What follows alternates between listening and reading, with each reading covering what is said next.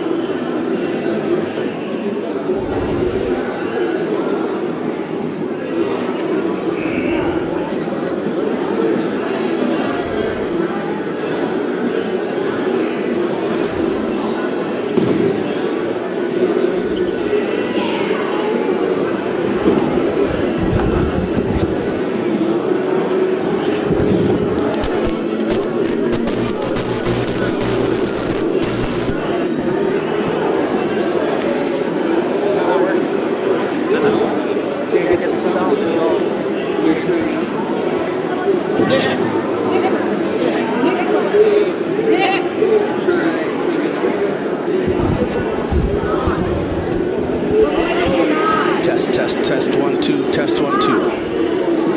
Test 1 2. So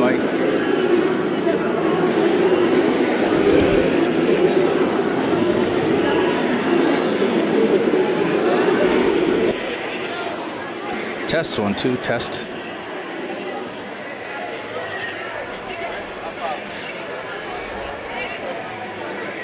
I shut the desktops off.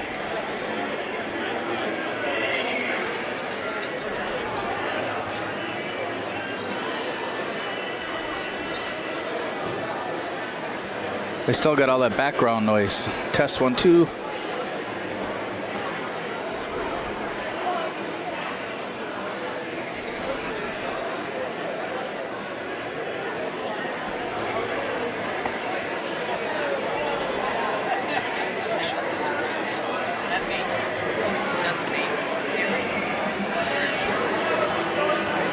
Yeah, that's the main camera. So that's what I thought. Test, test, test.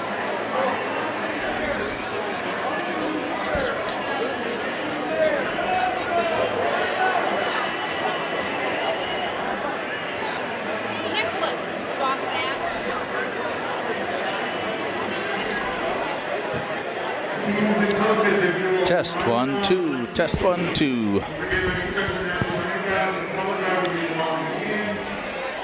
All wrestlers on the mat with your team, facing the flag in a straight line, please. We appreciate it.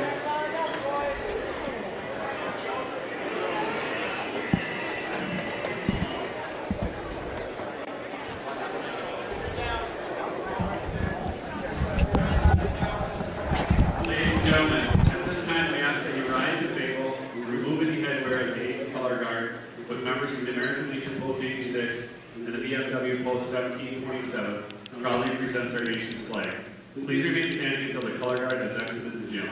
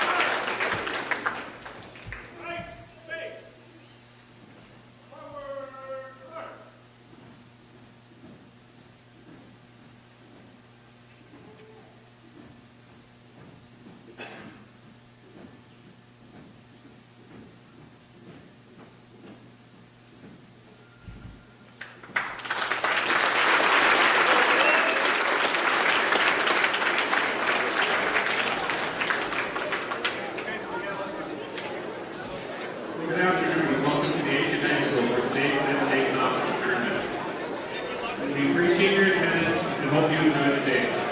Today's tournament will be held under the Minnesota State Minnesota League. All spectators are expected to do their part in the tournament with good sportsmanship towards the athletes, coaches, and officials. A special thank you for the efforts of the officials. Officials play an important role in every contest to keep the events fair, safe, and fun. Without our officials, we can't have these events. Thank you for your cooperation.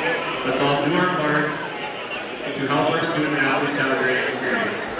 The officials for today's match are Jeremy Frank, Teddy Taylor, John Nealon, Taylor Malter, and Nathan Chunder. Test 1 2, test 1 2. Your live event testing for the Midstate Wrestling Tournament here in Aitkin. Test 1 2.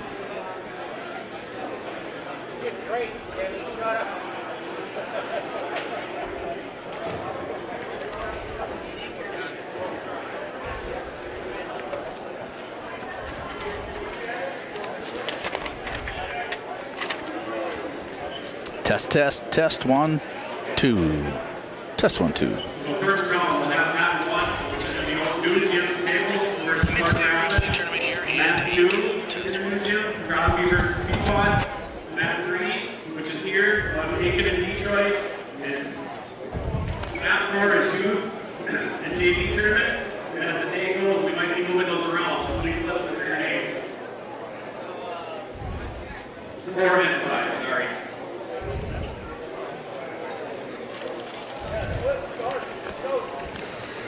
All right, welcome everybody. You're listening to Lance Bauman here on YourLiveEvent.com, bringing you more live Gobbler Wrestling in here in the 223-24 season.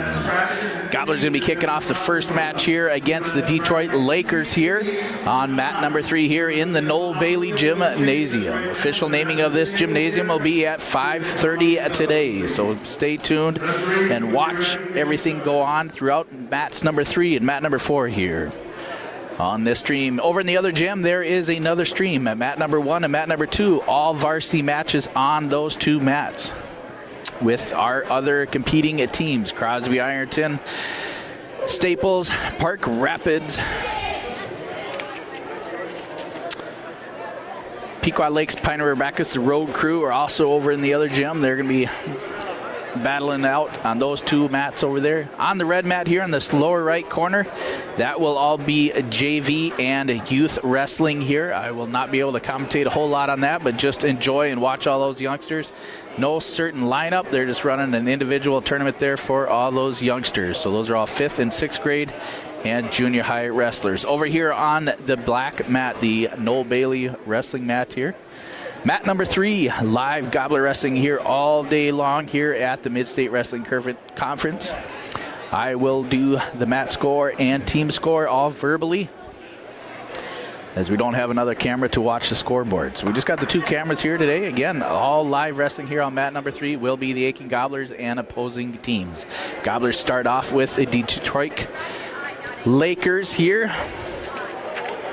The Gobblers do have, again, a few open spots here throughout the season. So it will be a thin showing for the Gobblers. They went one-on-one. They beat Cloquet last night up in Deer River, and then lost to Deer River last night. So they had a good little showing up there yesterday. They need bracket C. Colton Wood from CI, Hosea from Pequot, Henry Nelson from Aitkin, and Maximus Phillips from CI. On deck on that 4, we have Blake Luce from CI, Josh Toll from Aitkin. I will be referring to all the sponsors there again and the rotating logos. Happy Friday, everybody. Anyway, make sure you support and appreciate all those sponsors down there in the bottom left corner. I do have a long list of other mentions I will be mentioning throughout the day. If we do have a break between mats, I will just kind of turn the sound down. You'll be listening to the video.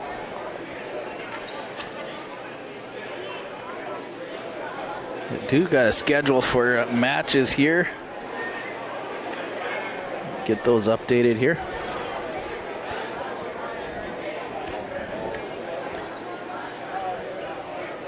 Again, Gobblers take off and wrestle on this mat number 3 against the Detroit Lakers.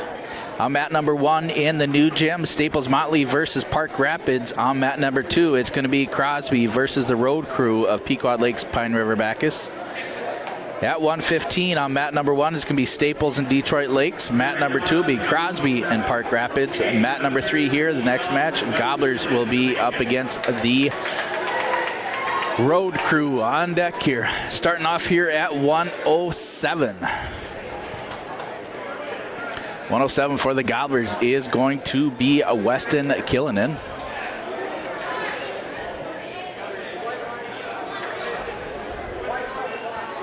And I believe at 1:07 for the Lakers, this should be Gage Weber, a 7th grader.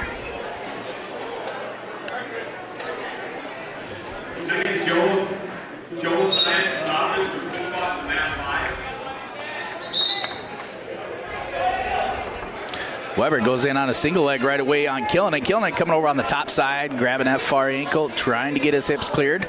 Weber doing a good job spinning around, trying to get the hips collapsed of Killinan. Steps over. Killinan trying to work on that little bit of a tilt, hoping for a stalemate. Weber's making some progress coming around on that single. Minute 30 to go here in the first period. This is the first match of the day. Again, this duel is between the Gobblers and Detroit Lakes, the Lakers. They're going to restart. No score there. Back to the center. Minute 25 to go. First period. Killinan working in. Nice little throw-by headlock attempt by Weber. Weber steps back. Nice double leg by Killinan. Gets down on the hips. Coming around. Got his 2.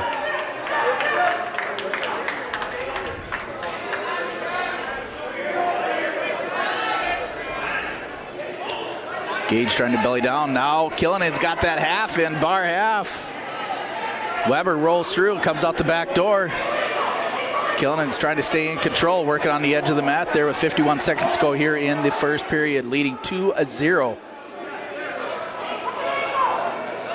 Now Killinan getting a little bit high and out of position. Out the back door with reversal. Weber for 2. Score now 4-2 with that takedown and 2 near fall for Killinan. Weber gets a reversal and lets Killinan up for 1. 5-2, 29 to go here in the first period. Killinan, another shot with a double, comes around and gets his 2 for the takedown. 7-2, 22 seconds to go here in the first period here at 1:07. Killinan now working on that bar on the left side. Weber right to his base, trying to do a knee slide, trying to clear his hips, but Killinan working that bar half.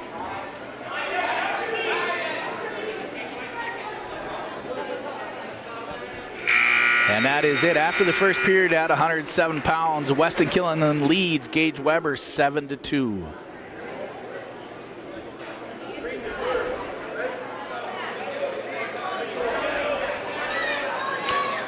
Weber's going to be in the down position going into the second period, trailing 7-2 to Killinan.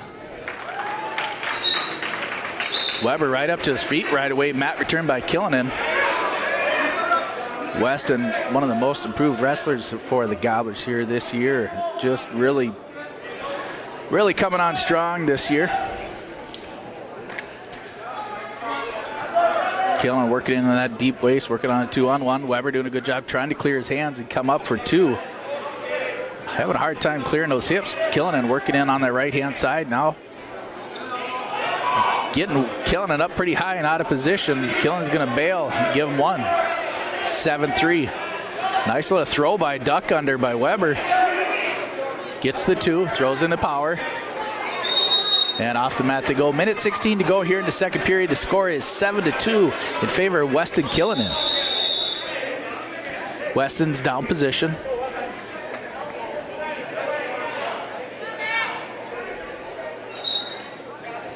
Weston 9-11 on this season. Comes up to his feet. Trying to clear his hips. And giving up a couple near fall. That cheap tilt. Gage trying to clear his hips, still stay in control. Picks up 2 near fall, ties it up. 53 seconds to go here in the second period. Now throwing on the bar on Killinan. Killen's got the base underneath him. Gage Weber throwing on the half on the right-hand side.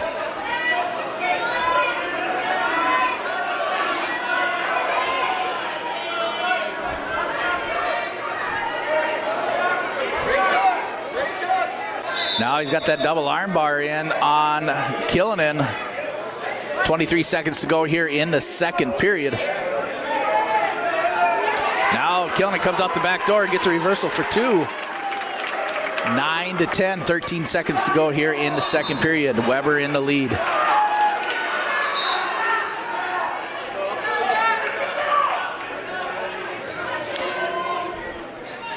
And after two, Weber comes from behind, now leading 10-9 over Weston Killen. Killen looks over at Coach Hills here on mat number 3.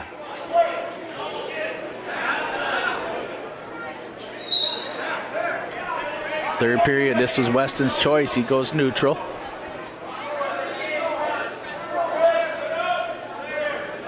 Weston, another shot with that single coming out the right side. Weber trying to feed in with a little bit of a whizzer. Killen coming around with a body lock now, trying to drive in, break those hips down to Weber. Minute 30 to go here in the third period. Killen trails 9-10, but he gets the two for the takedown.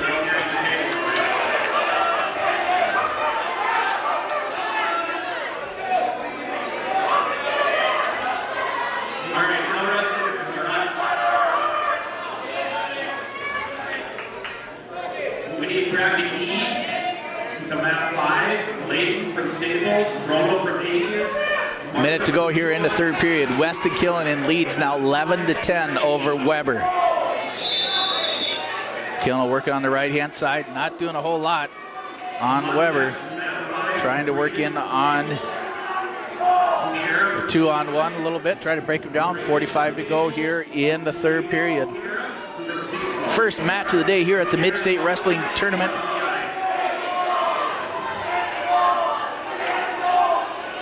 Killen trying to stay behind Weber. Weber doing a good job clearing his hips. Comes up for an attempted stand-up.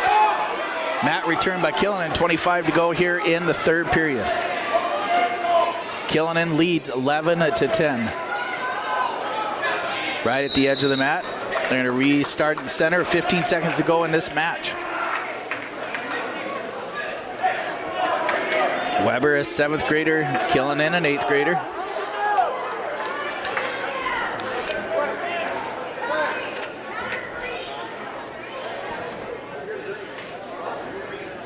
There's going to be a warning on Killen, a caution for a false start.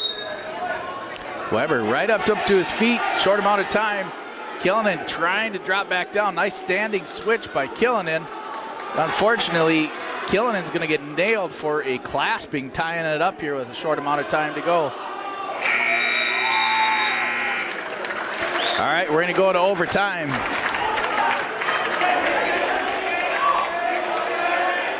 Tied up, first overtime match of the day here at 107, 11-11 all.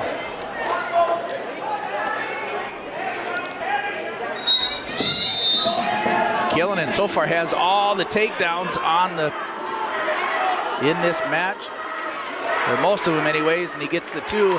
That is the OT champ, OT decision right there. 13-11 OT. Killen wins over Gage Weber.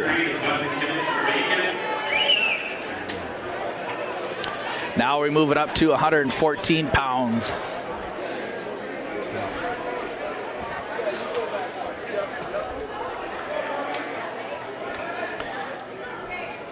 Now wrestling on mat 4, bracket D.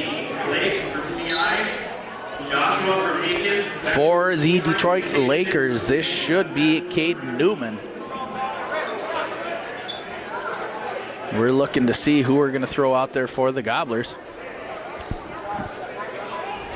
right, from Dino, Caden Newman, Aiken's open. Gobblers are going to be open at 114. Caden Newman gets the 4-foot. Team score, Gobblers 3, Detroit Lakers 6.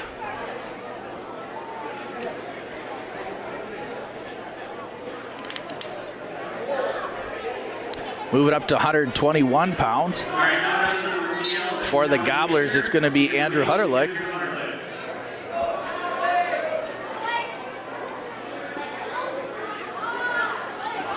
And at 121 for the Lakers, this is Talon Baker.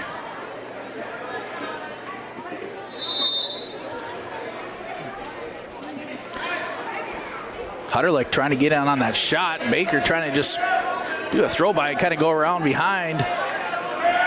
So far, Hutterlich still working in on that single leg. Now he changes to a double and still driving. Good hip work by Baker. Baker throws over the top. Hutterlich still working in on that right-hand side. Whizzer by Baker. Trying to go around the backside. He catches it, the 2 over Hutterlich.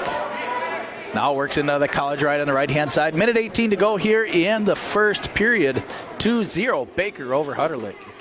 Right at the edge of the mat there, the DL. Lakers in the red singlets, Gobblers in the black. Baker breaks down Hutterlich flat on the mat. Minute to go here in the first period, leading 2-0. Team score, Gobblers 3, the Lakers 6. Cap shoulder tilt here by Baker. He steps back, trying to work in an armbar on the right-hand side now. Hutterlich back up to his base, 41 to go here in the first period.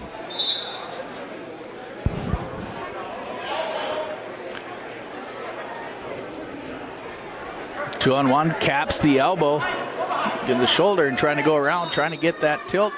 Off the mat to go, 26 seconds here in the first period. Baker leads Hutterlich 2-0 here at 121 pounds. This is your live event, bringing you Midstate Wrestling Conference Tournament here in Minnesota. Hosted by the Aitkin Gobblers. Baker flattens out Hutterlich, working in on the right-hand side, working on the rolling some wrists. 15 to go here in the first period. He leads 2-0. College ride, shoulder cap, working on a 2-on-1 on the right-hand side. Has that ankle hooked of Hutterlich as the first period comes to an end. Nice little scramble here in the first minute of this match. Hutterlich was in on a shot. Baker did a good job defending it, coming around for the 2. Baker's choice going into the second period. He takes a down position. Hutterlich on the left-hand side. Baker leads 2-0 here at 121 pounds. Hutterlich improving also for the Gobblers over the last couple of years. Really kind of coming into an own zone.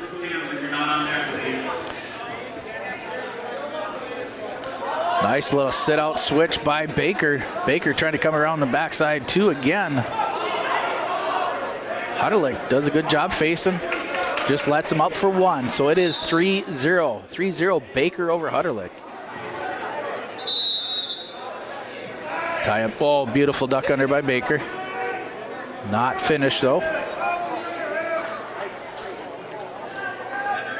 Baker's pressuring in, another throw-by attempt by Baker, trying to go around, but Hutterlich keeps facing. Blocks those hips. Works in, now he's working into a single on the one side, elevates the leg of Baker. Baker working on that whizzer. Loses it. 58 to go here in the second period. 3-0 Baker from the Lakers leads Hutterlich from the Gobblers.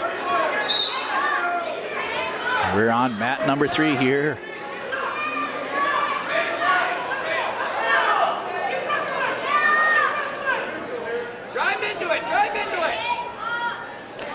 Hutterlich trying to work in on that, like a single from the other side.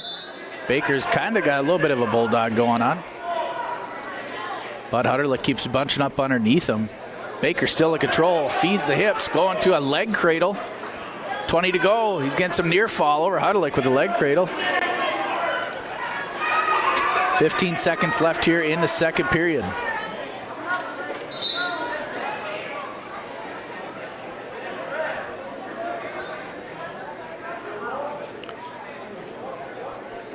as the second period comes to a close.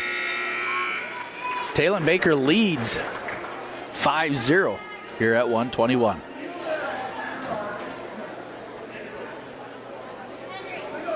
Coach from the Lakers is looking for some near fall over Hutterlick, but Hutterlick's shoulders were elevated just a little bit too far, so there was no counting going on. But anyways, it is 5-0 going to the third period. Hutterlick takes neutral, trying to work in and trying to stay on the inside of Baker.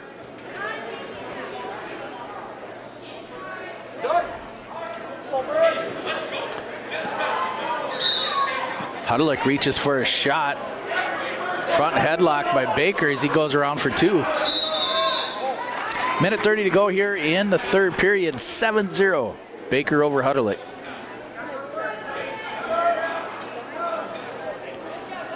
Two on one on the left-hand side by Baker.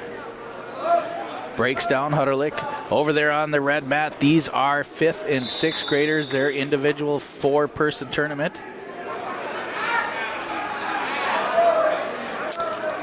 Don't know the names, can't follow that little tournament, but that is some live youth wrestling there on mat number 4.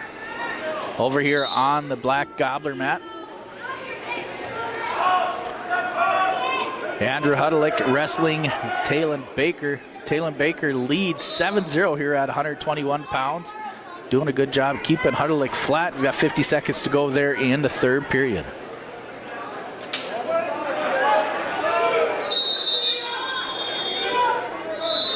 As some of these dual meets, varsity dual meets, come to an end, what we'll do is we'll just turn the sound down, all video, but when the varsity is wrestling here, whatever schools and teams are on mat number 3, I will commentate.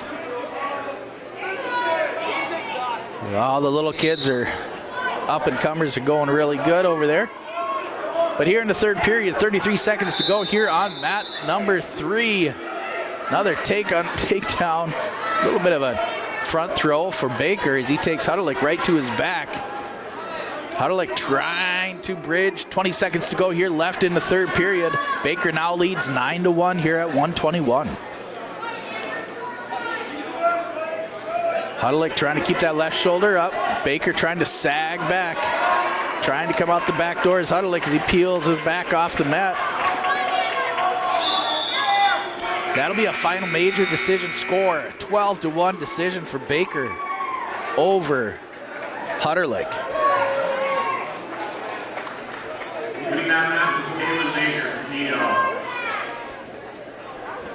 Now we're moving up to 127. We're still trying to get used to this new weight lineup here in 23-24. Changed it up a little bit, got rid of some weights. 127, open. Here, this match here at 127, the Gobblers will be open.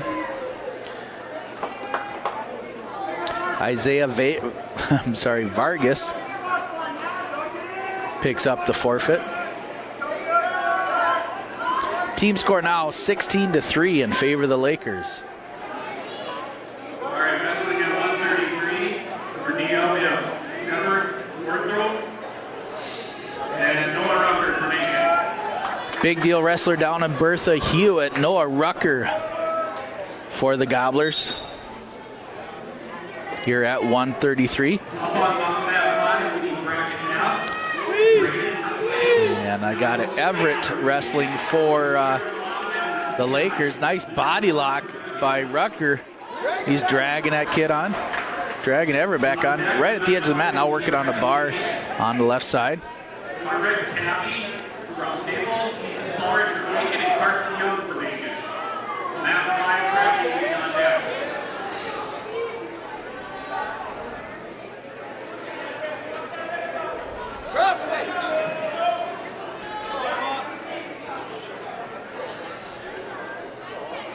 Rucker working on the edge there over Everett. Right now, team score, Lakers 16 over to the Gobblers 3. Rucker lets him up for one. A little bit of a headbutt.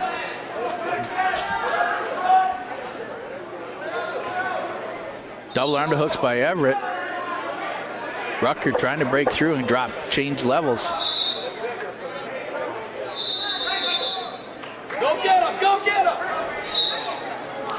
Low shot by Rucker. 49 to go here in the first period. 2-1 Rucker. There you go.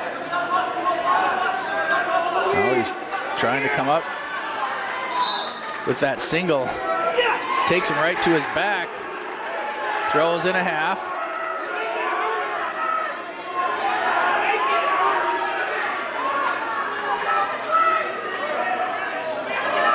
Everett's blocking the hips of Rucker. Rucker now going to drive that half over. Everett rolls through. 15 to go here in the first period. 6-1 Noah Rucker leads. Here at 1:33.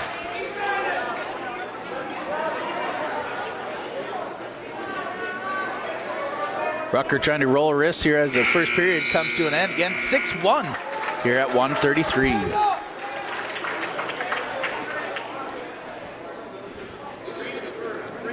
Rucker's choice, he defers. Believe this Everett is going to take the down position. I don't have a last name of this young man. Just all I got is Everett. Roll attempt by Everett. Rucker comes back in behind, hooks the leg, tries to stay in position, but there's another nice shoulder roll by Everett. All right, we're going to move bracket K to the new gym. For JV bracket K, map 2. Elliott from Staples, Landon from Park Rapids, Lawrence from CI, and Most Strike from Aitkin. Map 2 in the new gym. Rucker. Can I get those kids together down by the exit sign in the gym there? Push his head down. Push his head down. There you go. Now he throws in a cradle on the top side, Rucker does. Working at 1:18 to go here in the second period. Getting a little high and sloppy. Everett's blocking it. He's going to come over the top of Rucker and take him right to his back with a reversal. Rucker kind of in trouble here as the headlock is wrapped up with Everett. How to look, belly's back down. Noah belly's back down, comes up to his feet, standing cradle attempt. Nice little scramble, 55 to go here in the second period here on mat number 3. Another cradle by Everett, takes Rucker to his back. Rucker trying to fight it off. He's got a long time to fight off his back. Everett's working on the near side. He gets the fall for the Lakers. That would be a fall in at 2 minutes and 18 seconds over Noah Rucker. Puts the Lakers up 24-3.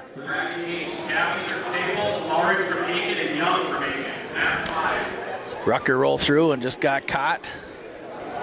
Nice Everett by Everett. Now we're moving up to 139 here on yourliveevent.com. 139 wrestling for the Gobblers, Garrett Trotter. At 133 we have a ball, DL Everett Northwood.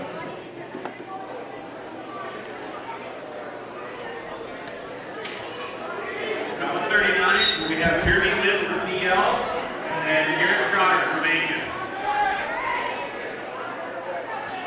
This is Jeremy Lynn for DL, Garrett Trotter for the Gobblers. A standing bulldog, little throw by Lynn, throws in a headlock on Trotter. Squeeze! Squeeze! Get up tight! Trotter comes up, scrambles off his back, gets out for one. Lynn leads right now 4-1.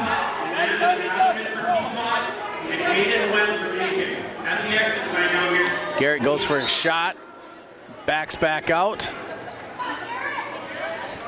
Minute 10 to go here in the first period. 4-1 Lynn over Trotter. Here on mat number 3.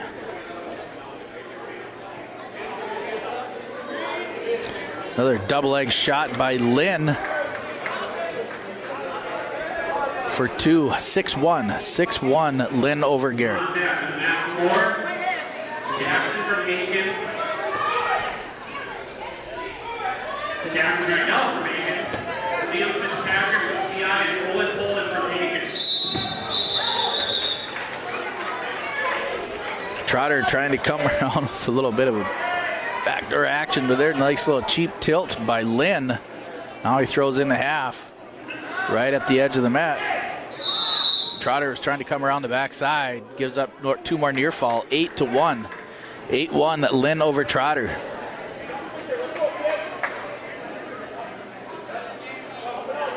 Jeremy Lynn, a 10th grader for the Lakers.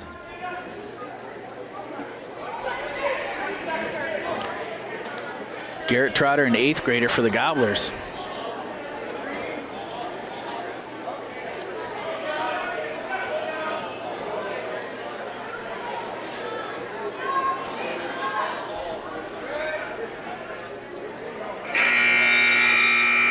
After the first period, Lynn over the top of Garrett Trotter here right now at 139, 8-1.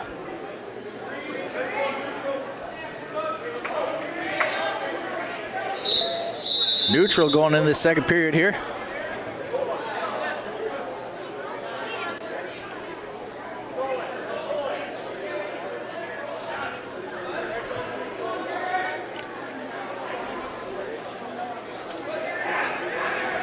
Lynn goes in on a double leg on Trotter. Trotter coming over the top for the Wizard, but gives up the 2.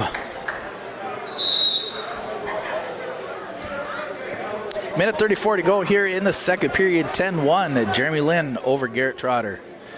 Lynn lets him up for 1. They're going to restart neutral. Team score 22 for the Lakers, 3 for the Gobblers. Lynn's coming in, getting heavy on the head. Drops down to outside single. Trotter shoving the head of Lynn in this floor. Trying to come over the top. Jeremy Lynn, just a brute strength coming around the top. Picking up the 2 once he gets his arm cleared. Trotter working into a little bit of a spladle, but loses it. Trotter trying to work into a bulldog, not going to happen. Loses his hips. 53 to go. Now he's going to be fighting off his back, giving up a couple more near fall after the 2 takedown for Lynn. Lynn working in on a 3/4. Trotter clears it, gives up the 2 near fall. It is now 14-2. 14-2 in favor of Jeremy Lynn from the Lakers. 37 seconds to go here in the second period. Trotter gets reset in the center of the mat. Lynn on the left-hand side.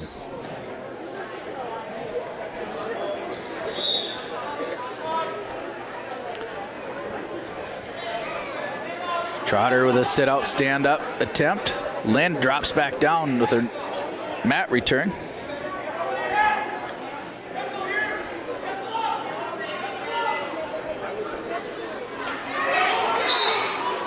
Jeremy Lynn lets him out for 1, drops into an outside single from forever far away, but he caps the hips of Garrett and gets the 2. It's a little bit of a fast takedown.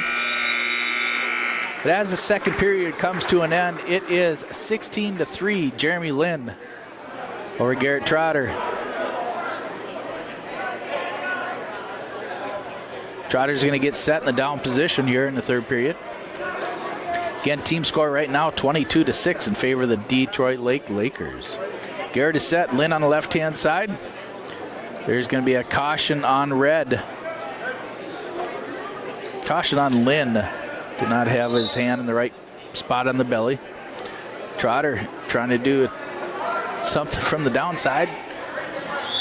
Now works over the top. Lynn coming back, still in control. Garrett flattened out in the center of the mat. Over on the other mat, number 4, again, youth wrestling here. Here at the Midstate Wrestling Conference Tournament here in Aitkin. Mat number 3, again, like I said, Garrett Trotter coming up to his feet. Minute 30 to go here in the third period. Trotter trying to set up a roll. Lynn working on that half on the right-hand side. There's going to be a potentially dangerous as the shoulder gets tweaked a little bit on Garrett.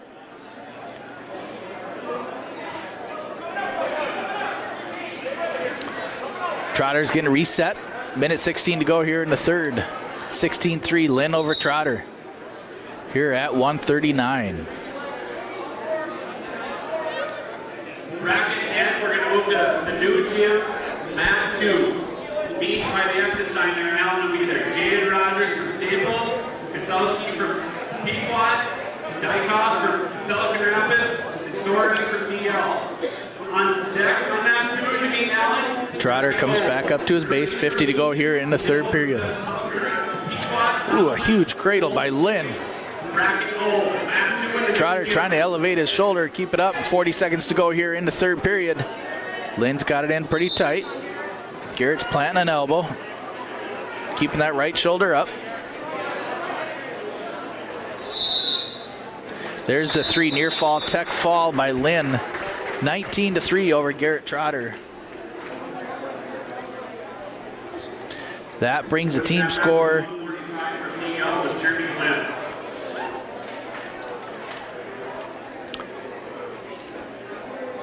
should be 27-3.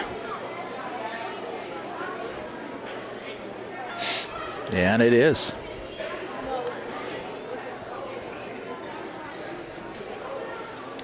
Now we're moving up to 145 for the Gobblers, Nathan Trotter.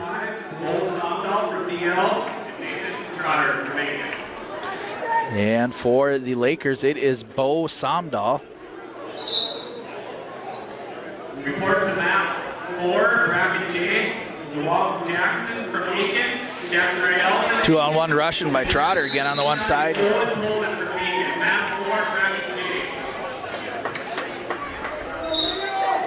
Somdahl is senior, Trotter is senior. Battle of seniors here at 145.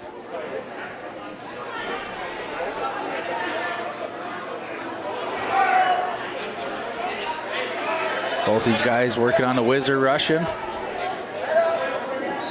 Right at the front of the mat here. They're going to restart.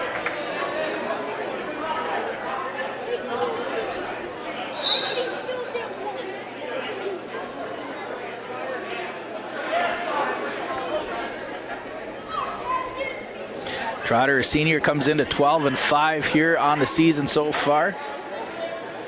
He's got 144 victories in his career, 51 losses, leading the Gobblers, actually second with the Gobblers this year in takedowns at 237 career takedowns.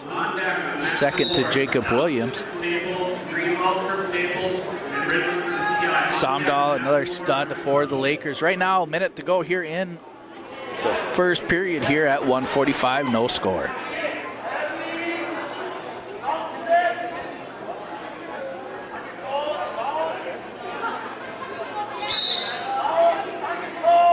Somdahl staying tight, trying to set up a fireman's.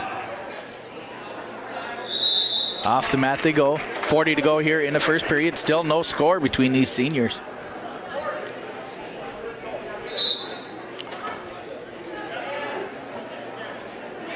Mat check by Somdahl. Again, rushing by Trotter, trying to come around the outside. 30 to go here in the first period. Team score, the Lakers up over the Gobblers 27-3. Double underhooks now, overhook on the other. Another throw attempt off the edge of the mat they go. Trotter tried to get something happen as Somdahl was pressuring in. 20 to go here in the first period. Trotter in the black singlet, eye poke by Trotter on accident. Somdahl in the red singlet from the Lakers.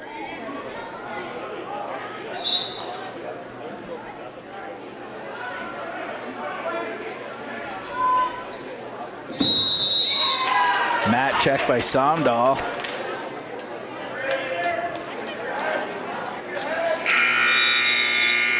And the first period here at 145 comes to an end, 0-0. No score. Trotter's choice. He takes a down position.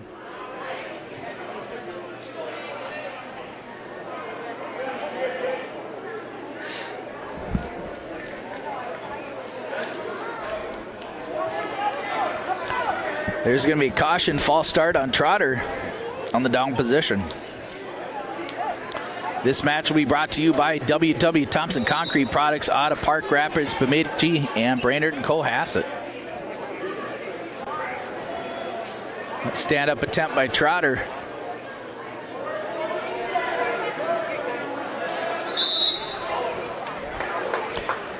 And they're going to restart in the second period here. Still no score at 145, minute 46 to go here. Trotter gets set. Bo's on the right-hand side this time.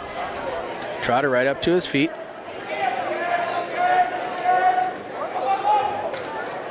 Catches the arms of Trotter.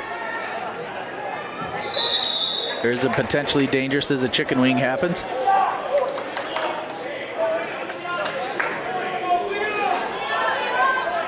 Minute 32 to go here in the second.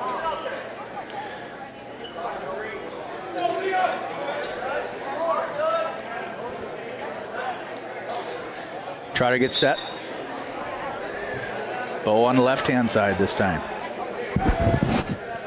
Bo doing a good job trying to control hands, keeping Trotter's hips down, but Trotter's trying to come out the backside.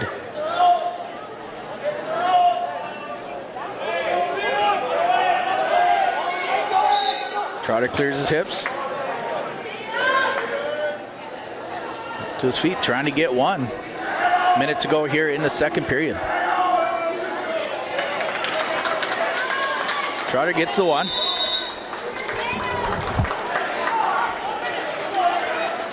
Go get two. 59.4 to go here in the second period at 1:45 between the Lakers and the Gobblers.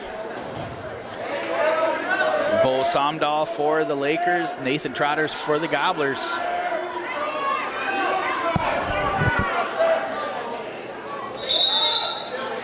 There'll be a stalemate, 42 to go in the second.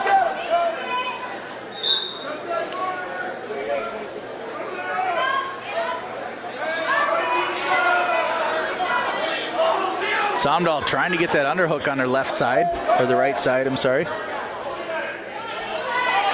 Drops down to an ankle pick. Trotter keeps the whizzer in. No points awarded. 25 to go here in the second period. Nathan Trotter leads Bo Somdahl from the Lakers.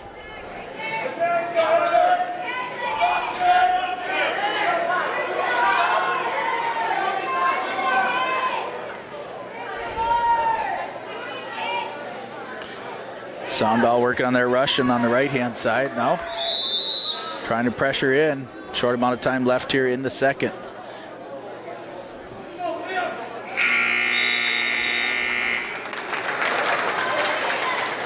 Somdahl's choice.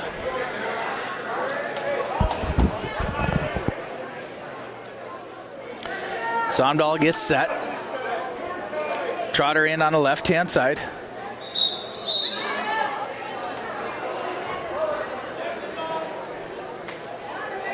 Again, this is Midstate Wrestling Conference in the old gym, the Noel Bailey gym.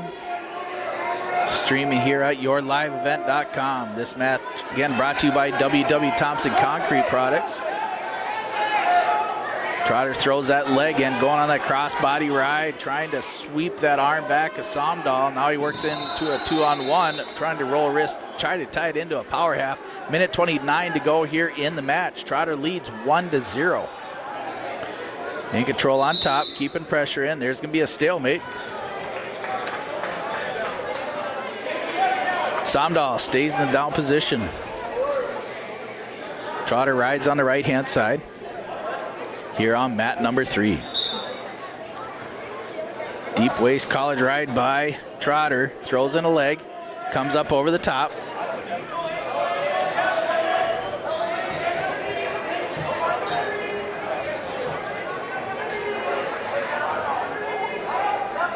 Wrestling on mat 4, Dawson from Staples, Greenwald from Staples, Redmond from CI, bracket T, mat 4. Trotter trying to pressure in. Less than a minute to go here in the third period. Right now, Trotter leads 1-0. On deck on mat 4, bracket Q. Trotter trying to get some pressure in on them legs. Somdahl not doing much downstairs. Trotter keeps that leg in.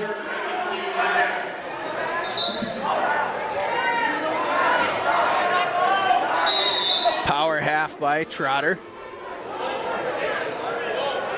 There's going to be a stalemate. 27 to go here in the match. Third period. 1-0 Trotter. Trotter rides on the left-hand side this time. Goes for a cheap tilt. Bo comes up underneath, clapping the hands of, or the ankle of Trotter. Trotter throws the leg in on the other side. Coming across, Somdahl's up to his feet.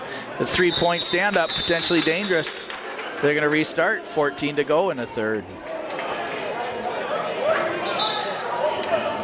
Trotter rides on the left-hand side, Somdahl set. Deep waist by Somdahl. Trotter coming back in, staying in control with that deep waist as the period comes to an end. Nathan Trotter wins 1-0 over Bo Somdahl.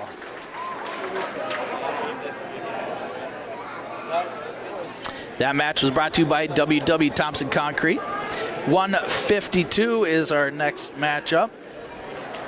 Gobblers, I believe, will be open at 152.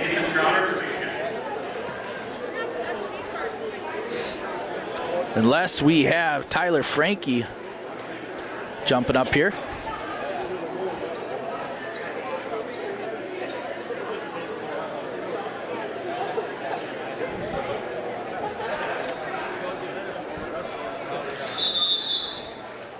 .152 DL shows. I believe this is Brock Sweers.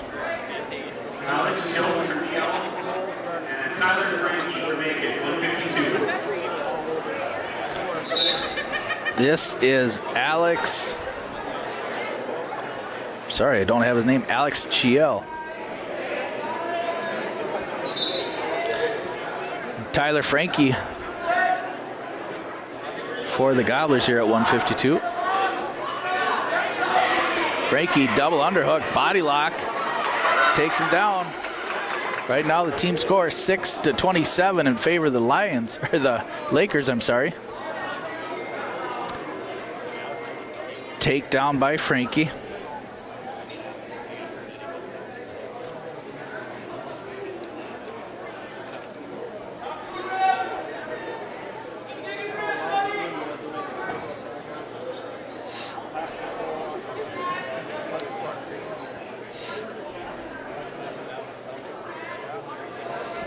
This is Alex Chilton for the Lakers.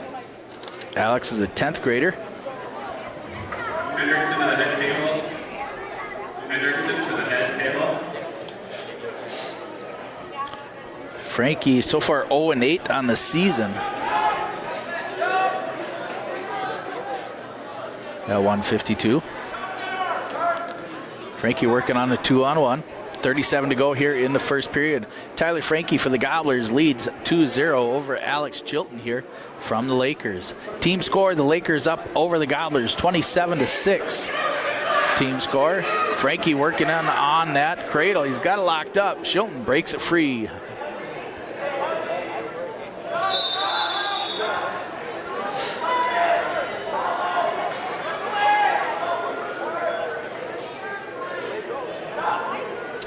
Again, Noel Bailey, a dedication here today at 5:30 here in the gymnasium. We call it the old gym. Now we're going to call it the Noel Bailey Gym.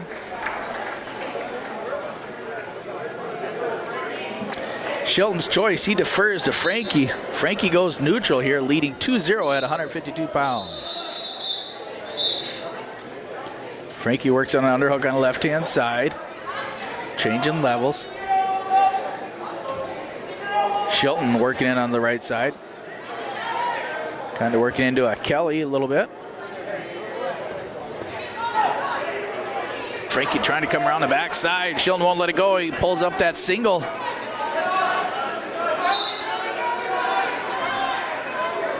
Picks up the 2 for the takedown as Chilton.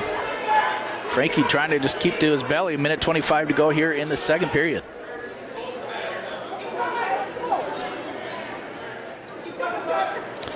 Cross face from outer space by Chilton, working in onto that crucifix. Defended by Frankie as he comes up to his base. Minute to go here in the second period. Frankie up to his feet, gets out for one.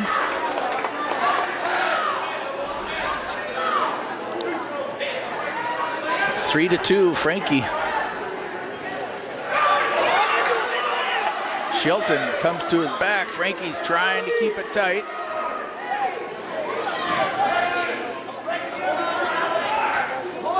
Frankie got the 2 for the takedown. Did not count anything for near fall. Nice little, tried to bowl him over there. Both of them shot at the same time. Frankie came out ahead. Leading now 5-2 with 20 to go here in the second period. Ooh, Frankie's getting a little bit high, getting his hips down. Shelton's going to come back from underneath there.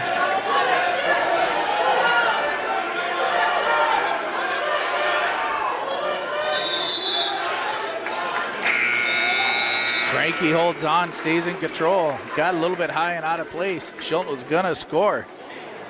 Comes up a little bit short with time at the end of the second period.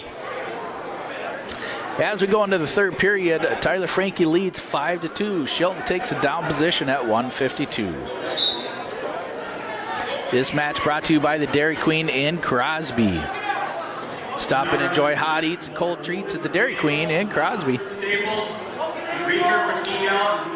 Again, team score right now, the Lakers over the Gobblers, 27-6. You're watching the 152-pound match between Tyler Frankie and Shilton. Shilton got Frankie a little bit high. Now he just picked up the near fall. He had Frankie on his back. Frankie's trying to come back to his base. Shilton's got an arm in half. He's trying to get over the back and trying to get Shilton. Shilton's trying to get Frankie down. Clearing his hips. A little bit of scrambling going on.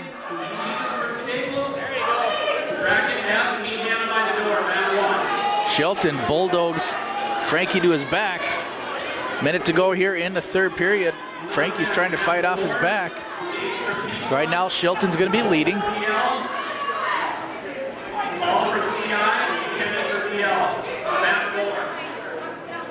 Frankie's trying to keep that right shoulder up. Shilton's trying to, now he changes to a little bit of a headlock type. Reverse half. Trying to elevate. 30 seconds to go here in the third period. Shilton's trying to get that shoulder of Frankie down. 25 to go here in the third. Shilton's in the lead now.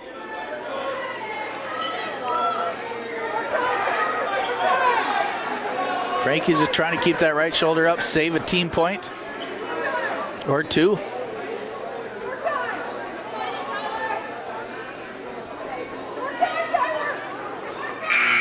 Tyler Frankie keeps the shoulder up for a minute off the mat there.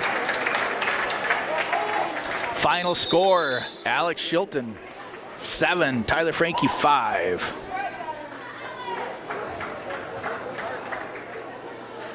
At 152, team score now 30-6.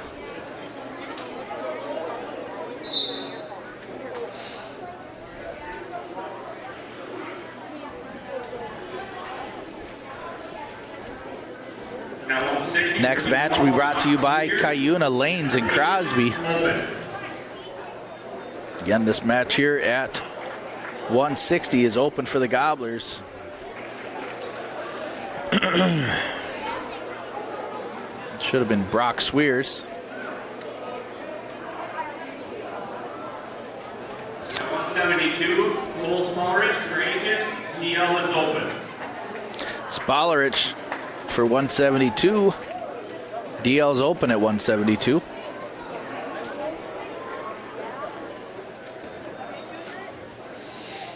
Now 189 for DL will be Riley Musa. And Aitkin is open.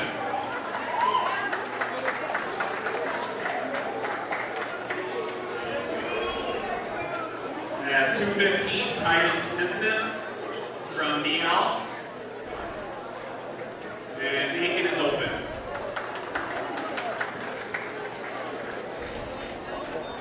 At heavyweight, William Martin from DL. And Aitkin is open. Gobblers open on the last few weights there, so that'll be the end of the first match here for the Gobblers and Detroit Lakes. Final score 48 for the Lakers, 12 for the Gobblers.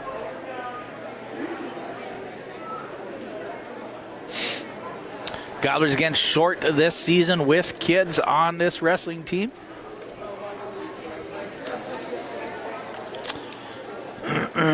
As we get going, the first round is now complete here. It is coming on 1 o'clock.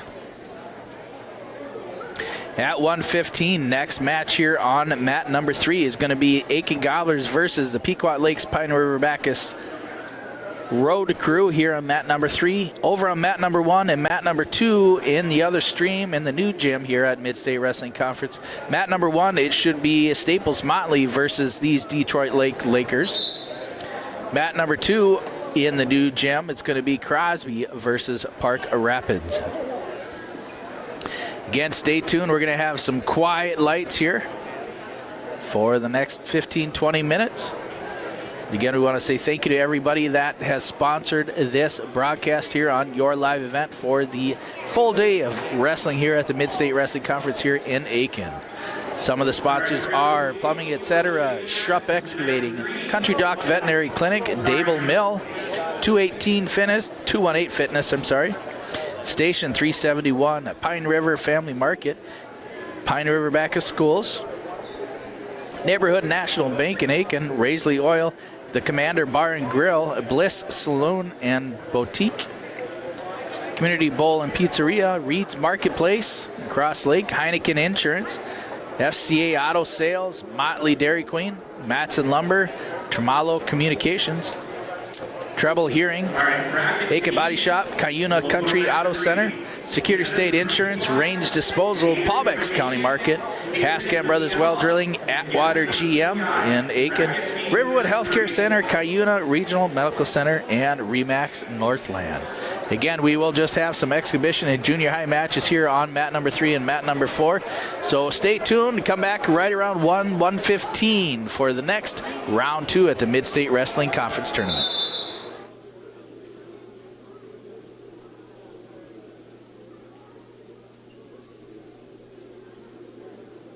Dennis from Pequot, Adrian from Aitkin, Hayden from DL, and Gabby from CI. Mat 3.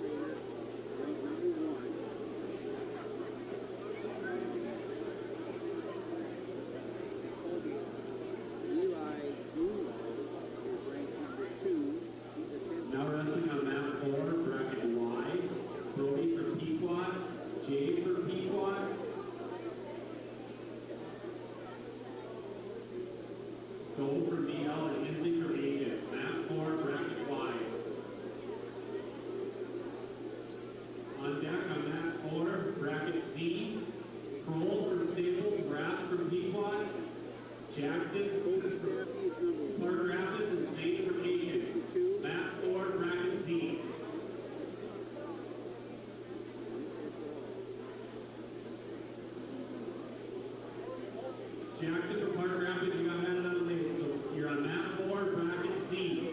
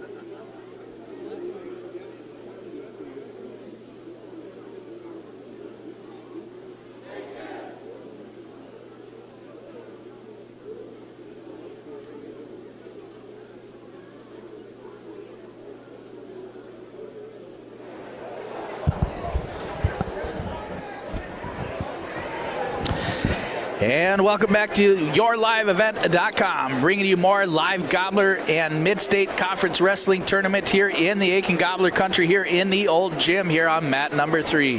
Mat number 4 over there on the red mat on the right-hand side. Bottom corner is all youth wrestling, 5th, 6th, and junior high. Over in the new gym on the other stream there, and round number 2 here, mat number 1.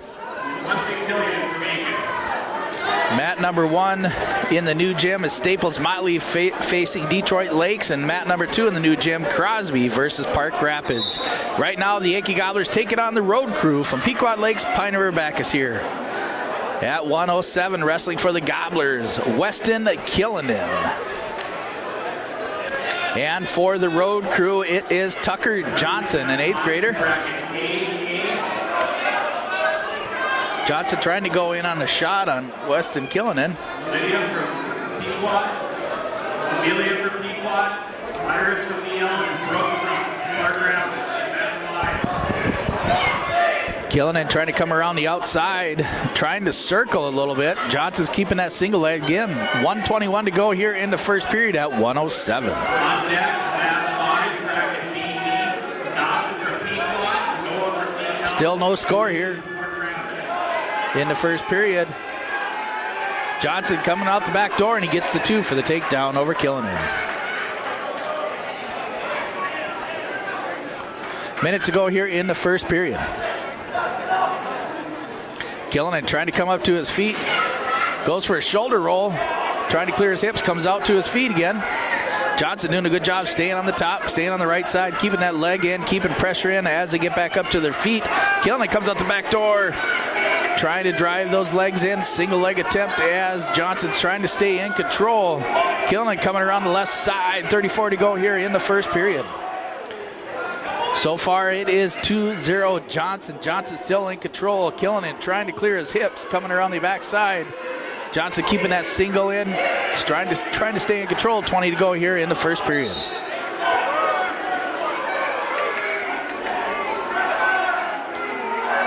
Johnson trying to suck it in. 10 to go here in the first. Still a lot of pressure.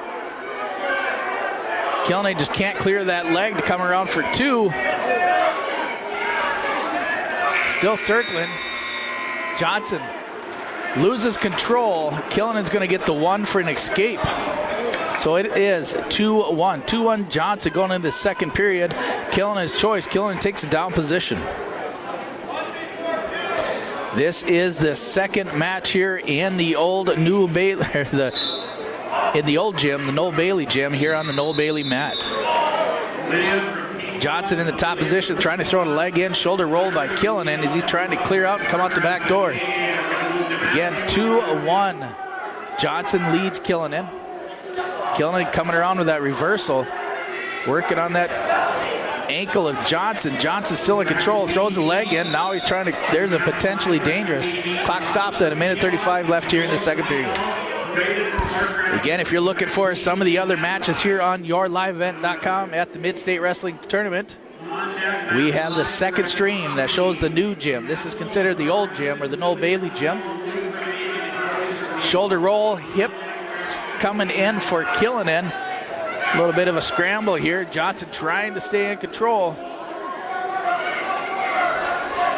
1:19 to go here in the second period. Again, 2 streams here on YourLiveEvent.com, bringing you coverage of all 4 mats here at the Midstate Wrestling Tournament in Aitkin. Killinan gets the reversal for 2. Now leads 3-2 here at 107 pounds between the Gobblers and the road crew. Killinan gets in, throws a leg over the top. Trying to crossbody ride. 54 to go here in the second period. Johnson doing a good job with some hand control underneath. Killinan throws in a bar.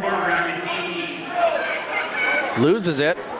Now comes back on the other side, goes for a crossface. 39 to go here in the second period. Johnson trying to get up to his feet. Killinan drops, hooks that ankle on the left-hand side. Now he works into the armbar. Johnson back up to his base. 25 to go here in the second period. 3-2. Killinan now leads over Johnson. 4-point stand up. Killinan swoops that right arm, now throws in a bar on the right-hand side. Keeps that deep waist, 10 to go here in the second period. Killinan trying to get that arm bar over, short amount of time. Johnson muscling it back, staying on his belly. That's it. After the second period comes to an end, it is 3-2 Killinan over Johnson. Tucker Johnson here, an 8th grader for the road crew. Killinan the same for the Gobblers. They're going to go neutral going into the third period here.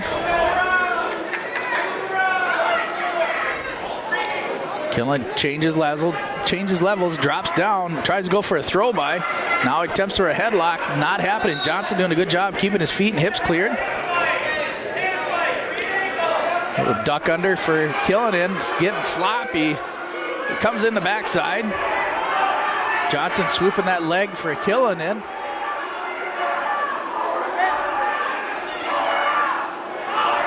Coach Hill's yelling power half for Killinan.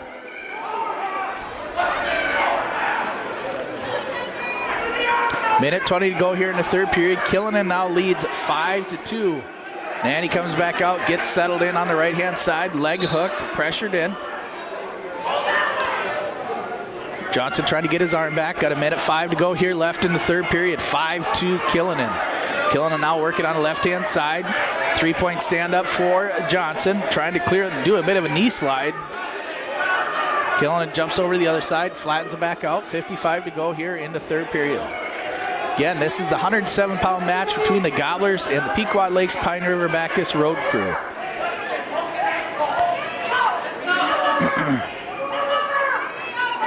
Road Crew has been ranked up and down through the guillotine here in Section 2A, or Class 2A, throughout the season so far. Now they're dropped down to the lean and mean.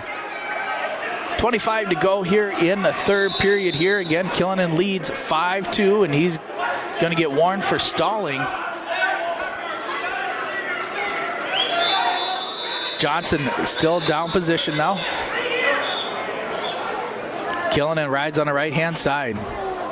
There's a caution, false start on Johnson. Oh, ref didn't, I thought it was on Johnson, but it was on Killinan for the placement of the bottom belly hand. Johnson, nice sit out. Followed by Killinan, another sit out, but traps that arm. Nice reversal by Johnson. 10 to go, 5-4, Killinan leads down underneath. Johnson trying to throw in a power half on the left-hand side on Killinan.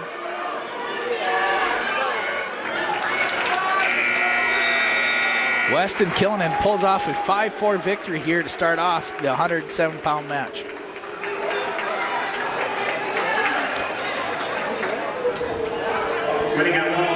Weston Killinan goes 2-0 on the day so far. Nice little scramble there at 107 pounds. Moving up to 114.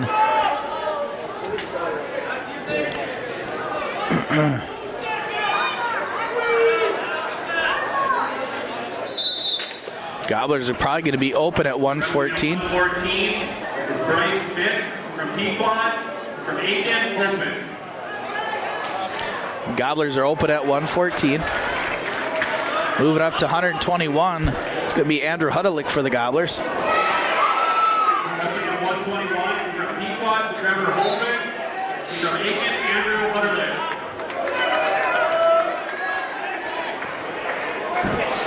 This is 9th grader Trevor Holmberg for the road crew. Here at 121. Quick double leg takedown for Holmberg. Hudelick trying to get his base underneath him. Holmberg doing a good job working in hard on the right-hand side. Works under the head lever. Keeps pressure in. Now drops back to an arm bar, looking for the wrist and bar. Hudelick trying to muscle it off, trying to clear his hips. Holmberg comes around trying to elevate the head, and Hudelick's trying to go out the back door. Not going to be able to roll through. Holmberg's got that locked up tight. Holmberg loses control of Hudelick. There's a potentially dangerous as the shoulder gets tweaked on. Holmberg picks up the 3 near fall. It's going to be 5-0 at 121 pounds. Minute 18 to go here in the first period. Huddle like to set in the down position. And we're watching wrestling here on mat number 3. This is the varsity match between the Aitkin Gobblers and the Pequot Lakes Pioneer River Bacchus. Holmberg throwing on a half, power wrist and half. Huddle fighting it off. Holmberg reefs it over. He's got Huddle on his back, trying to elevate the head, and there's the fall for Trevor Holmberg. Fall in a minute, 2 seconds. 121, Trevor Holmberg. For Trevor Holmberg.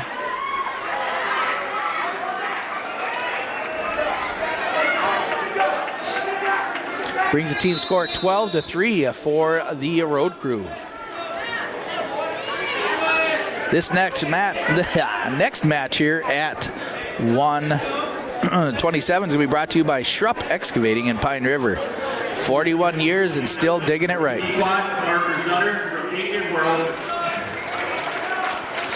Parker Zutter, a 2-time state entrant, gets the open forfeit. Wrestling at 133 for Pequot, Sean Kilpatrick, and for Aitkin, Noel. Senior captain at 139 here. Sorry, 133. Sean Kirkpatrick for the Gobblers. This is Noah Rucker.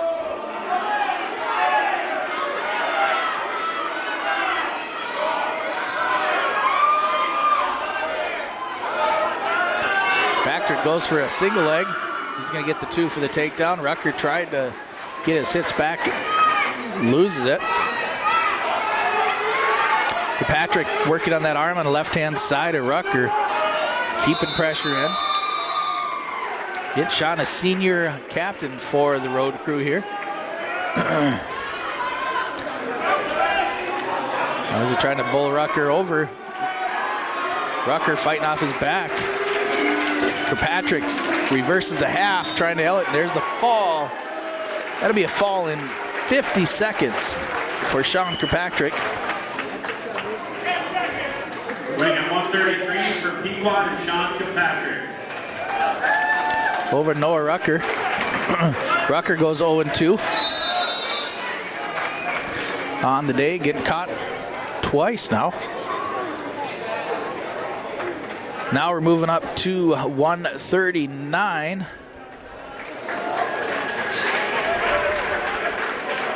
At 139, we got Aitkin Mick from Pequot, Garrett Trotter from Aitkin. Tate and Mick for the road crew. Garrett Trotter here for the Gobblers.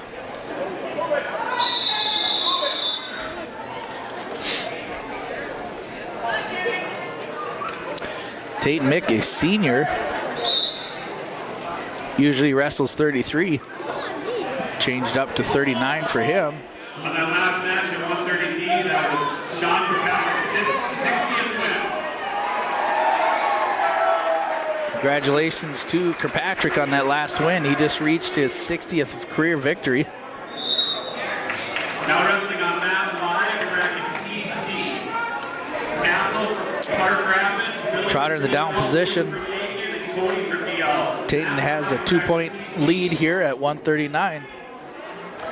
Sit out attempt by Trotter, followed nicely by Mick. Mick stays on the left-hand side, throws in a wrist. Down in the body lock. Andrew from Pequot, Owen from Park Rapids. On deck, mat 5. A little bit of a scramble there. Minute 7 to go here in the first period. Garrett Trotter down position. Tate and Mick, a senior for the road crew, leads 2-0 here at 139. Gets in on the left-hand side. Trotter gets set.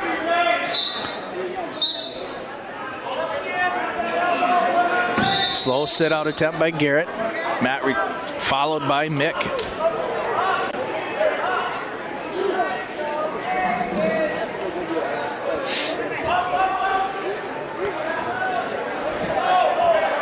Trotter trying to shoulder roll, followed by Mick. 45 to go here in the first period. Mick trying to get some near fall. Not quite sure what's happening here, but a little bit of a nice scramble. Trotter's going to give up 2 near fall. Now wrestling mat 4, DD. Bray Lynn from DL, Jackson from Staple, Asher from Pequot. Mat 4, DD.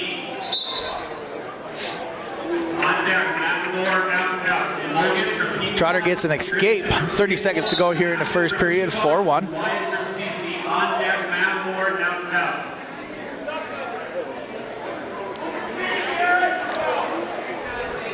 Trotter tries to throw by. Short amount of time left here in the first period, less than 10.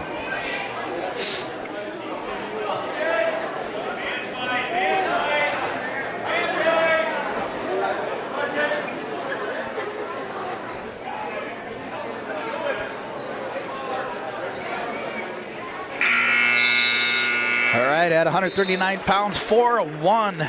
Tayton Mick over Garrett Trotter. Mick's choice, he defers. Trotter goes down. Team score right now, the Road Crew over the Gobblers, 24-3 here at 139 pounds. Trotter's got to get his hips moving from underneath. Mick is going to work in on the bar on the left-hand side, keeps that deep waist in.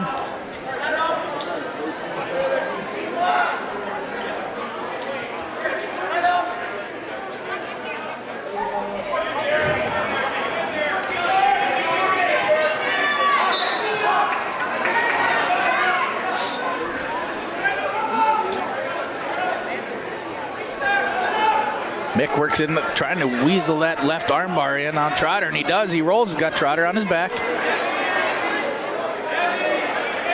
Trotter trying to keep that shoulder up. Mick slides in. He's got that double armbar locked up. Now he's going to sit through. Minute 18 to go here in the second period. Trotter's fighting it off, trying to tweak his shoulders back. Mick trying to get over the top. Garrett rolls through. Now Mick working in on a 2-on-1 on the left-hand side. We've got 55 to go here in the second period. 7-1, Mick over Trotter. Trotter trying to do a knee slide, coming in from underneath. Mick does a good job working on a 2-on-1, keeping that pressure in on Garrett. Now throws in, trying to weasel that bar again on the left-hand side. Usually successful with it. Walks around the head of Trotter. Trotter's trying to muscle it off, but giving up a couple more near fall. Now he settles back with a half. Chest on chest, 20 to go here in the second period. 7-1 right now, Mick over Trotter. Trotter trying to keep that left shoulder up. Mick working on that deep half. A lot of pressure by Mick. They're going to be potentially dangerous on the back of the shoulder. A little bit of tweaking. They're going to give 4 near fall for Mick.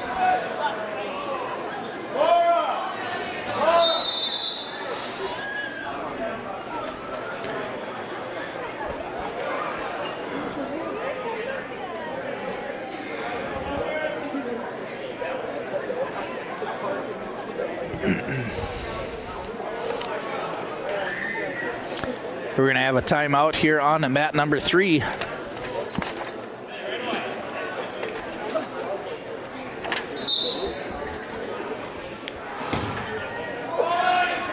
If you want to watch more live other tournament action going on the other stream, mat number 1, mat number 2, Midstate Wrestling Conference Tournament. Over on the other mat number 1, it's going to be Staples and Detroit Lakes wrestling over there. And in mat number 2, it is Crosby versus Park Rapids.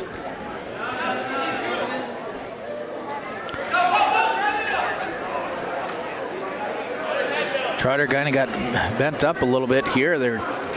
Mick was doing a good job on a double arm bar, and his wrist got caught in the wrong location there as he got rolled over. Trotter's going to try to just shake it off a little bit.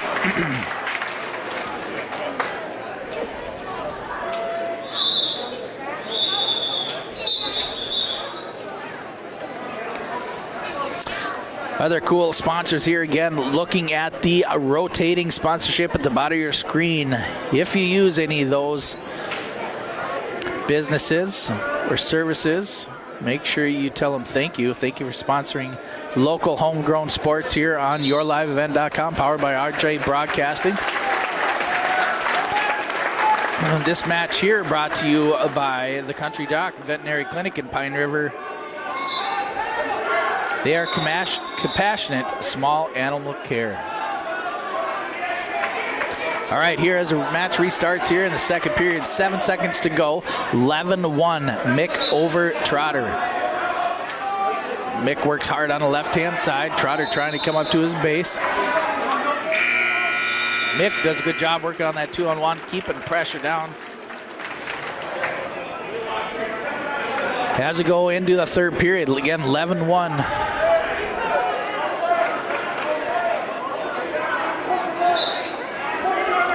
11-1, Tate and Mick, the senior, over the 8th grader, Garrett Trotter.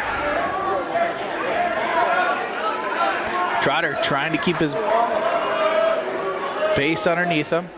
Comes back up. Mick just aggressive with the arm bars and head levers. Really good with hand control, keeping pressure in on the top side of Trotter. Now he throws in, trying to work it into a crucifix or a butcher. Trotter comes back up with his hips. Minute 30 to go here in the third period. Mick pressuring in on the left-hand side of Trotter now. Now working in that head lever again, almost at a tilt, throws in that arm bar. Now looking for the wrist. Not going to get the wrist. Trotter comes up to his feet, and there's a potentially dangerous restart. Minute 13 to go here in the third period. 11-1, 11-1. Tate and Mick over Garrett Trotter. Here at 139 pounds, team score 24-3. Favor of the road crew.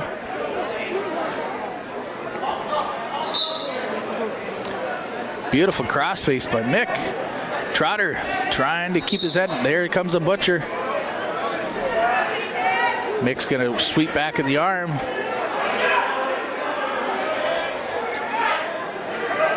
Garrett gives up that left arm, but comes back up to his base.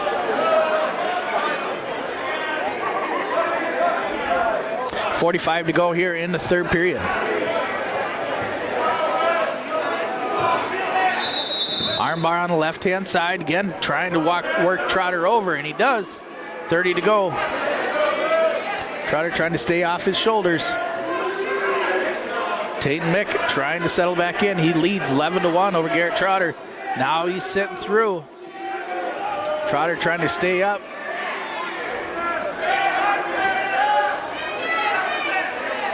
$13 to go in the third.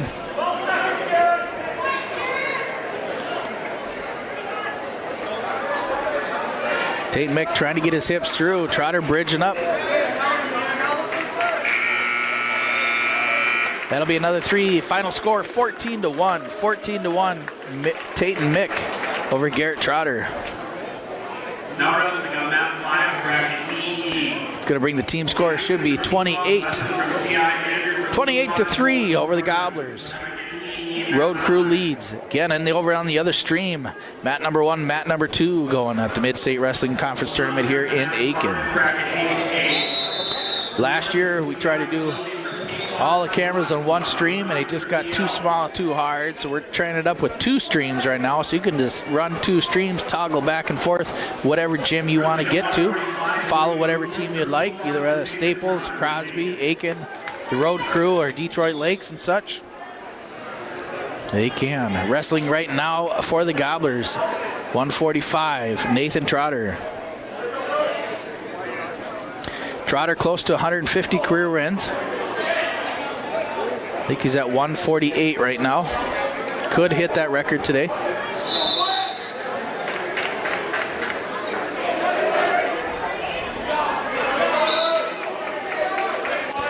This is, I believe, Brady Rule.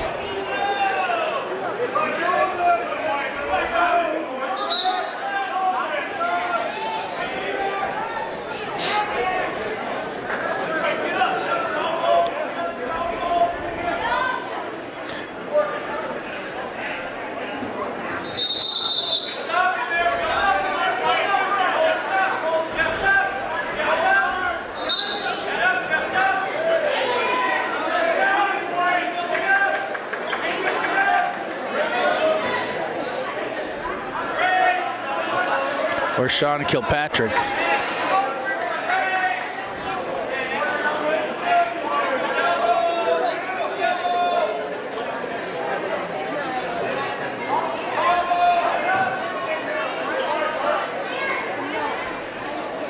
Trotter keeping pressure in. There's going to be a stalemate. 43 to go here in the first period. No score. Trotter beat the Detroit Lakes wrestler. I'm sorry, I got to go back to his name. 1-0 there in a match earlier today.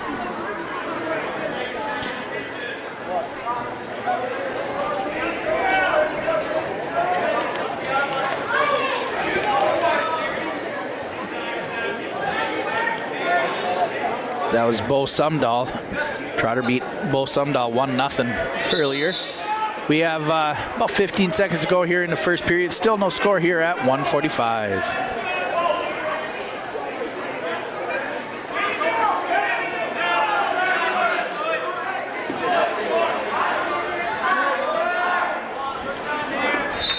As the first period comes to an end, still no score here at 1:45.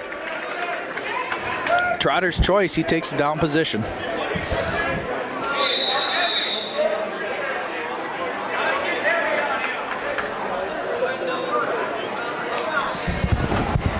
that Sean or Brady?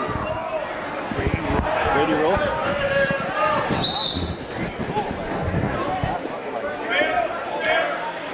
There's a stand up by Trotter. Matt returned by Rule. Trotter trying to clear his hips. Rule gets his hips over, or Trotter gets his hips over Rule. Gets a reversal, now snakes in those legs. It is 2-0 Trotter right now.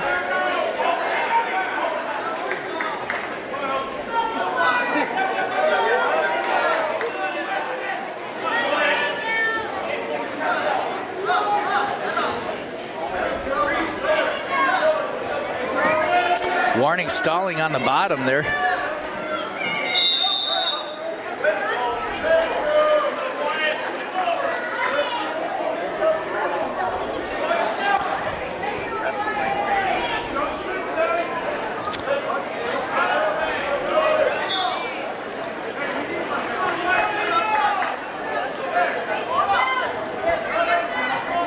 Trotter working on the left-hand side.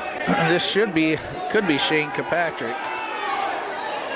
I don't know who doesn't look like either one of them. But anyways, Gobbler wrestler for sure is Nathan Trotter on the top. 45 seconds to go here in the second period. Trotter leads 2-0.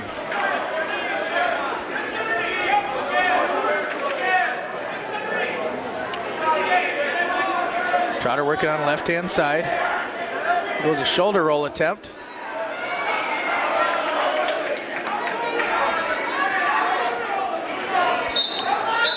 Be a deep waist by Trotter on the left-hand side. Tries to cinch it up. There goes another shoulder roll. Trotter tried to go with a tilt. Got 10 to go here in the second period. Trotter leads 2-0. Team score, Road Crew 28, the Aitkin Gobblers 3.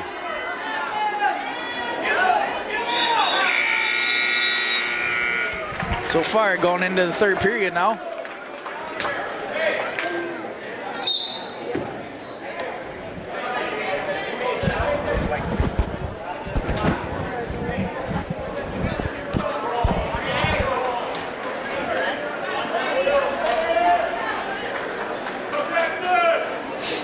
Trotter gets on the left-hand side. Rule's choice, he went down position going into the third.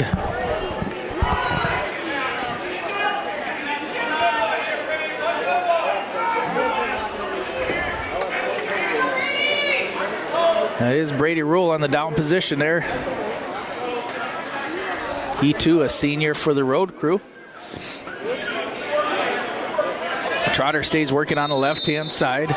Brady keeps trying to just either set up a roll or something, but Trotter keeps pressure in, leading 2-0.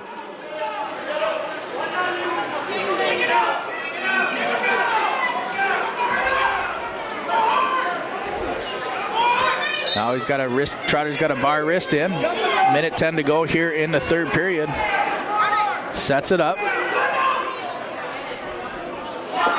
Rule of state entrant last year at least that I know of.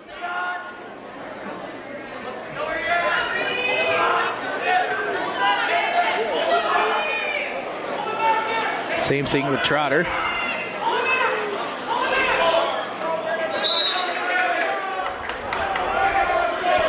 .48 seconds to go here in the third period. Nathan Trotter leads Brady Rule here. The battle of the seniors here. 2-0. Trotter gets set. On the right-hand side, Rule tries to sit out. There's going to be a caution on Trotter. Trotter now going to get on the left-hand side of Rule.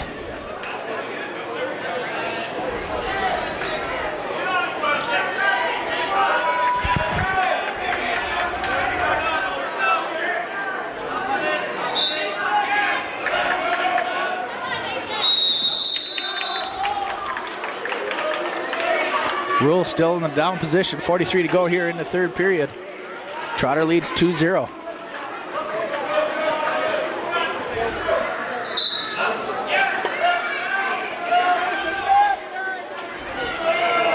That return by Trotter throws in a half on the left-hand side.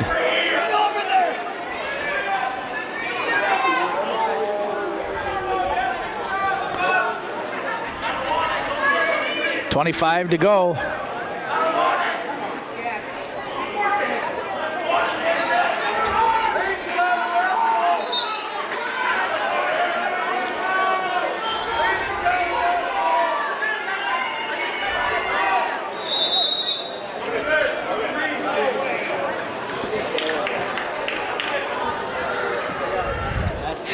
I think the ref screwed up the points there.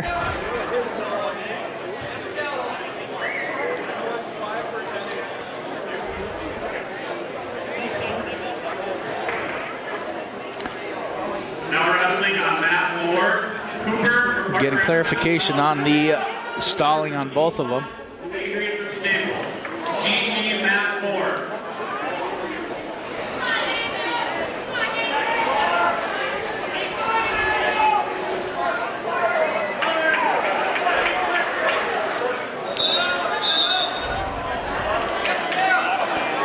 Another caution on the green. 6 seconds to go here in the match here at 1:45. Nathan Trotter leads Brady Rule 3-1. Trotter takes out Brady Rule here 3-1. Decision. As he marches his way to 150 career wins, that is Nathan Trotter with his hand in the air. On deck, mat 4, bracket high. Oren from Aitkin, Linden from Aitkin, Harry. Now we're rolling up to 152. On deck, mat 4, bracket high. This match will be brought to you by the Dable Mill. Aitkin from Nathan Trotter.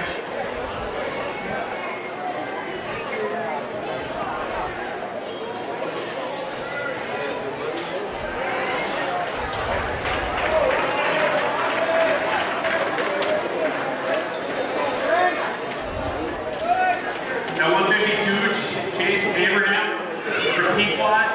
Aitkin is open. Chance Abraham picks up the forfeit there at 152. Now wrestling from 160, Earl Stockman from Pequot. Tyler Frankie from Aitkin. Tyler Frankie. Now wrestling on mat 5, HH. Ellis from CI, Connor from Pequot, Ryan from DL. Mat 5, bracket HH. On deck, mat Stockman gets the 2 takedown Dalton from Pequot. over Frankie. Dave from DL. Stockman working on a bar on the left-hand side.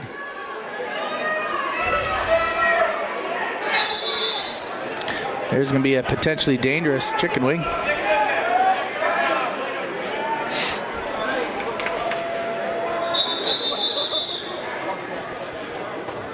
Stockman throws in a half or a crossface, working a crossface cradle on Frankie. He's got it locked up.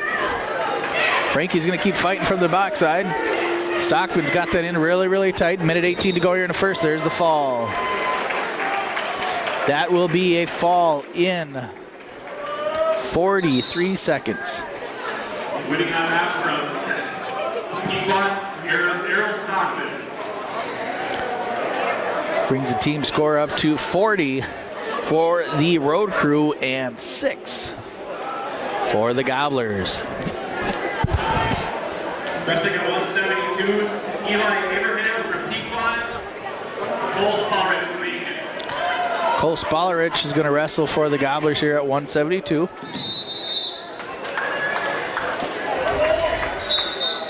This is Eli Abraham for the road crew.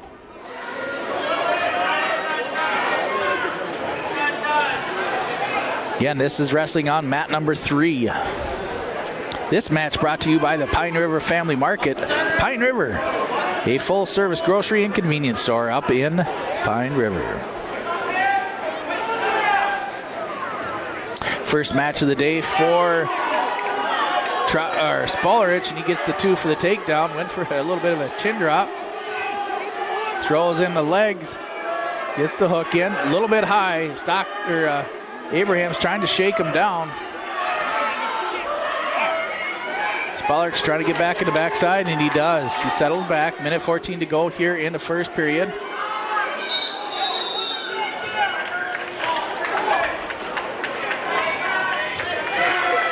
Eli down position. Minute 8 to go here in the first period. 2-0. The youngster, Cole Spalrich.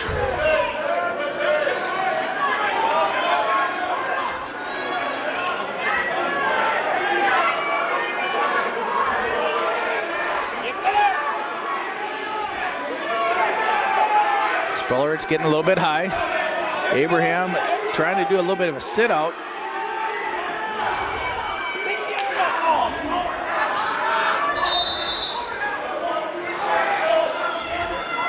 Spalrich trying to work into the half, getting a little bit high again. 35 to go here in the first period. Again, team score right here on mat number 3. 40 for the road crew, 6 for the Gobblers. Spalrich still on top. 2-0 here at 172.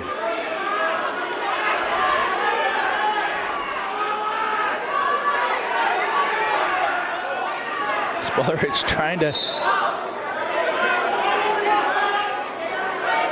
just staying up high. Goes a shoulder roll.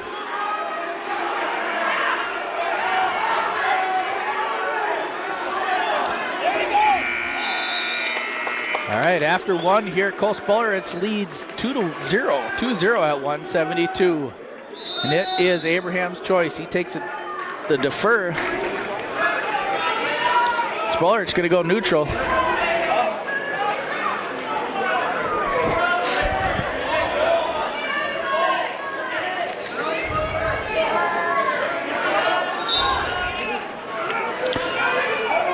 Spalrich, a 10th grader for the Gobblers.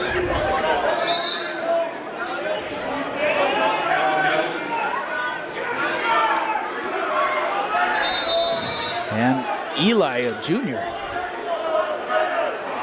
Eli in on a double leg on Spalrich for the takedown for 2. Now trying to throw up into the cradle on Spalrich. He's got it locked up. Spalrich trying to fight off.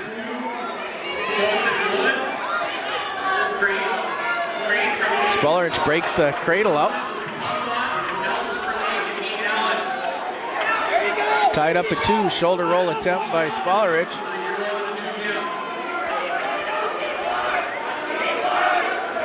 Knee slide, trapped shoulder chin drop for Abraham.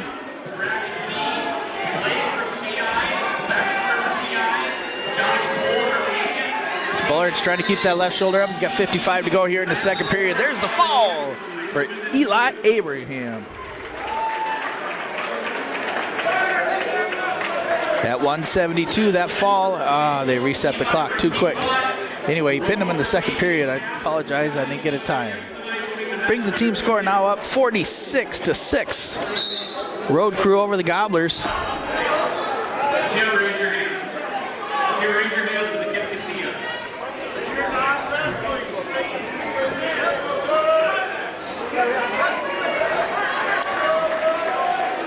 Gobbler's going to be open the rest of the afternoon here.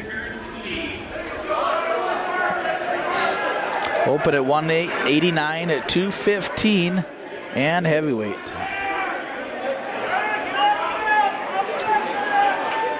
Final score, I believe, 64-6. That is the final here on mat number 3. Again, thanks to a lot of these great sponsors that we had sponsoring the Midstate Wrestling Conference Tournament here in Aitkin on both streams. Stream 1 is in the new gym, mats number 1 and mat number 2. This is the second stream. This is mat number 3 and 4 in the Noel Bailey Gymnasium.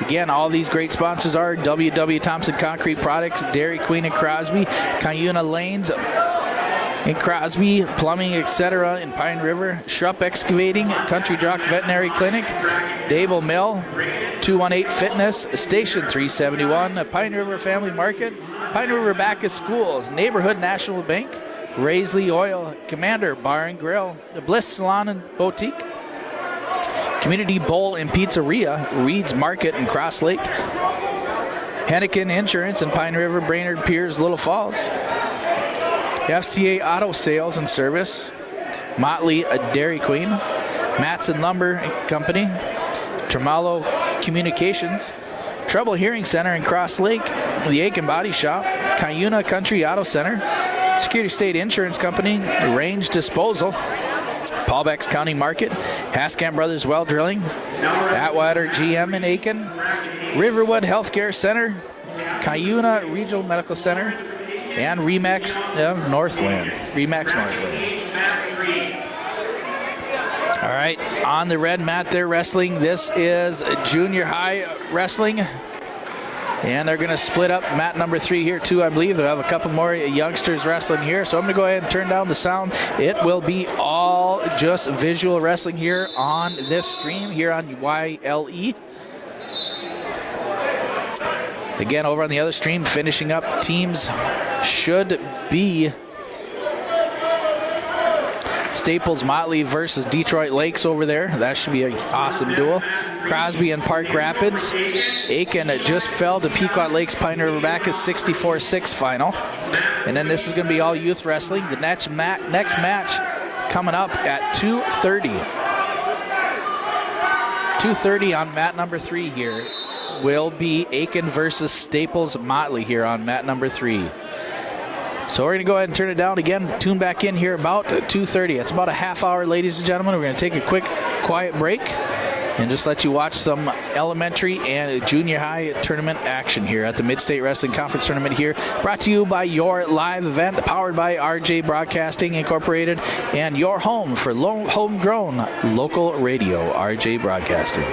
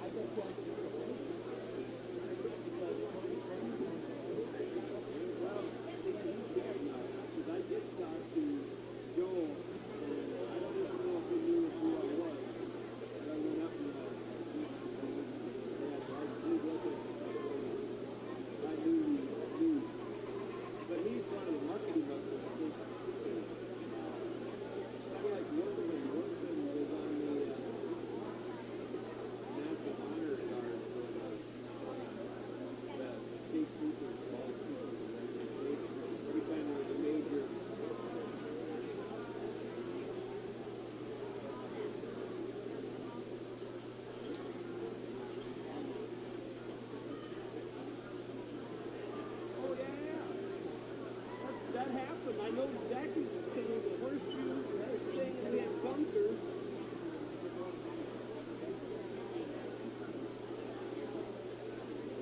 Well, it was like from here, he was like to the visitor sign away. And he was going flat out, but it was like 400 miles an hour. And I looked over, and we waved his swing. I said, holy shit, the next thing I seen him, he come over, and he was upside down, waving his wings at us. And he could have been busted big cut. But he had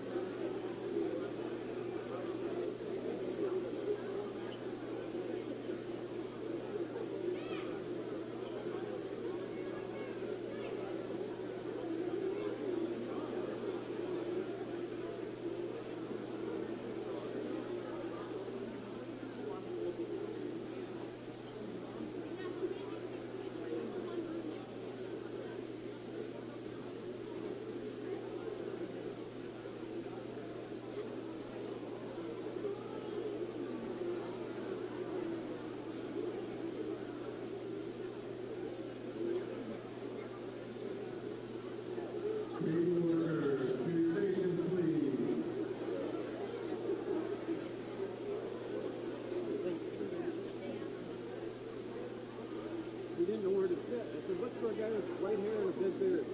And he spotted you right away.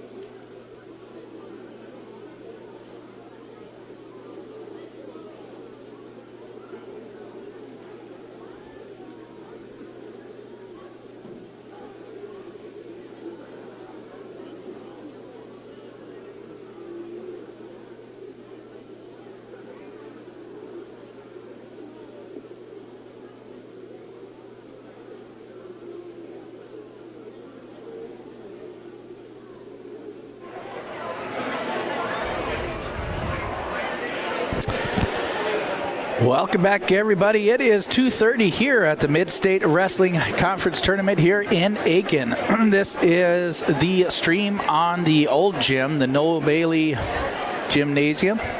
Mat number 3 and mat number 4. Mat number 3 off to the left there on the Noel Bailey mat. Mat number 4 below there on the bottom right corner on the number 4 mat. The red one. JV and youngster wrestlers are going to be on the red mat throughout this session again. Gobblers are going to take on the Staples Motley Cardinals. The Cardinals, pretty tough this year, as in every year. And their traveling partner, John Klein, is from Staples. I'm from Aitkin. Him and I go back and forth with the notorious coaches. Don Dravis back then was just a phenomenal guy, and we had Coach Bailey here, and both those guys were well respected with each other, and it was just fun wrestling during those eras with those head coaches, and it is just neat and awesome to see as both wrestling programs kind of grow and continue to just thrive. Aitkin's a little bit, got a couple, well, we got a handful of injuries now. We got 4 kids that are laid up with injuries here today, so we have some more open weights, but we're a little bit light this season. So we don't have enough kids eating Wheaties and big guys, so we're okay in the younger weights, but the lighter weights, but 189 on up, we only have 1 wrestler there, and he is out for the day also. Staples Motley, though, comes in kind of clearing house in the first 2 matches they had. The first one was up against Park Rapids here at noon. They won a shutout 58-0. And then they just cleaned house over Detroit Lakes 72-0. Gobblers fell Detroit Lakes 48-12 in the first match. And then also fell to the Pequot Lakes Pine River Bacchus here, the road crew, the last match here, 64-6. Again, the Gobblers struggling a little bit this year, but as individuals, some of the individual wrestlers are doing a great job. One that growing up and getting onto the mat and getting educated for sure is Garrett Trotter. Weston Killinan really at 107 just coming on strong, doing a good job. He so far is 2-0 on the day. Nathan Trotter came back from a couple weeks injury, but he is back. He is close to 150 career victories. I believe he's at 148 as we speak. He's working his way up there. Jacob Williams is out for a little while. Again, Walker Jones is out with an elbow injury. Kenny Erickson, I'm sorry, 2-time state entered for the Gobblers. He is out with a knee injury. But outside of that, they're slowly coming back. But as we talk about the awesome Staples Motley Cardinals, starting off at 107, they do have 3 individuals that are ranked in the guillotine. But also as a team, they are ranked in 5th in the guillotine in Class A. But as far as individuals, let's go down the lineup for the Staples Motley Cardinals there at 107. Gage Bierga, an 8th grader, number 1 in the state right now, ranked at the guillotine. Then we have Caden Kramer, a 9th grader at 114. Elijah Greenwalt, a 10th grader. He's ranked number 2 at 121. Then we got a Tappy. A couple of those Tappy boys are just super tough. But this 7th grader at 127, Cooper Tappy. He is the one tough individual there. Then we got Jack Carlson, a junior. Turner Beachy, a 10th grader.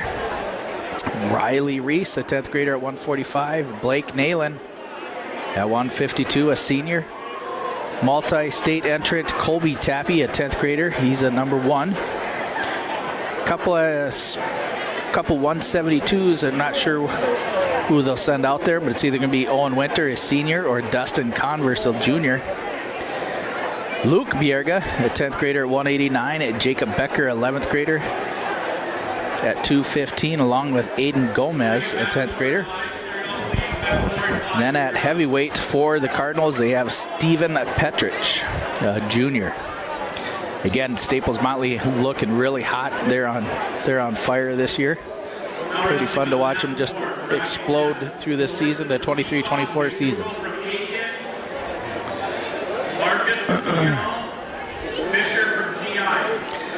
Again, Staples Motley as a team ranked 5th, Section 7.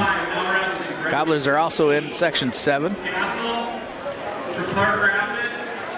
But we're going to have Holdingford at number 3, Staples at number 5, Royalton Upsala at number 7. All those Section 7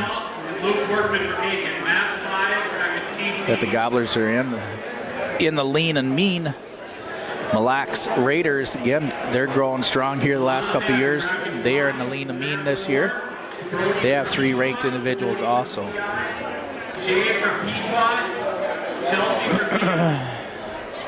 Nathan Trotter was up in the top 10 for quite a few weeks here this season, but he has slowly dropped down as he lost a couple weeks of wrestling, so he lost his ranking status. But he is coming back. He is 2-0 on the day. Wrestling good. But over there on mat number 3, the top left corner, captains for the Gobblers, Kenny Hesse, Matty Strohmeyer, Nathan Trotter, and Walker Jones go for the flip.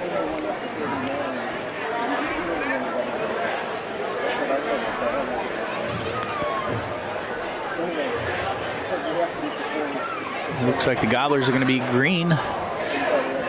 Thank you for joining YourLiveEvent.com today, bringing you Midstate Wrestling Conference Tournament Wrestling here all day here in Aitkin. This is the old gym on this stream. This is mat number 3 and mat number 4. Number 4 is all junior high and elementary wrestling on that side, or 5th and 6th graders, I'm sorry. Varsity will be on mat number 3 here with the Gobblers on the Noel Bailey mat here all afternoon. 5:30, the dedication to the gym to our dear friend, head coach, well-loved man, Noel Bailey. His son, Lance, and daughter, Dawn, down at the head table there. We're going to be here for the presentation.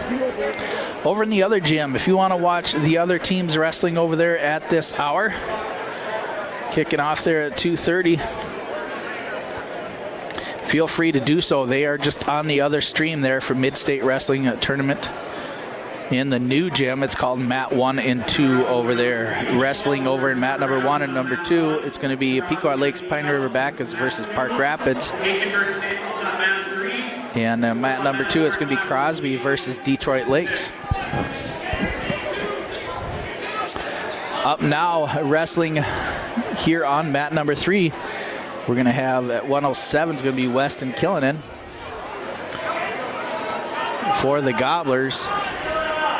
And I believe it should be Gage Bjurga for the Cardinals. Gage Bjurga, Aitkin, open. Bjurga is going to be open, or get the 6 right there. Killinan going to forfeit, but he's going to bump up to 114.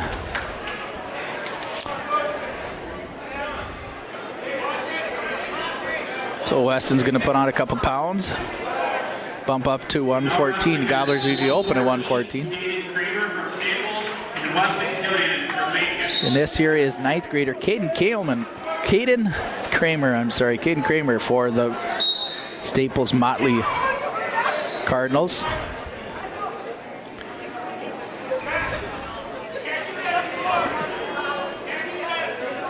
Gobblers won the toss and decided to stay away from it. Caden goes to that snap down, drops to a single, changes to a double on Killinan.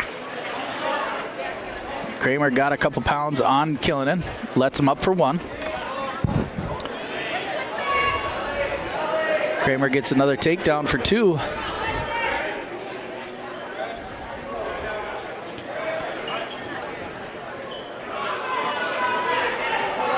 Kramer trying to go in for another double leg, right at the edge of the mat.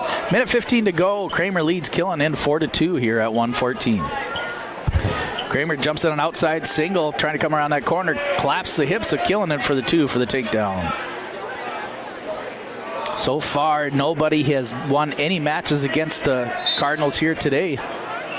There's a crucifix butcher by Kramer, puts Killinan on his back. And he's trying to elevate. 45 to go here in the first period. Killinan trying to keep that shoulder up. With this butcher / crucifix. Just depends on what school you're from or what you call it. Loses that crucifix. Killinan gets belly down. Gets 3 for the near fall. 9-2. Kramer over Killinan. 15 to go here in the first period. Cradle locked up by Kramer. Killinan, 10 seconds to go here in the first period. Keeping that right shoulder up is Killinan.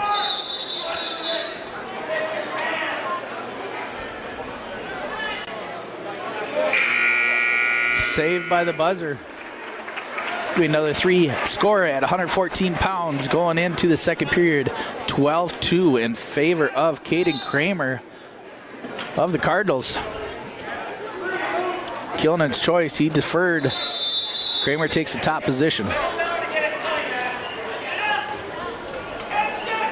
Killen set. Kramer trying to throw in a cross-face cradle.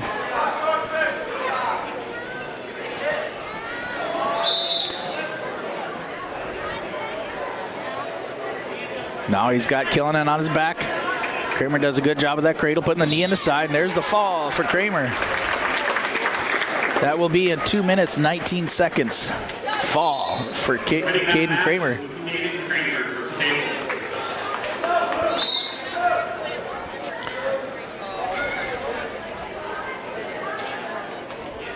Now we're moving up to 121 pounds here on mat number 3.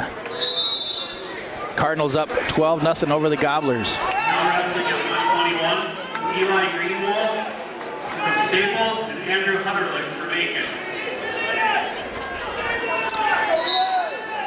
At 121 for the Cardinals, this is Elijah Greenwald, a 10th grader, and he's wrestling Aitkin's Andrew Hunterlick.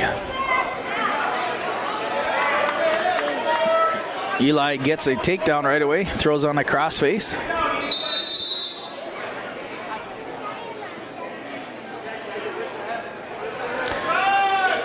Elevates the leg, trying to get some near fall, crossbody tilt.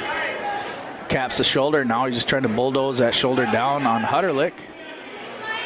A little bit of a crucifix type. There's the fall for Elijah.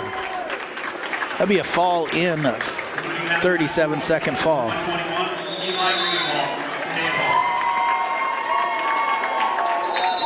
Again, that is 100 wins for Eli with that victory. Congratulations, Eli.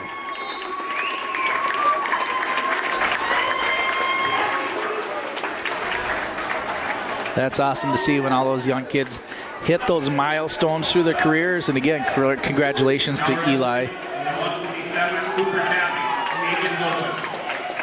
Gobbler's going to be open at 127. Cooper Tappy, a 7th grader, he gets the forfeit.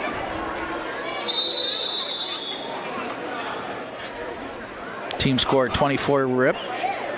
Staples Motley. Now we're moving up to 133. Turner Beachy from Staples. Noel Rucker from Aitkin. Rucker for the Gobblers. And it is Turner Beachy for the Cardinals. Rucker got caught by a fall here, the second match. Getting caught again here. Little chin drop. Noah back to his base right away. Gives up to 2. There's a cradle by Beachy. Rucker trying to fight it off and break it free. Beachy got it in nice and tight on the right side. Minute 30 to go here in the first period.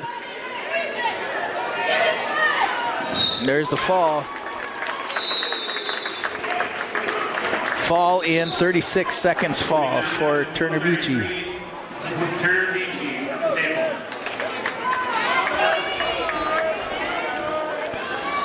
Now we're bumping up to 139 here on your live event.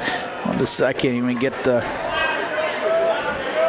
match sponsors in here. A couple of those. We want to say thank you to Pioneer River Family Market, Pioneer River Backus Schools, Neighborhood National Bank, Raisley Oil, and Aitkin and McGregor.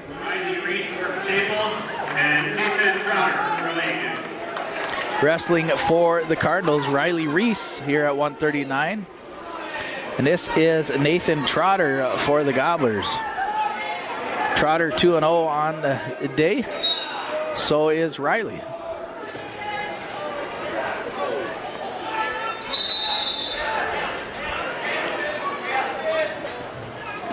Trotter trying to get in control some head, changing some levels there.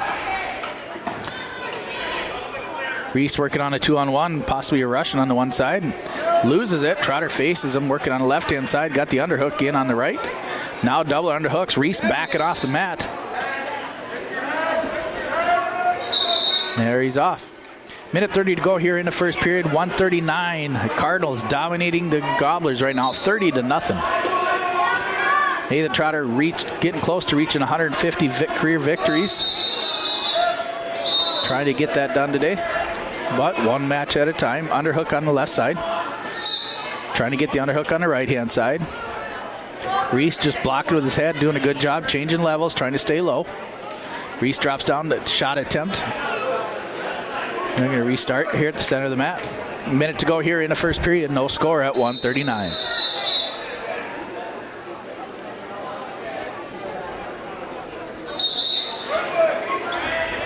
Throw by Reese. Trying to get some inside bind. There's a throw by Trotter. Trying to lick down. He's going to get the 2 for the takedown. Reese gets set up with a setup. Reese trying to clear his hips up and out. Trotter follows nice. Got it locked up. Trying to go for mat return right at the edge of mat. 27 to go here in the first period. There it is.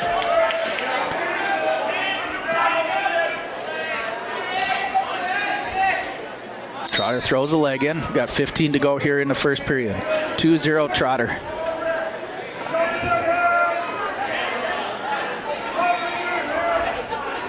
Trotter keeping pressure on Reese. Keeps that leg locked. 2-on-1. After the first period here at 1:39, 2-0. Nathan Trotter over Riley Reese.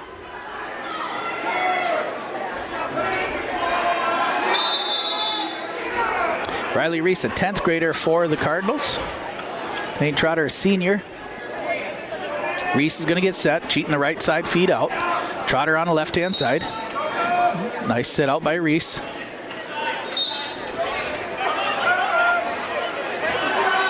Trotter following tight, trying to keep that deep waist in, throws a leg in on the left side.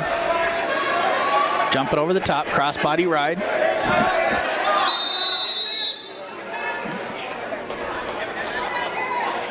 Trying to keep pressure in.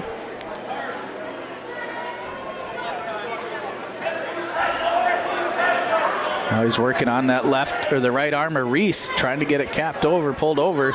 Ref doing a good job making sure he's keeping an eye on it and make sure the pressure doesn't get too wrenched. We have about a minute 15 to go here in the second period. 2-0 Trotter over Riley Reese here. Trotter out control in the top position. Throws a leg again in. Reese trying to get something going on the bottom. Trotter just controlling him from the top position. Here's a stalemate. Minute left here in the second period at 1:39. Riley Reese in the down position. Trotter in on the left-hand side. There's going to be a caution on Trotter. False start.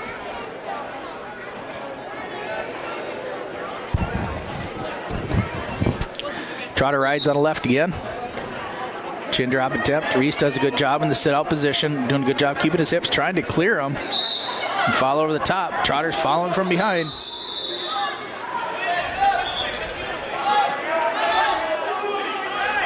Trotter's getting a little bit high. Reese trying to come out the back door. Trotter's going to give up a reversal there with 35 seconds to go there in the second period. Ties it up.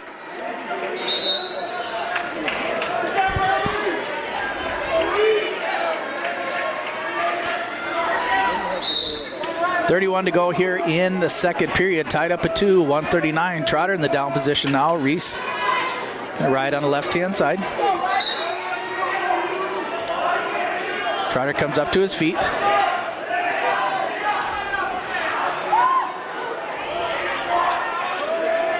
Trotter trying to move his hips a little bit. 19 to go here in the second period.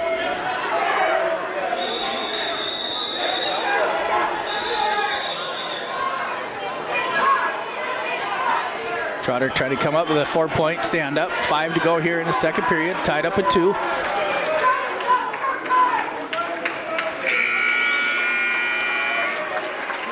All right. Going into the third period, it is tied up at 2 here. Trotter's got blood time. Now wrestling mat 5. We always say thank you to Raisley Oil, Commander Bar and Grill, Bliss Saloon and Boutique, Community Bowl and Pizzeria, Reed's Market, Hannikin Insurance, FCA Auto Sales, W.W. Thompson Concrete Product, Elliott from Staples. Dairy Queens and Crosby, Frederick from Park Rapids, and Hunter from Aitkin. and Park Rapids. Mat 5 bracket king.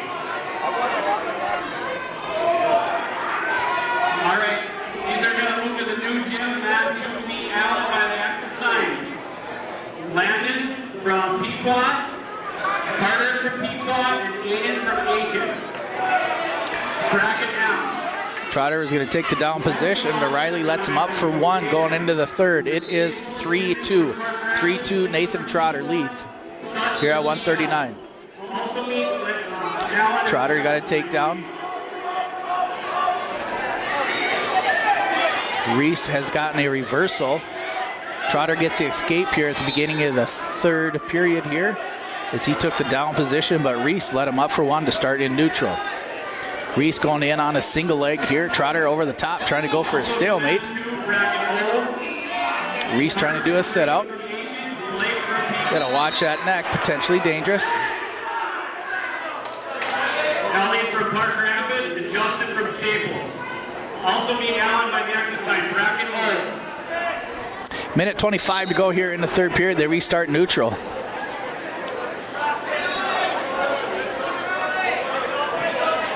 Tying up ear to ear here again.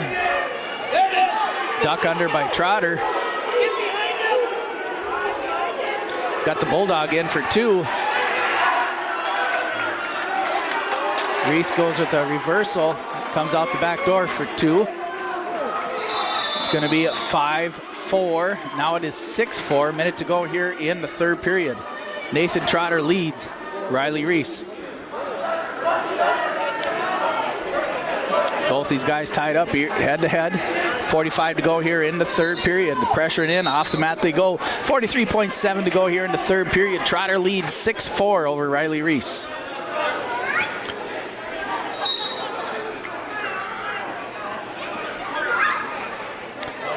Keeping pressure in. Team score right now, the Staples Motley Cardinals lead 30-0. 30-0. Ear to ear. Riley trying to go for a shot. Cardinals leading the Gobblers right now. Reese in on a single leg. Trotter over reaching through. There's going to be a stalemate. 10 seconds to go here in the third period. Trotter so far 2-0 on the day. So is Riley Reese 2-0 on the day.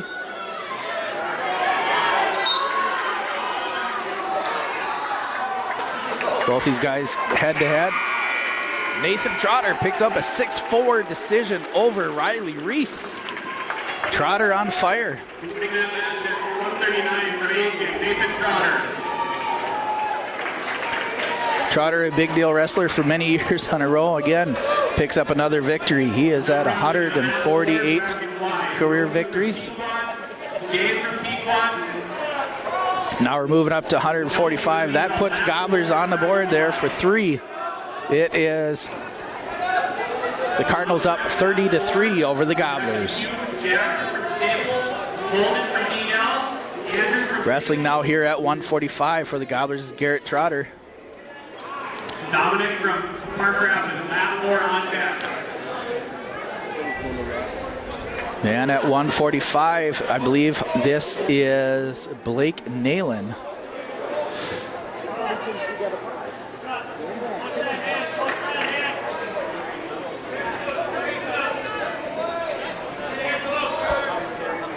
Blake Nalen, I believe. We'll see who the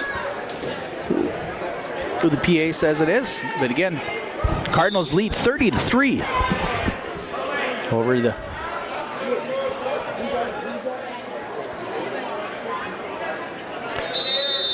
Now wrestling at 145 from Staples, Caden Dawson, and from Aitkin, Garrett Trotter.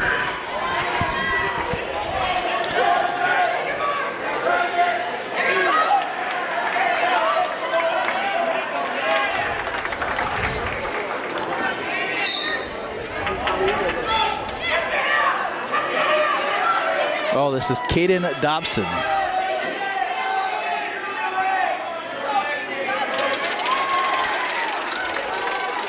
Dobson has Trotter in a cradle on just on the edge of the mat. Minute 15 to go here in the first period.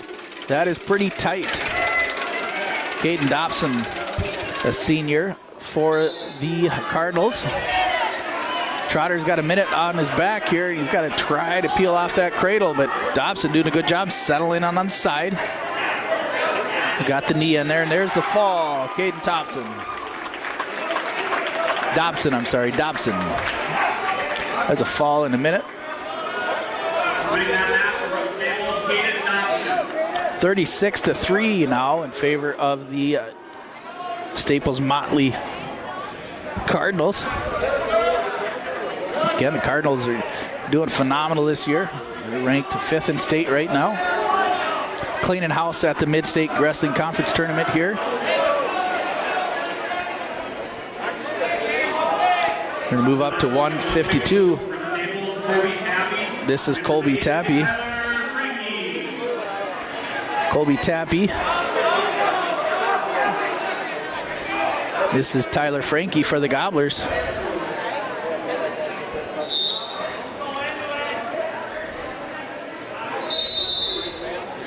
Fireman's by Tappy, takes Frankie right to his back.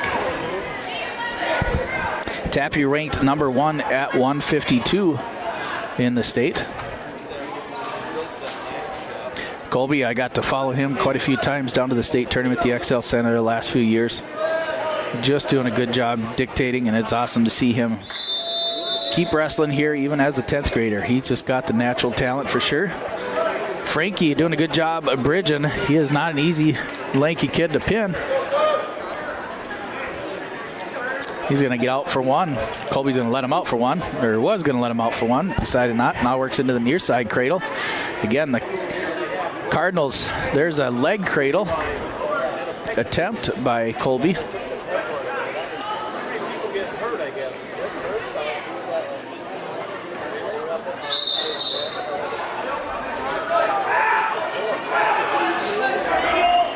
Colby working in on a reverse half now on Frankie. Got 53 to go here in the first period. Power half.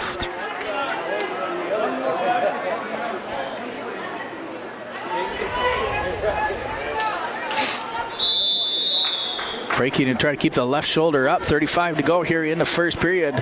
Colby Tappy just about ready to pick up another fall for the Cardinals. Frankie's trying to fight off that shoulder. There's the fall. That is a fall in a minute, 35 seconds.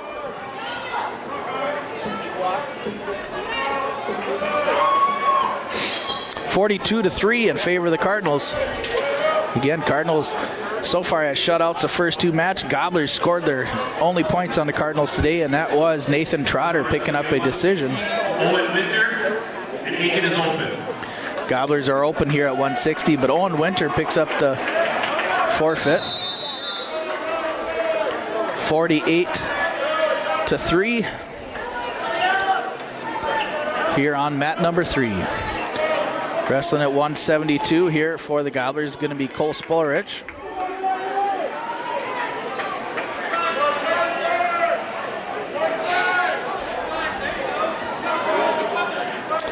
And this is either,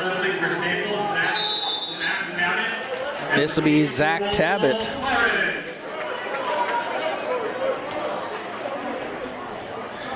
Tabbitt for the Cardinals.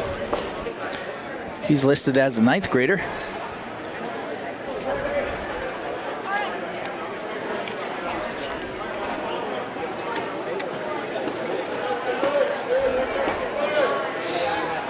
Spolarich, 10th grader. Cole Spolarich is 4-8 on the season so far. Yeah, as a sophomore. Spolarich and Aitkin are in the black singlet with the big A on the back with some pinstriping. Cardinals in their all black with orange, or sorry, maroon pinstriping and trim.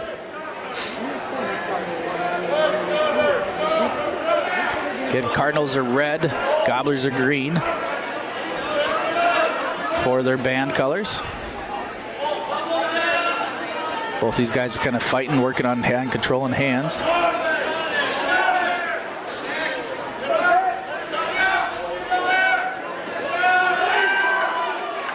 Over there on the other mat, mat number 4, that is junior high 5th and 6th graders wrestling over there.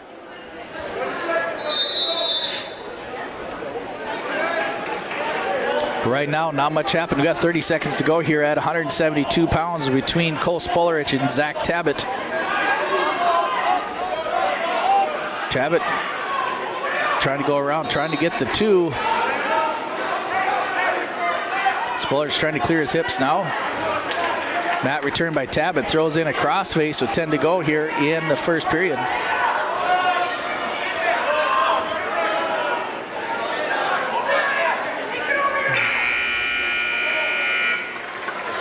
After the first period comes to an end, it is 2-0 at 172 pounds between Cole Spolarich and Zach Tabbitt of the Staples Motley Cardinals. His choice, Tabbitt takes a down position. Spolarich top side, rides on the left.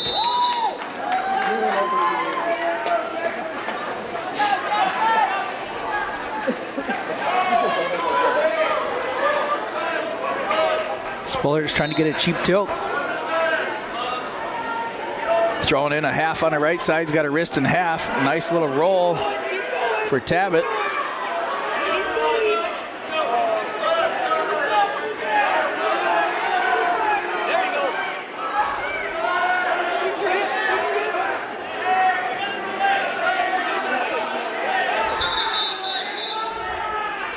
Spolarich keeps that leg in, but trying to stay in control, but Tabbitt doing a good job knowing his position. Trying to push Cole back. Spolarich getting high and out of control. Now he comes back in behind. He gets out. Tabbitt gets out for 1. Tabbitt now leads 3-0 here at 172. We got a minute left here to go in the second period. You're watching Midstate Wrestling Conference Tournament here in Aitkin. This is mat number 3 on the Noel Bailey mat in the Noel Bailey gym.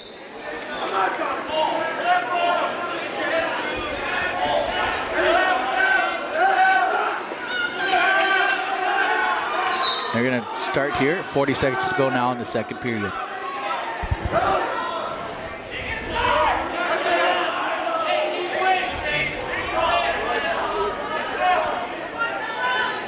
Both these guys kind of just tying up ear to ear. Another throw down, go behind for Tabbitt. Tabbitt throws in a crossface, looking for a crossface into a step through. Now changes back to a crucifix or butcher. Pick up 2 near fall. Is now 7-0 Tabbitt over Spolarich.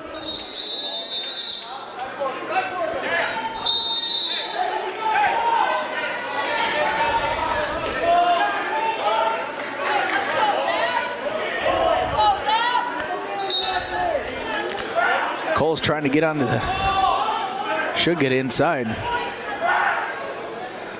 Tabbitt leads 7-0 here at 172 over Cole Spolarich.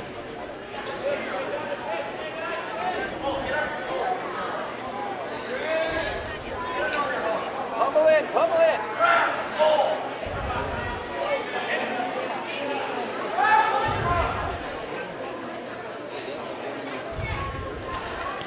There's a little bit of a crash, but no follow-up with an underhook or anything trying to get inside.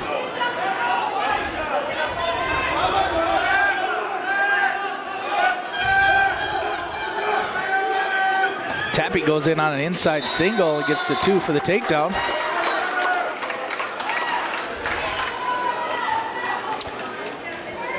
Now it is 9-0 with a minute to go here in the third period. 9-0 Tabbitt over Spolarich. Crossface now by Tabbitt. Now he changes into a butcher. Spolarich comes up to his base. Cradle by Tabbitt. He's got it locked up.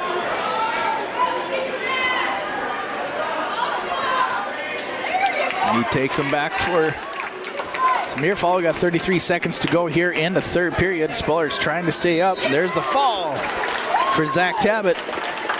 That is for 5 minutes, 31 seconds. It'll be a fall for Tabbitt. Brings it to 54-3. Again, the only point so far scored on the Staples Motley Cardinals came from Nathan Trotter's decision. We're going to get 172 with Zach Tabbett from Staples.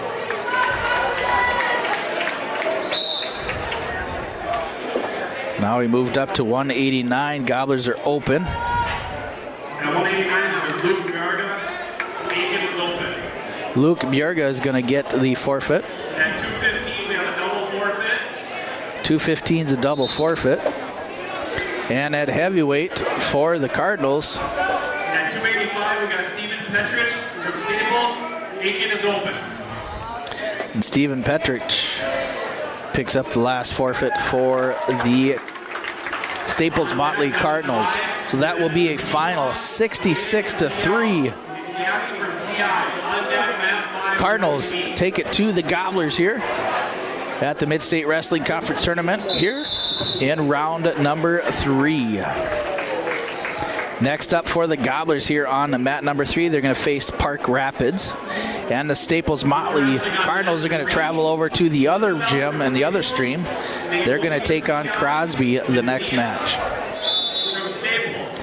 Yeah, so far Staples beat Detroit Lakes 72-0 and Park Rapids 58-0.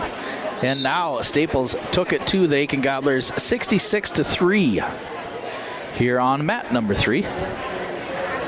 Here in the Noel Bailey Gym. At 5:30, we'll have the dedication of the gymnasium here to Noel Bailey, Hall of Fame coach for the Aitkin Gobblers. The gym will fill up here. Again, there's quite a few people in other states and stuff streaming in to watch, and the great dedication. Noel deserved Coach Bailey. All right, on deck at mat 3. As we keep watching here, they're going to have a couple more exhibition matches and 5th and 6th graders wrestling over there on mat number 4, the split mats number 4.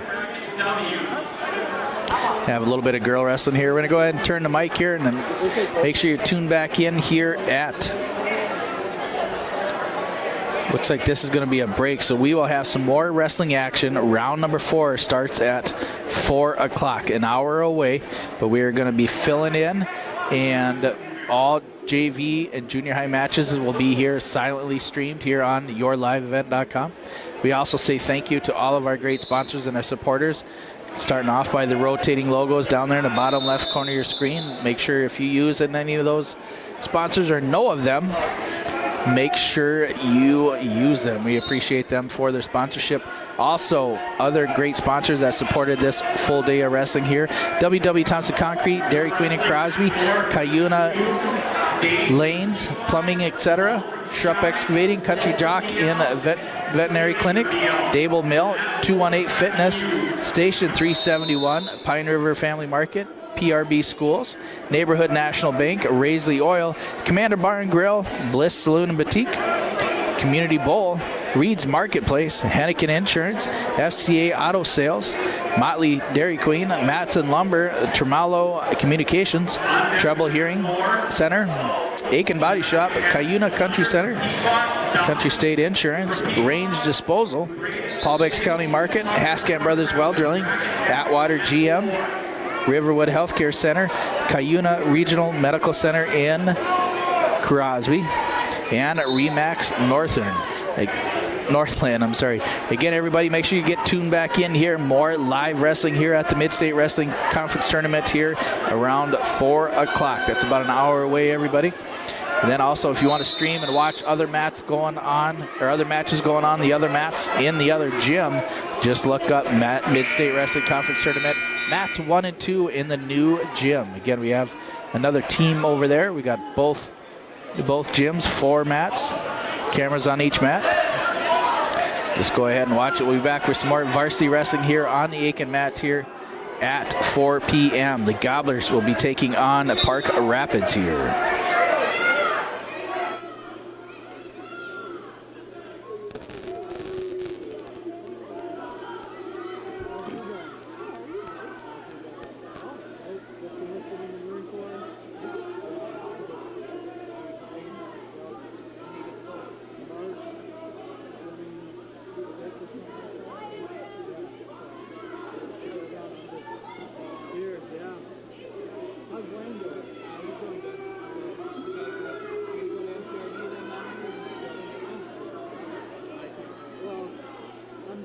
gonna be fun, but I can't wait to be Lane actually brought me and and it changed my mind. He should have left Crucible.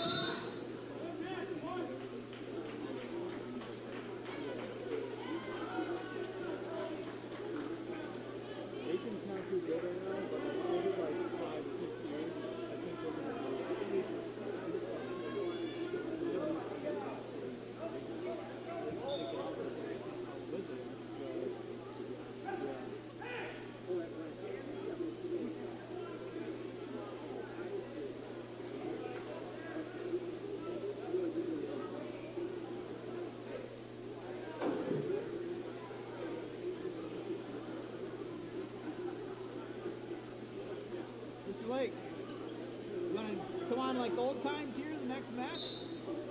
What now? Come on like the old times. Back when you taught everybody how to listen on the radio. Try not to remember those things, you know? I still got some of that stuff that you gave me. That's pretty cool. I was looking at this fine table and you go to the ankle lane. Yeah. Still works. For kick your head or something. Yep. We used it a couple times. I remember that. Yeah. I got replaced by somebody that knew what was going on. That happened. For one trip, 580.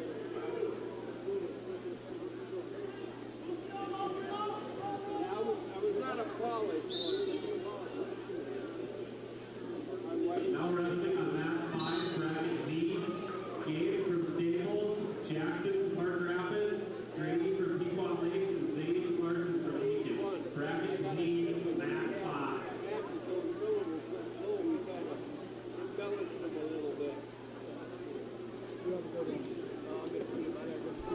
Now resting, Jack on mat 5, bracket D. Braylon from DL, Asher from Pequot, Jackson from Staples. On deck mat 5, bracket D.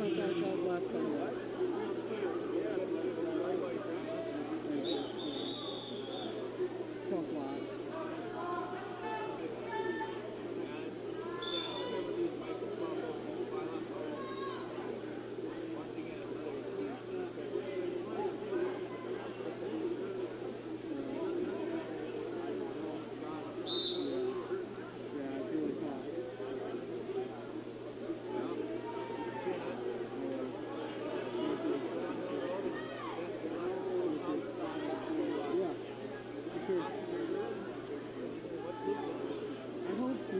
Like a trade.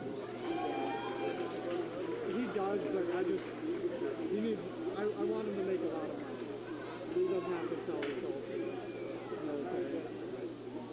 If he wants to, go ahead. But I don't think he should.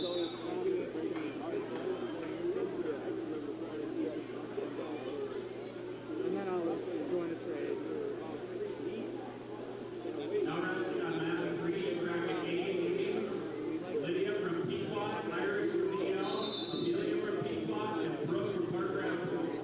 Mat 3, bracket AA.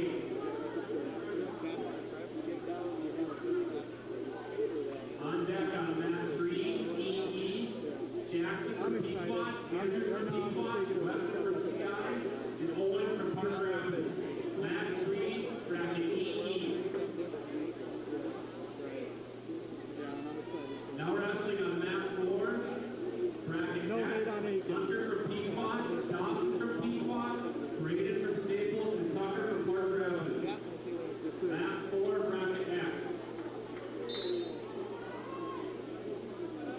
On deck on mat 4, bracket F, Logan from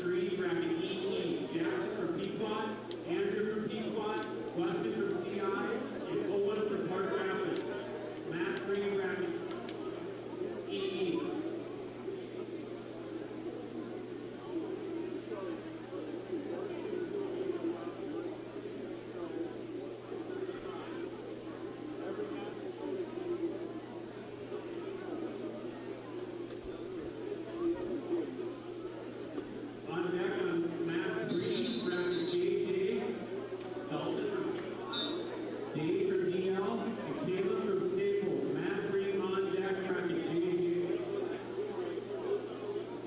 So varsity will be on a break now to 4:45. We're just going to wrestle fifth and sixth and JV matches through all both gyms.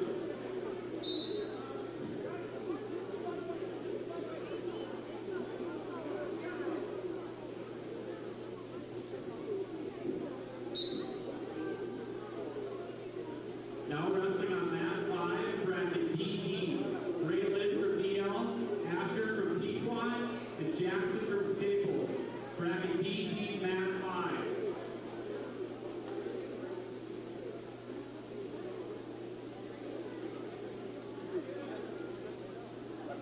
On deck, mat 5, bracket C. Maximus from CI, Colton from CI, Sophia from Aitkin, Josiah from Pequot, and Henry from Aitkin, mat 5, bracket C. Please get off the mat back a little bit.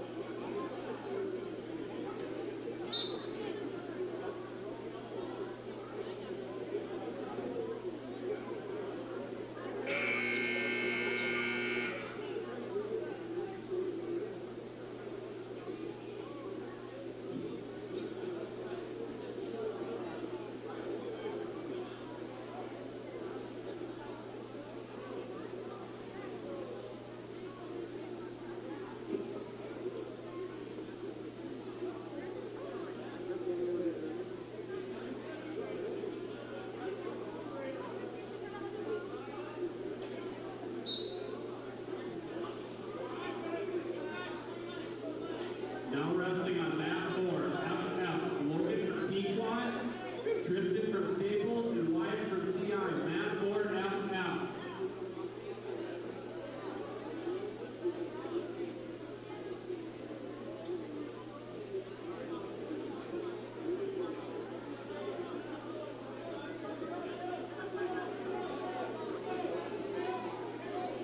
Now on deck on mat 4, bracket GG, Adrian from Staples, Cooper from Parker Rapids, Josiah from Pequot, Philip from Staples, and Gunner from Pequot.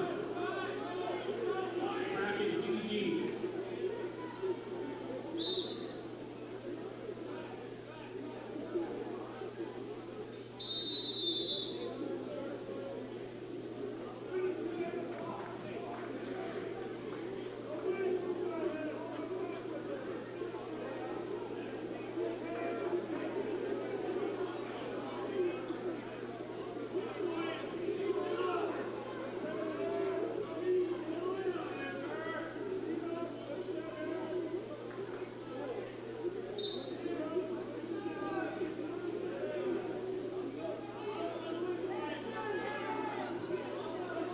If you're not wrestling and you're on deck, sit down on the mat. If you're not supposed to do that, walk in the bleachers, please.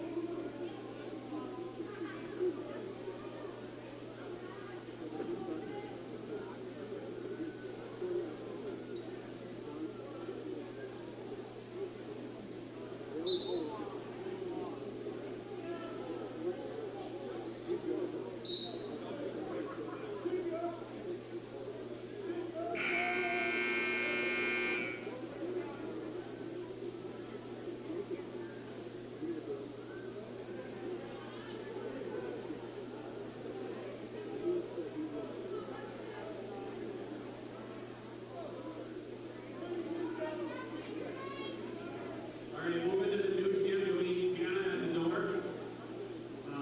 Tristan from Pequot, Glenn from Aitkin, Max from Staples, Crosby from Aitkin. New gym, Matt 2, meet Hannah by the exercise. On deck, we have Matt 2, Blake from CI, Titan from Staples, Josiah from Aitkin, Joshua from Aitkin, and Beckett from CI. Moving to Matt 2, bracket D. Meet Hannah at the exercise.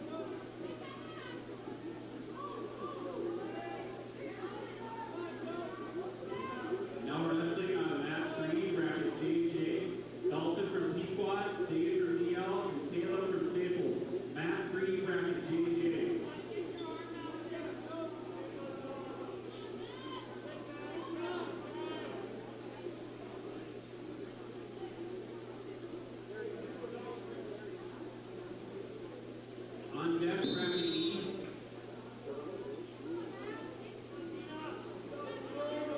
Lady from Staples, Parker from CI, Romo from Aitkin, Marker from Pequot. Mat 3, bracket E on deck.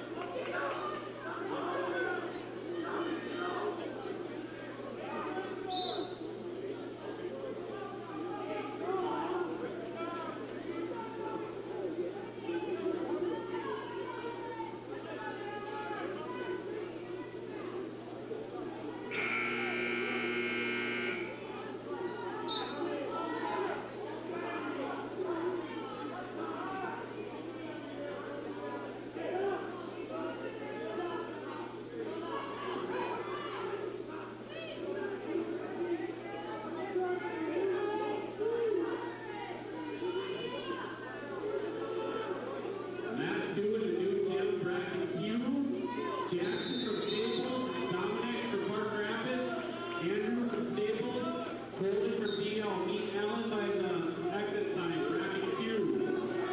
On deck on that two, bracket K, Elliott from Staples, Hunter from Aitkin, Frederick from Park Rapids, and Ryland from CI. Bracket K also meet Allen by the exit sign, please.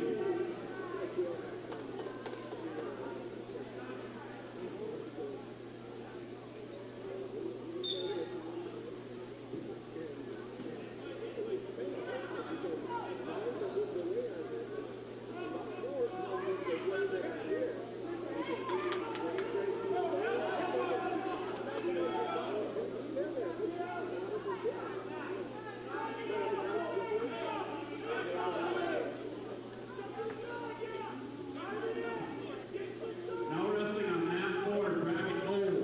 Carson from Aitkin, Justin from Staples, Eli from Park Rapids, and Blake from Pequot. Bracket O.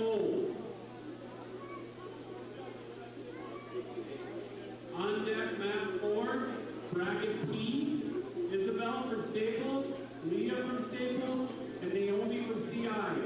Bracket P.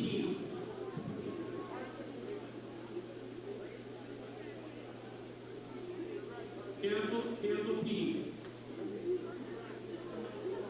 Now.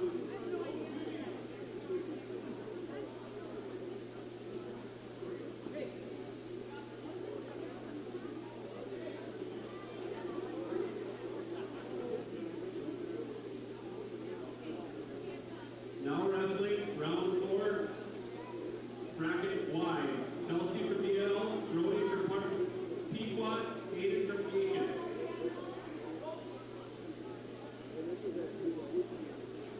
Now wrestling on mat 3. Jaden from Staples, Sutton from DL, Zane from Pequot, and Caden from Park Rapids. Bracket N, mat 3.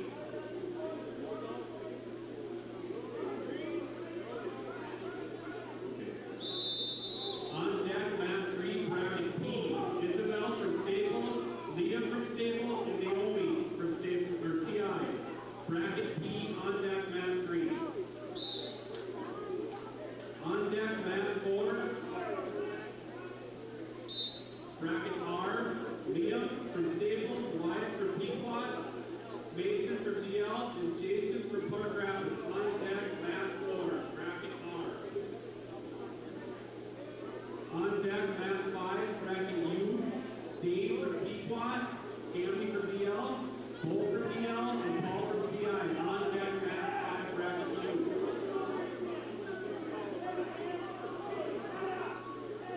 All right, moving to the new gym, bracket C on mat 1. Henry from Aitkin, Golden from CI, Maximus from CI, Sophia from Aitkin, Josiah from Pequot. Mat 1, bracket C. Meet Jim by the exit sign, please.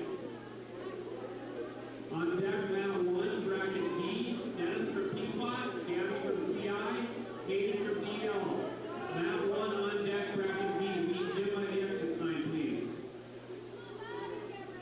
In the hole on mat 1 in the new gym, bracket W. Addie from DL, Deacon from CI, Preston from Aitkin, and Jacob from Staples. In the hole, mat 1, bracket W. Also meet Jim by the exit sign, please. Laura, can you make it to the gym, please? Mat 3, Laura, mat 3.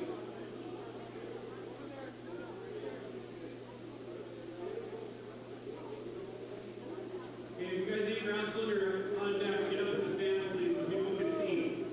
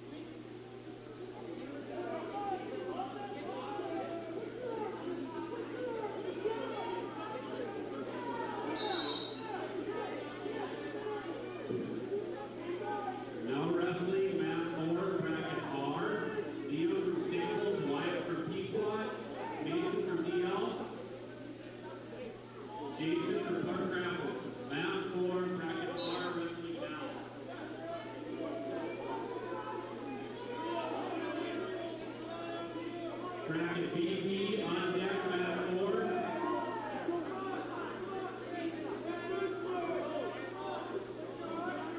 Bracket BB on deck, mat 4.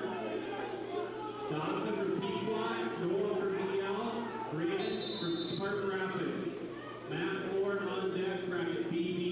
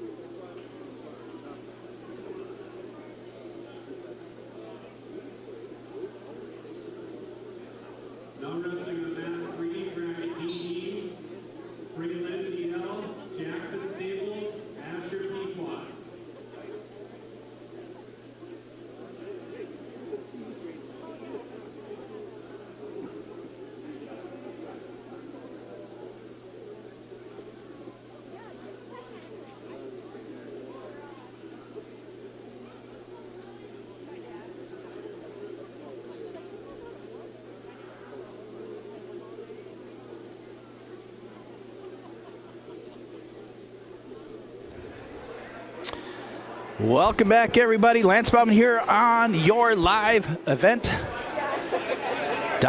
bringing you more Gobbler Wrestling here at the Midstate Wrestling Tournament. Here, the conference tournament here in Aitkin. On these two mats here, this is 5th and 6th and junior high tournaments going on, or different brackets, I should say. We got about another 20-25 minutes before the next varsity match here on mat number 3. The mandatory varsity break till 4:45. Round number 4 will start then over on mat number 1 in the other gym, the other stream. It's going to be Pequot Lakes Pine River Bacchus versus Detroit Lakes on mat number 1. Over on mat number 2 in the new gym there, it's going to be Crosby versus Staples Motley. In this gym here in the Noel Bailey gym here on mat number 3 there, the Noel Bailey mat there on the top left corner, mat number 3, it's going to be Aitkin versus Park Rapids here at 4:45. Mat number 4 is going to be more wrapping up the JV tournament here on the bottom right corner there. Again, you've been watching in the stream here through rjbroadcasting.com and yourliveevent.com.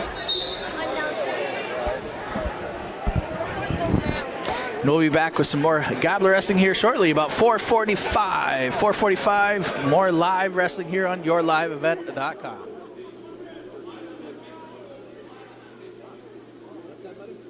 We need some Ukraine to come out one and Corey, he's got a message for you. Talk to that guy right down there, okay? He'll do it. The one that's at the big table down there? Okay, go down and talk to him.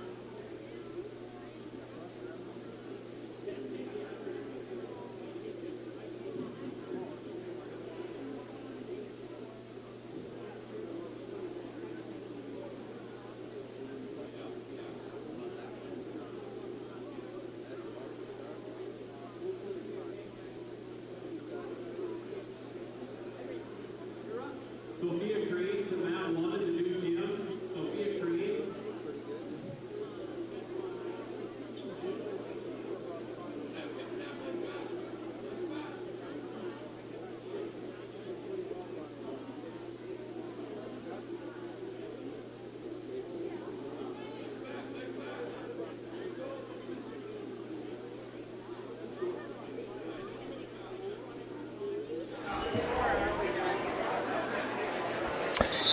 And again, welcome back, everybody. Lance Bauman here on yourliveevent.com, powered by rjbroadcasting.com, and your home for homegrown local radio, KKIN.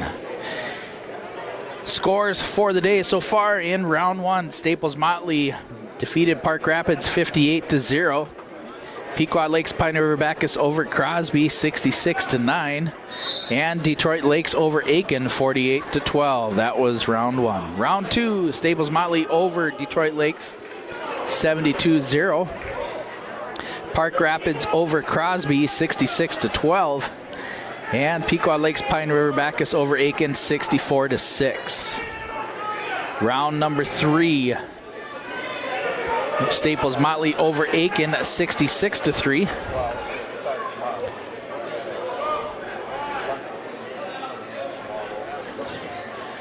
And it was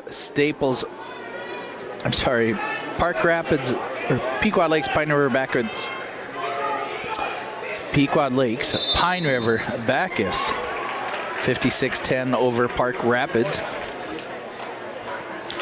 And I did not get the Detroit Lakes over Crosby score there. But again, wrestling will be starting here about 4:45. Again, it is 4:25. Again, round number 4. First, mat number 1 is going to be the Road Crew versus Detroit Lakes there. Mat number 2, Crosby over Staples Motley, and they are on the other stream for the Midstate Conference Tournament there. Again, they're on the second stream. We are in the old gym. It's going to be renamed here at the Noel Bailey gym here. Right around 5:30, there'll be a dedication ceremony here for our legendary Hall of Fame coach, Coach Bailey. It'll be at 5:30, so make sure you stay streamed, and they'll be on this one here at 5:30. Last round will be against Pequot Lakes. Pyrene Bacchus is going to face Staples Motley in the new gym. And on mat number 2, Park Rapids versus Detroit Lakes. Aitkin versus Crosby will be here under the light on the Noel Bailey mat here in the Noel Bailey gym. No earlier than 6 p.m. And that mat will be, we're going to lower the light here and do the old time duel like they did when they started back in 1975. Team of 74-75, that was the first year that Coach Bailey coached. Coached all the way through, actually, my graduating year of 1996. Just a super good guy. A lot of great assistants that he had throughout the year. Pretty fun. Some of them are finally showing up and getting out of the woodwork to come here and support him for sure. One of them, Coach Bob Lake. Just a unique individual, just inspirational of a type of guy for coaching. Also, we have Coach Larry Lovequist here, Mr. Stifter, Coach Stifter, Coach Hills, the head coach, current coach Greg Hills for the Gobblers now, 2 as assistant underneath him. Gobblers warming up there on mat number 4, along with the Park Rapids Panthers. Park Rapids has kind of a light team. They got a couple open weights also. The Gobblers have quite a few open weights. Now we have a handful more injuries here. Walker Jones is going to be out probably for the season with an elbow injury. Kenny Erickson is out. Might be able to make it back before the section tournament, but we'll see with his knee injury. And then another one that's now out are Jacob Williams at 189. He decided to get his ankle fixed up a little bit, so he had surgery the other day, so our prayers and thoughts are for that young man also. Watching the streaming here, I believe, so again, hats off to you, Jacob Williams, and keep your chin up, buddy. We'll go from there. As we get rolling here, again, about 15 minutes, we'll be back with some more Gobbler wrestling here as the Gobblers take on the Panthers of Park Rapids here on mat number 3 here in the Noel Bailey Gym. We always want to say thank you to all our great sponsors and supporters. Make sure the logos that are rotating in your bottom of your screen, say thank you to them and show your support. We have numerous sponsors throughout the day today. W.W. Thompson Concrete Products in Park Rapids, Brainerd, Bemidji, and Cohasset, Dairy Queen and Crosby, Cuyuna Lanes and Crosby, Plumbing Etc. in Pine River, Shrupp Excavating in Pine River, Country Jock Veterinary Clinic in Pine River, Debo Mill in Pine River. They do tongue and groove and log siding and lumber. 218 Fitness here, your 24/7 gym in Pine River. Station 371 in Pine River. Pine River Family Market, Pine River Bacchus Schools, Neighborhood National Bank in Aitkin, Raisley Oil in Aitkin and McGregor, Commander Bar and Grill in Breezy Point, Bliss Salon and Boutique in Pequot Lakes, Community Bowl and Pizzeria in Pine River, Reed's Marketplace in Cross Lake, Hennigan Insurance in Pine River, Brainerd, Piers, and Little Falls, FCA Auto Sales and Service, Motley Dairy Queen, Matson Lumber in Nisswa, Tremelo Communications in Cross Lake and Emily, Treble Hearing in Cross Lake, Aitkin Body Shop, Cuyuna Country Auto Center, Security State Insurance in Aitkin, Range Disposal in Crosby, Paubex County Market in Aitkin, Haskamp Brothers and Well Drilling in Aitkin, Atwater GM in Aitkin, Riverwood Healthcare Center in Aitkin, Cuyuna Regional Medical Center in Crosby, and Remax Northland, your up north connection to buying and selling your home. Again, thank you for all those support and all those businesses that bring this stream to you for this broadcast here on yourliveevent.com, powered by RJ Broadcasting and Hellstead Telephone Company. And of course, your home for homegrown local radio, KKIN Radio, 94.3, 9:30 a.m., 103.1. As the gym's filling up here again, I finally got my partner here. He's working on coming into his 3rd job for the day. the one and only, my Staples Motley Cardinal cohort. Actually, I was never a Cardinal, but the one and only John Klein joining me now here on yourliveevent.com. Again, John, were you able to watch your alma mater there? Take it to the car? You know, I have been in the gym periodically through the day, but I was working all day, and so I've not got to watch any matches yet. But I've been doing a lot of talking. I talked to some of my teammates from back in the day. Quite a good tournament today.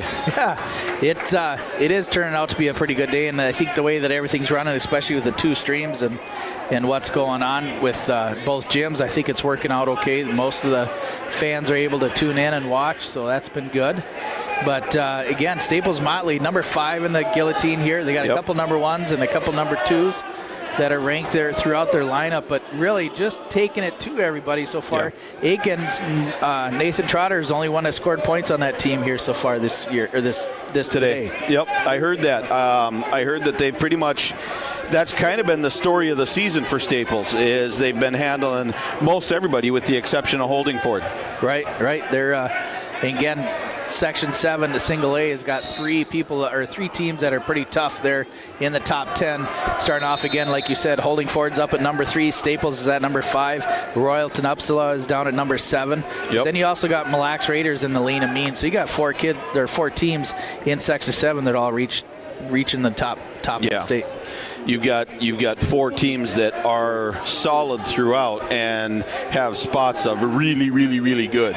Then you've got Staples, in that 4, you got Staples and Holdingford that are really good throughout. Yep. So, yeah, well, we're going to have the dedication on Old Bailey Gym here between 5:30 and 6. We're going to transform the mat under the big light here, and it'll be a head-on duel here with Crosby and Aitkin here at that time, starting no earlier than 6. Right. But the next match, the next duel meet here, the next match is at 4:45 as the Gobblers take on the Park Rapids Panthers here. Park Rapids, too, has a few open spots in their 23-24 season here. So far, they are 0-3 on the day also, along with the Gobblers 0-3. So one of these teams are going to get their first duel victory here to come up. Yeah, it'll be an interesting duel. Park Rapids maybe a little down this year, and Aitkin is a little bit down this year. So it'll be an interesting step up. We've got some injuries. We got some guys battling back. Nathan Trotter, I saw him wrestle just for a half a minute earlier against Pequot Lakes, Pine River Bacchus. Yep, he wrestled. He wrestled against. I'm brain cramping. Hold on. Hold the phone. Yeah, you keep talking. I'll tell you who he's wrestled. You know what? He wrestled a close match. It was Brady Rule. There you go, Brady. Yeah, wrestled Brady Rule, and he wrestled a close match, won that 2-0. And Brady Rule's, he's no slouch. That kid's a good wrestler. It ended up being 3-1. There's two stalemates points that went to each wrestler, so it kicked it up. They each got a point. Okay. 3-1. But that was pretty fun. He also beat. For the Detroit Lakes wrestler, Nathan Trotter beat Bo Sandal 1-0. Tough kid. And, Sandal's a tough kid. And then he beat Turner Beachy from Staples. So Trotter definitely having a tournament right now. So that's good to see. I talked briefly with Noah Rutger.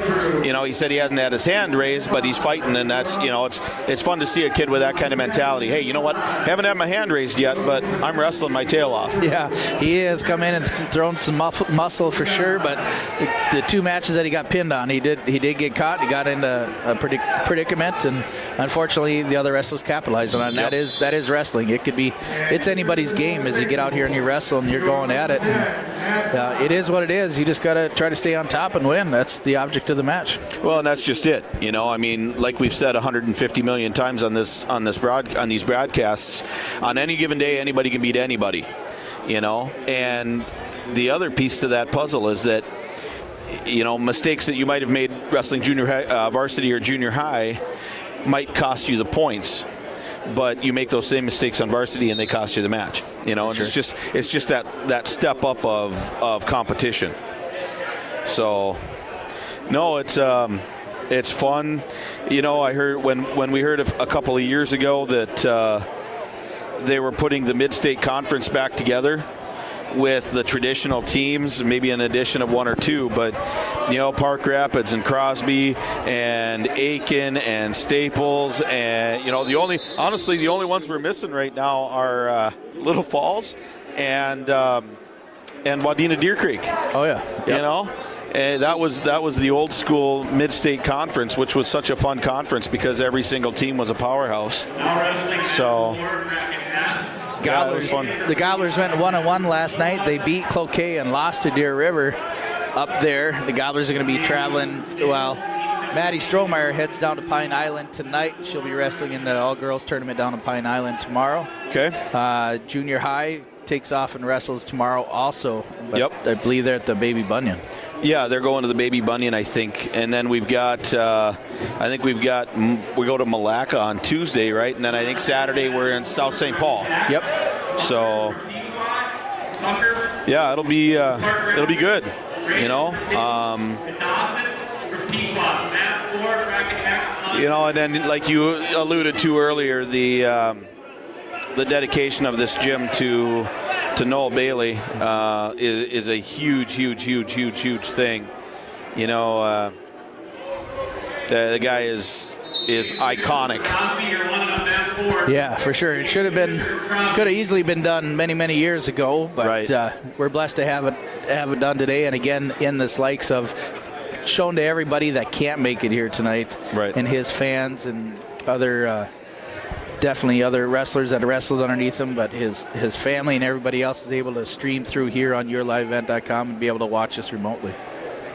Well, you know, and I was thinking about this today as I was rolling around in my hoopty, and I was trying to figure out, do you know what year did he start coaching? He started in 74, 75. Right. And that was the year, actually, Denny Haskamp was a senior, and he was telling me that first year that Coach Bailey coached, there are 6 seniors on the team, and Coach Bailey had some commemorative bracelets made for those 6 wrestlers. So, and Denny was showing me one of those. So that was pretty cool. But so, you know, I look at it. You just say 74, 75. So you got roughly 48 years that he's been affiliated with coaching in some fashion. Yep. All the way, you know, up to this year where he still pokes his head in, still comes and talks to these boys. He's still motivating. He's still talking. He's still, you know, he's still doing those things. How many wrestlers has he impacted their lives in some facet? Countless. It's got to be hundreds and hundreds. Thousands. Thousands. Yeah. Even you'd think about all the kids that had him for a teacher. Yeah. Coming through that, you know, whether they were basketball players, track players, or didn't do nothing with sports, but they had him for a teacher. And he's touched so many lives and impacted them, as long as other co-teachers too, and other co-workers in one aspect or another. But right. Definitely a stand-up man and well-deserved. And hopefully everybody should act like Mr. Bailey. Let's put it that way. Yeah.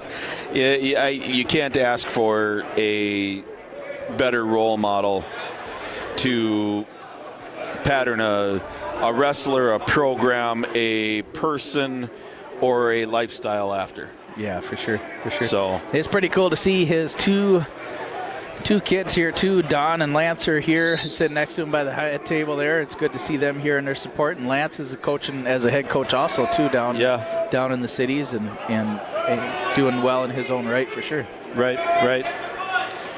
Yeah, it's fun to see these. You know, it's interesting, and we'll see it. I'm sure we'll see it tonight, and I've seen some of those guys strolling around already. But as I've been walking around today, there are some Park Rapids alumni that I've seen. There are a ton of Staples alumni wandering around here today that I've seen. We could have a all-star state tournament, and it would be as entertaining as it was 40 years ago with some of the people that are wandering around in these two gyms today. You know, legends in the sport of wrestling that are wandering around these two gyms. Obviously the Dravises and many others, but yeah. Yep.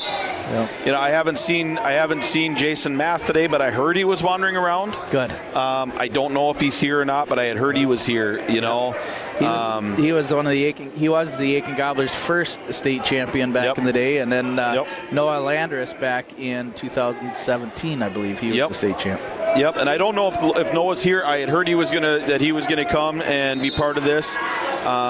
You know, and it's just so much fun. You've got 7th graders that know Noel Bailey's name, and you've got guys that are from 1974 that are in this gym that know Noel Bailey. Yep. You know, and whether you're from Park Rapids or Pequot Lakes, Pine River Bacchus, or Staples, you know, especially those guys that wrestled back in the heyday, they're going to know Noel Bailey, and they know what he represents. They know who he is and what he brings, and so can't ask for a better venue to be able to do this. Yep, especially in the old gym here. Now it will be the Noel Bailey Gymnasium here on the Noel Bailey mat. Yep. Oh, yeah. We got just a few more minutes. Long day. I was able to start blabbering my mouth here at 11:45. I was so excited. Well, then, you know, knowing how long-winded you are, you should probably have another 8 or 10 hours in you. Oh, I'm good. I'm good. And the coach's room is feeding me good. I put on another 8-10 pounds so far. I'll be wrestling heavyweight next week, so I'm doing good. Yep. But, yeah, no, it's pretty awesome. And it's good to see all the young wrestlers, too, even from our neighboring town. Crosby's got an awesome elementary program that's coming up, too, and they're growing, and it's fun to see quite a few of them showing up. 5th and 6th graders have been awesome watching them here on mat number 4 here all day, and now they're finishing up some junior high wrestlers, and it's good. Yeah, you know, you hear people, prognosticators out in the world, talking about the sport of wrestling dying in Minnesota. And I would argue that if you believe that, come and hang out on a day like today. Right. You know, take a hard look at girls wrestling in the state of Minnesota and how fast that's growing. The sport is not dead. No. And it is definitely alive and well. So for sure. And if you really want to do something, you should get out and be a ref. Because they're always looking for some more refs. There's so much wrestling going on and not enough refs to get out and do everything for what needs to be done. And so hats off to all the refs for getting out and stepping up and answering the call for sure.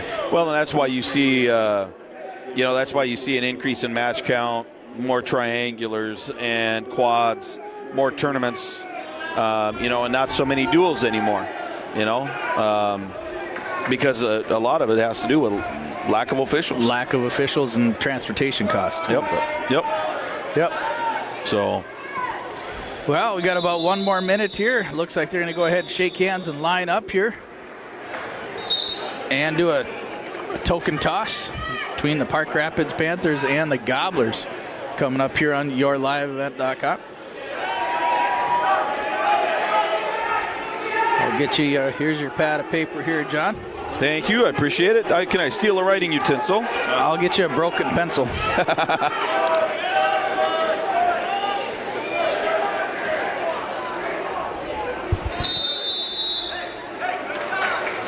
All right.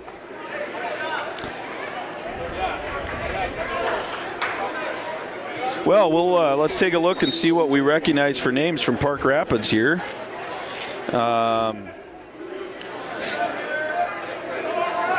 At 107, they're going to have Heath Safradowicz, 10th grader. At 114, they're going to have Leo Kruber, a 9th grader. At 121, there's going to be Wrigley Clark. 127, Aiden Maynham. 133, Henry Thorson. 139, Cooper Ackerman. 145, Jarrett Kalski. 152, Peter Carroll. 160, Alex Homer. Or Andrew Johanning. 172 could be one of either of those two that I previously mentioned. 189, Anthony Teig. 215 is going to be Dandre Johnson or Charlie Johnson. And heavyweight will be the either or of them. So So Park Rapids comes in with a full team here. The Gobblers are going to be open here a little bit, but they are going to be starting off with Weston Killinan. Weston's gone 2-1 on the day so far. As an 8th grader, he wrestled both 107 and 114. Carson Crane's at 114. He has not yet wrestled today. Andrew Hutterlick is at 121. Madeline Strohmeyer, 127. Not sure if she'll wrestle this match. Noah Rucker has gone 0-3 so far today, but he is wrestling at 133. Jackson Klein might wrestle this match. He's been recovering with a knee injury, but back to about 80 to 60 or 95%. Yeah, it depends on who you talk to on that one. Yep. Then at 145 or 152, it could be Garrett Trotter and Nathan Trotter. They both wrestled down to 139 also. Tyler Frankie is usually right around 160. Cole Spollerich. 72 is going to be open. 89 is going to be open. 215 is going to be open, and heavyweight will be open. Okay, so we are open at 107, and Safford Towich gets a forfeit. So at 114, we're going to see Killinan. And he's going to probably be out there against Leo Kuber.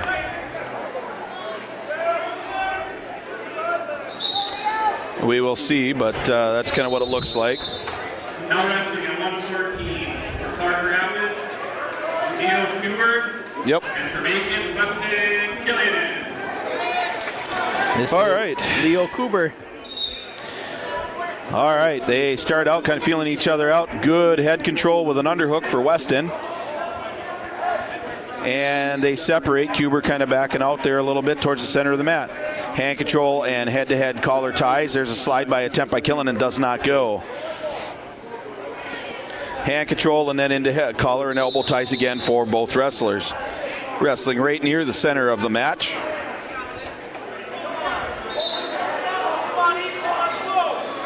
Taking their time, sizing each other out. There's a nice deep double shot by Weston, and he gets the first points of the match. 2-0, Weston Killinan.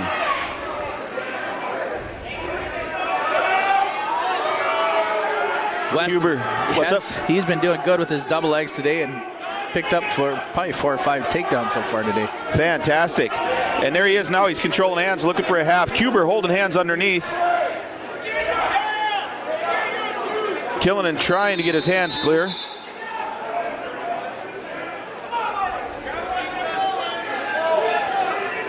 Weston's at 500 at this match. He is 12-12 on the season. 48 seconds to go here in the first period, leading 2-0 at 114. And not a whole lot happening here on either side. Weston trying to roll hands, trying to bring him in. Kuber keeping his hands tight in underneath of him. There's a bar attempt by Weston. He's got to square it away. Now he's got a double-double. He's going to try to circle. Kuber trying to fight it off. Weston trying to step over, trying to get his points. Comes over. Nice and tight double-double. 19 seconds left. Counting points. Weston needs to sit up a little bit higher. 10 seconds left, and there's a fall. Weston Killinan. It'd be a fall in 149. Nice job. Good double-double by Weston there. Good, strong bar. He's talking to his parents here earlier today, and they're pretty proud of the young man. Doing a pretty good job, really coming into his own zone at his own weight there and feeling really comfortable out on the mat. Yeah, I mean, that's what we talked about. You know, we've talked about that several times this year, but we talked about that last year, too, about the uphill climb that he would make. It's going to be Andrew Hutterlick for the Gobblers and Wrigley Cart here wrestling at 121 for the Panthers. All right, Clark in on a Russian tie. Hutterlick trying to back out of it. There's a drag attempt by Clark into a forward headlock with a snap down as he gets Hutterlick down. Now he's trying to circle around behind. Hutterlick fighting to control hands. Circling, and there's a throw by Clark for 2. Deep into a half right away. Wrist half. Hutterlick's trying to fight it off, and that'll be a potentially dangerous. We're going to restart.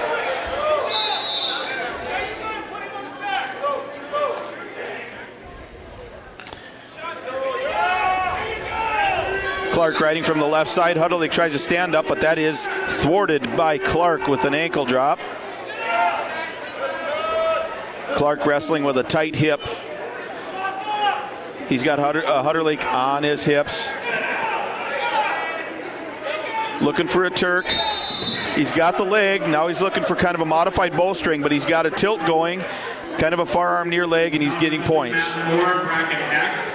Hunter from Pequot, Tucker from Clark Rapids, Braden from Staple, and Dawson from Pequot. Matt Moore, bracket X. Hudderlick able to get off of his back, but gives up 3 near fall. How we're gonna do the camera thing? Score 5-0. Clark over Hudderlick with about a minute, just under a minute left in the first period. Zane from Aitkin, Grady from Pequot, and Jackson from Clark Rapids. Bracket Z. Clark working a bar in right near the edge of the mat. Deep bar for Clark. Hudderlick trying to fight it off. Clark circling. He's got the wrist. Hudderlick fighting it off and is able to clear both arms. Big crossface for Clark. And Hudderlick is able to clear that. Again, far side half. Oh, and that was a full Nelson, but they did not call that. Happened quickly. Now wrestling Matt Live, bracket F, Logan from Pequot. Looks almost like a T-bar tilt attempt, but no go. End of the first period, 5-0. Clark over Hudderlick. Team scores tied up at 6 apiece. On deck Matt Live, bracket I. Hudderlick defers. Clark takes down. Nash from BL, Linden from Aitkin, Carey from Pequot. Bracket I on deck Matt 5. Stand up for Clark, fighting those hands clear. He gets a turn. Hudderlick in deep on a single. Clark trying to get clear to get his points. He's going to look at coming all the way around for a 2 right into a forward headlock or a forward cradle. Looking to get his pin right here with a near side or a forward cradle. And there it is. Fall. 2 minutes and 22 seconds. Winning that 121 match was Wrigley Clark from Clark Rapids. Now we're moving up to 127. This should be Aiden Maynham wrestling, and it's going to be Noah Rucker. So I heard. Maybe he's jumping up to 33. So 127. 127 will be open for the Gobblers. 127, Aiden Magnum receives a forfeit. That is Aiden Magnum. Now we're moving up to 133. And we'll see Rutger, and I believe this is going to be Henry Thorson.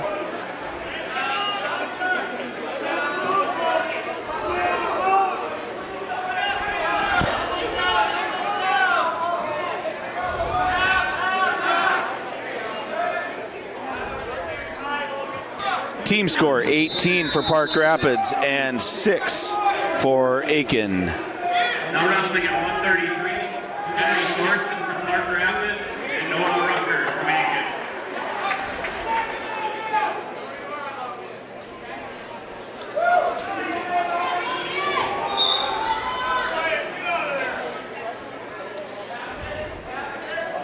All right, collar and elbow ties for both guys. Rutger fighting real hard, head to head. There's a Russian tie attempt by Thorson. Overhooks with an underhook. There's a nice high crotch attempt by Thorson. Fought off well by Rutger. Rutger with an over and underhook. There's a nice outside shot by Rutger, counted by Thorson. Russian tie slide by into a reshot by Rutger right near the edge of the mat. Thorson feeding hips heavy, trying to counter this shot. Rutger getting flattened out, and 2 takedown for Thorson. Right away into a cradle goes Thorson, and that is very tight cradle.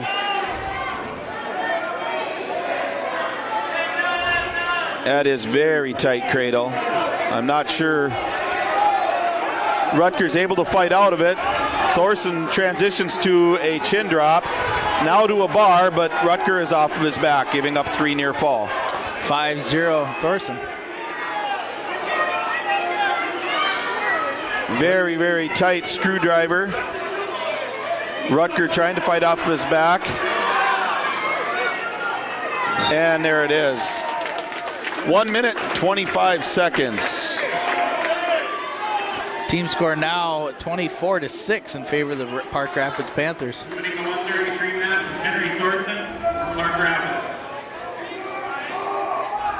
Now we're bumping up to 139. Again, Gobblers open quite a few weights and quite a few injuries here for the Gobblers. I believe we're going to see Cooper Ackerman here at 139 and Garrett Trotter. Now wrestling 139 from Park Rapids, Cooper Ackerman, and from Aitkin, Garrett Trotter.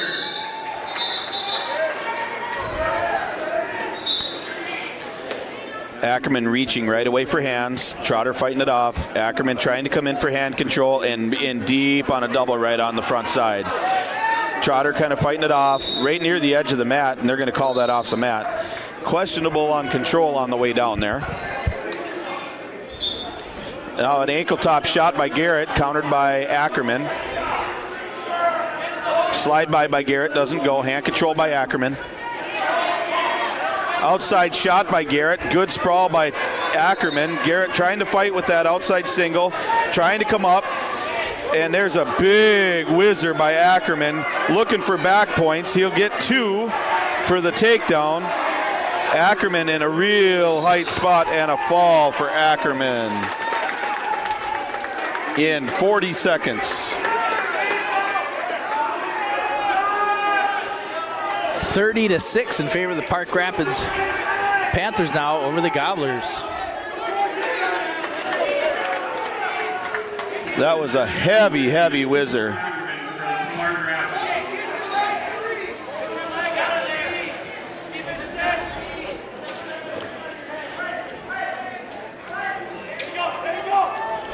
And we're going to see Nathan Trotter at 145.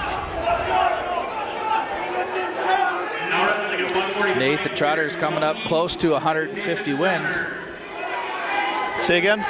He's getting close to 150 wins. I think he's at 148 right now. Okay, all right. So Garrett coming out against Galski, or Nathan coming out against Galski.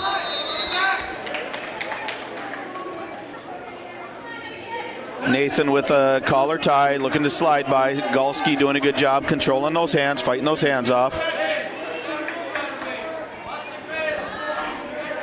Russian tie for Trotter. Galski backing away, trying to clear. He shoots for a fireman's, can't get it. Overhook, underhook for Trotter, right near the edge of the mat, now with a collar elbow tie.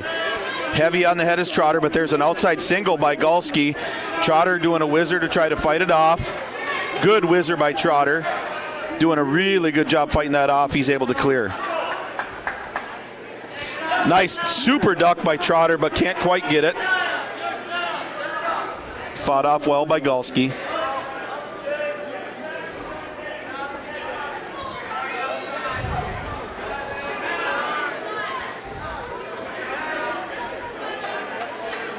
Trotter pressures in there with that underhook. Minute to go here in the first, the duck under. Yep, hits that super duck the second time for 2. Gorgeous, well done. There's a chop on an attempted switch by Galski with about 48 seconds left, and off the mat they will go. Trotter 3-0 on the day. 1-0 victory over Sunham from Detroit Lakes. On deck, Matt 5. He ended up going 6-4 over Riley Reese. Yep. From Staples.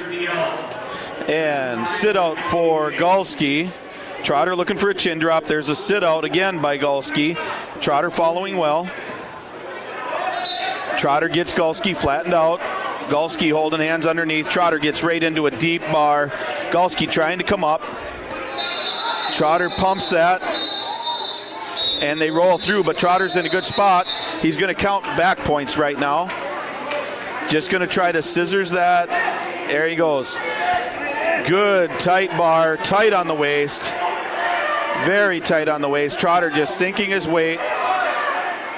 Trotter sinking his weight. And that'll be the end of the period. 3 near fall, Nathan Trotter to go to the second period. 5-0 Trotter at 1:45. 30-6 in favor of the Panthers over the Gobblers. That was a very tight bar, Lance. Holy cow. Oh, and we'll have a false start on Nathan there. Waiting for that whistle.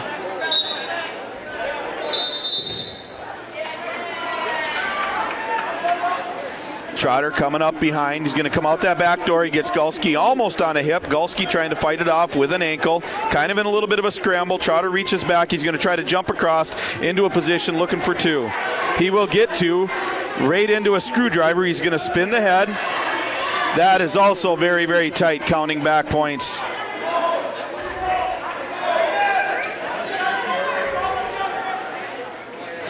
Gulski turns into him to try to clear it, and he will clear from his back. Trotter still in control with a bar, going to the wrist. Now he's going to walk that head, looking again for back points.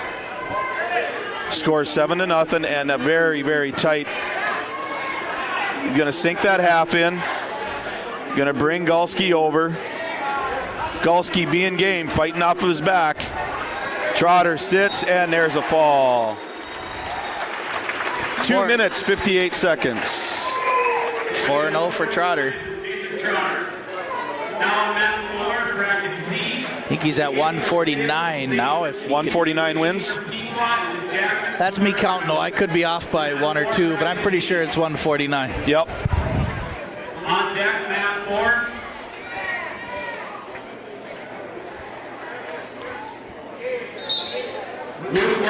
Yes, last night he was at 144. I thought he won 2 there, put him to 146. So I can't tell you if that was number 150 or if that was 149. Yeah, but we got to be close. Either way, that's an amazing accomplishment. So, wrestling now for the Gobblers at 152, Jackson Klein. 15 for Park Rapids, Peter Carroll, and for Aitkin, Jackson. And he is wrestling Peter Carroll. all right. And we've got collar elbow tie by Klein trying to set up an arm drag. Collar elbow tie by Carroll, outside shot by Klein. Carroll being real aggressive with collar tie. Russian tie for Klein. He's trying to set up a Russian tie with an outside trip. Can't quite get it. Klein got to be careful because he's giving up a little bit of weight here. Smartly backs out.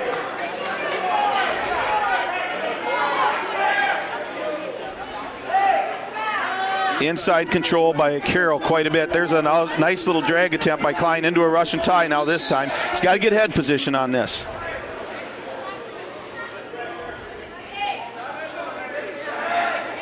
Again, Klein looking for that outside trip. He's given up a little bit of weight to be trying that. There's a deep shot by Carroll as Klein tried to break, and he's going to try to come around, and he will get 2 on that shot. Klein looking at hand control.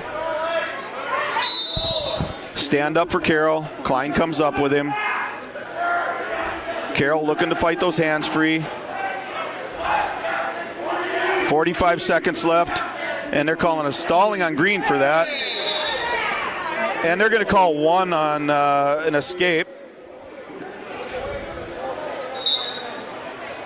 2-1, Klein over Carroll. Another shot by Carroll. Klein looking to score on it. He's got to come around behind, and he will get 2 more.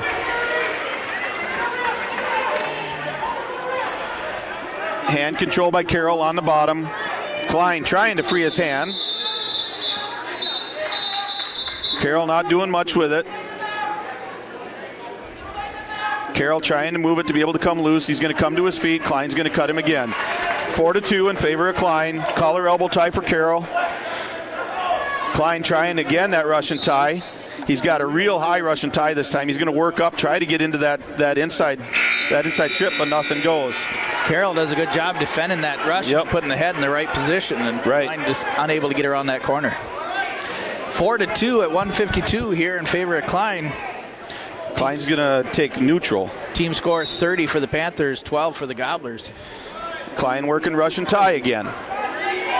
He's got to get head position change. Setting it up. Hand control by Carroll again. You actually have to do something with hand control. There's an outside trip again by Klein. Carroll not doing much with the hand control. Russian tie for Klein. Inside trip again. Carroll counters.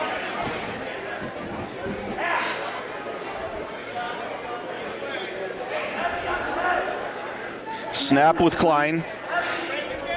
Again, hand control has to advance to something.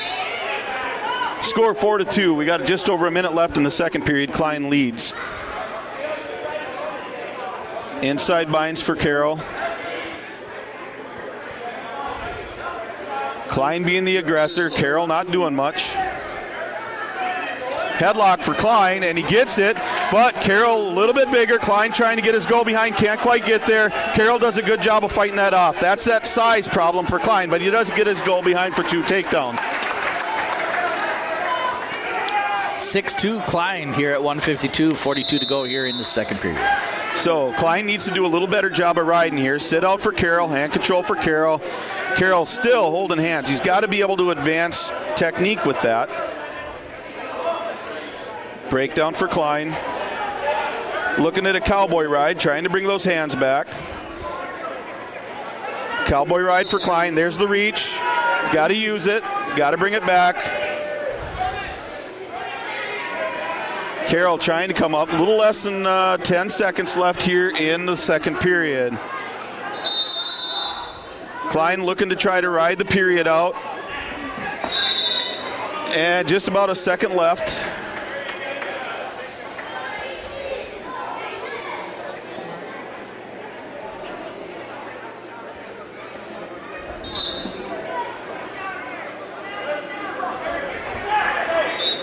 Sit out for Carroll, no points. Third period. Carroll's choice, and he's going to take down.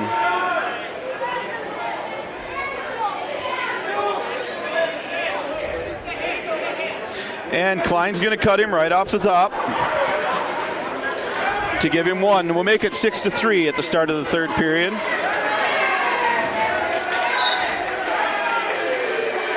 There's a high crotch attempt by Carroll. Klein trying to come in with a resock shot, but he can't get it.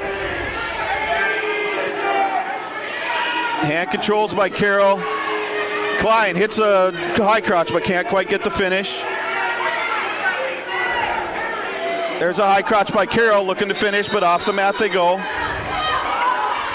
Again, score here in the third period, still 6-3 Klein. Klein comes up a little gimpy on his knee.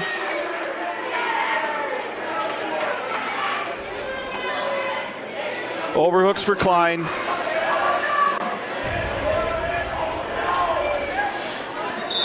And Carroll again looking for throws, but Klein throws a headlock right off the mat, really close.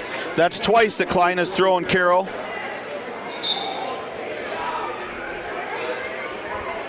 Collar and elbow ties.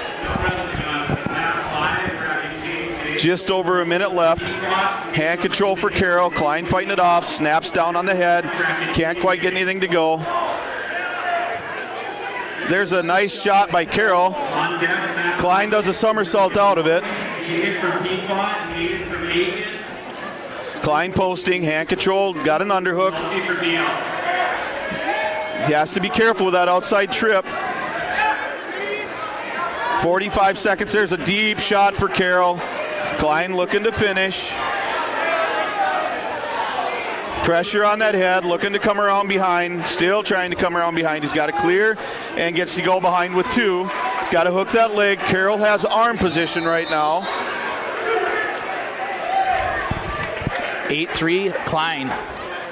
Klein trying to hold. 25 seconds left. He's got to hook that leg. Stalling on red, called there, and Klein's going to cut him for 1. Again, Carroll holding those hands. He's got to advance position with that. Score 8-3 in favor of Klein. 10 seconds left. Carroll looking to shoot and score points late here. 3 seconds. I don't know what he's doing. That's some sort of an acrobatic thing. All right, good match. Winning at 152 for Aitkin is Jackson Klein. All right, moving up to 160. 160 for the Gobblers. It should be Cole Spolarich. All right. Yeah, I don't know. Maybe his head got really light there and he had to spin a last somersault at the end. I don't know. Should be careful with that knee of his. That's what I'm saying. I mean, he came up gimpy on it midway through the match, and now he's out there doing somersaults. Well, it might be Frankie or it might be Spolarich. We'll see what happens here at 160. It looks like it's going to be Tyler Frankie. All right, wrestling at 160 for Park Rapids, Andrew Johini. This will be Andrew Johini for the Panthers. Okay. Frankie looking for the throw, but that's countered by Johanning. Johanning looking at a head lever here, trying to get the head lever to go. He gets it, he pumps it right into the half. Frankie is going to go over.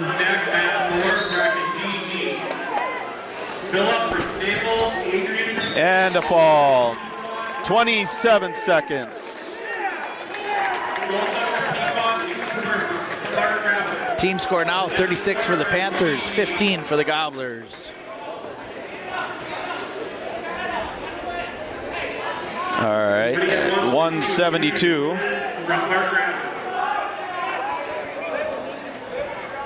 Will be Cole Spolarich Yep. for the Gobblers. And I believe by the looks of it, it's possible that they may be open at 72. Well, that might be the match. Huh? Let's see. 172 for No. Park Rapids, Alex Homer, and from Okay. This is Alex Holmer. Holmer, a 10th grader. That kid looks like he's about 32. Big, strong kid at 172 pounds. Gets right in on the collar tie on Spolarich. Heavy on the head. Holmer, good control there with the collar tie. Spolarich fighting off a shot there, gets into a front headlock. Holmer drops into a body lock, but Spolarich is able to get two. Throws in his hooks as Holmer tries to come up. Spolarich trying to get him to flatten out. And he does get him to flatten out. 3/4 half by Spolarich. Looking to tuck that head. Holmer, a 10th grader. Spolarich slides back, and a potentially dangerous. Spolarich, a 10th grader, too. 1 point red. Is that clasp or?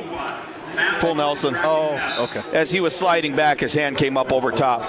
And that'll be one escape for Holmer. Tying it up at 2. Yeah. Hand control for Holmer. Collar tie for Spolarich.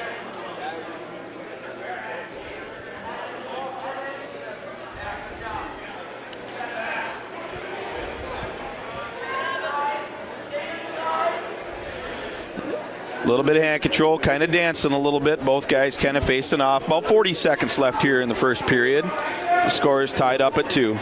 Collar elbow ties for both wrestlers.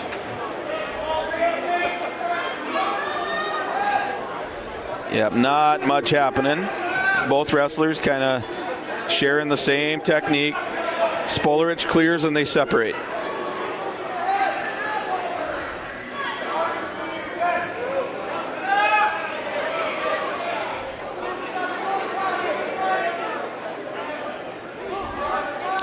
Ten to go here in the first. Yep. Heavy collar tie there. You could hear it up here. There's a nice duck under attempt by Holmer.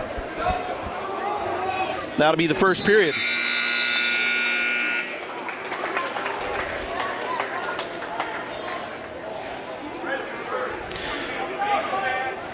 And Cole's going to take down Lance.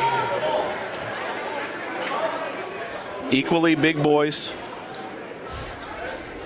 In the second period here at 172. Team score 36 for the Panthers, 15 for the Gobblers. Spolarich tries to stand up. Holmer is able to get him broke down. He had Looked like he a had wheelbarrow run there. Yeah, he had that ankle almost to the rafters. Spolarich trying to work his way up into a granny stand-up, comes up, grabs hands, he's up. Big mat return by Holmer. Now wrestling on mat floor, Rapp from Staples, Adrian from Staples. Far arm near leg for Holmer. Gets Spolarich to go. Spolarich is coming off his back. 2 points is going to be awarded if Spolarich is able to come off of his back here. And he will come off of his back. That's 2 near fall for Holmer, 4-2. Can I get Jay for Pequot for Matt? Spolarich trying to work his way up.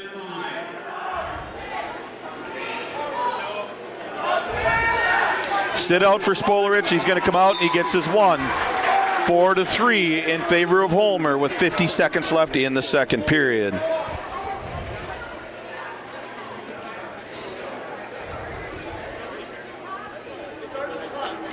A little bit of dancing here, kind of. There's a beautiful shot by Spolarich.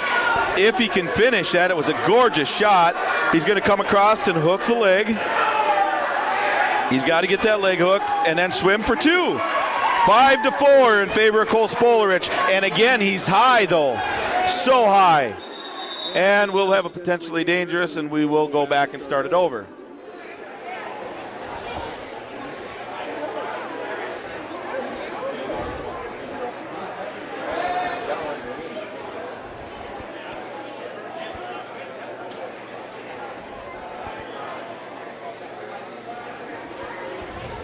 Looks like there's a question about the score. Might indicate that it should be even, 5-5.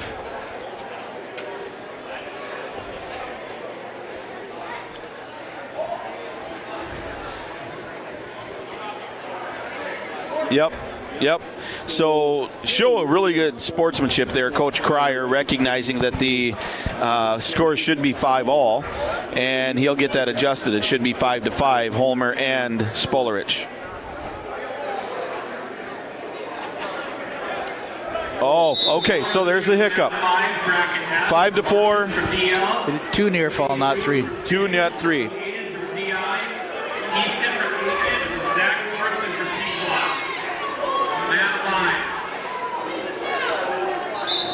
All right, stand up fast by Holmer, countered by Spolarich, but again, he's getting very, very high. And he gets high enough that Holmer is able to scoop that head. He'll get 2 reversal to make it 6-5 with 5 seconds left in the period. Quick stand-up attempt by Spolarich, and that is going to be a potentially dangerous. 2 seconds in the second period.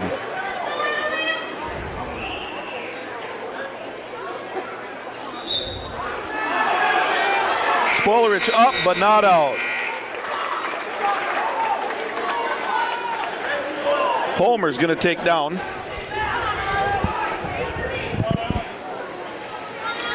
Spolarich has got to wrestle behind those arms.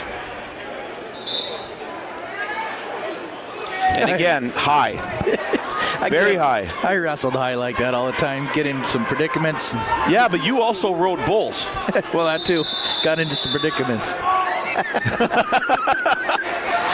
So now here he's in a better position. He's at least under the arms. He's at least behind the arms, but he's got to get, his hips are so high that he can't get the arch. So he gets the roll, but he can't get the arch to get Holmer flattened out. If you're going to be that high, you got to get a power half in. But again, now we're high. And now he's got a leg trap. He has to stop wrestling so high. He's got a cradle in, but it's a bad position cradle. Holmer looking at trying to come out. Spolar is trying to slide back, and he's high. He's got to get there. He gets the arch, and he gets Holmer broke down. But he's got to maintain that position. Holmer's high, traps his head, and Spolarich is almost trapped there. And there's going to be a clasping call against Spolarich. So the score will be 7-5 with 50 seconds left. Spolarich in a bad spot.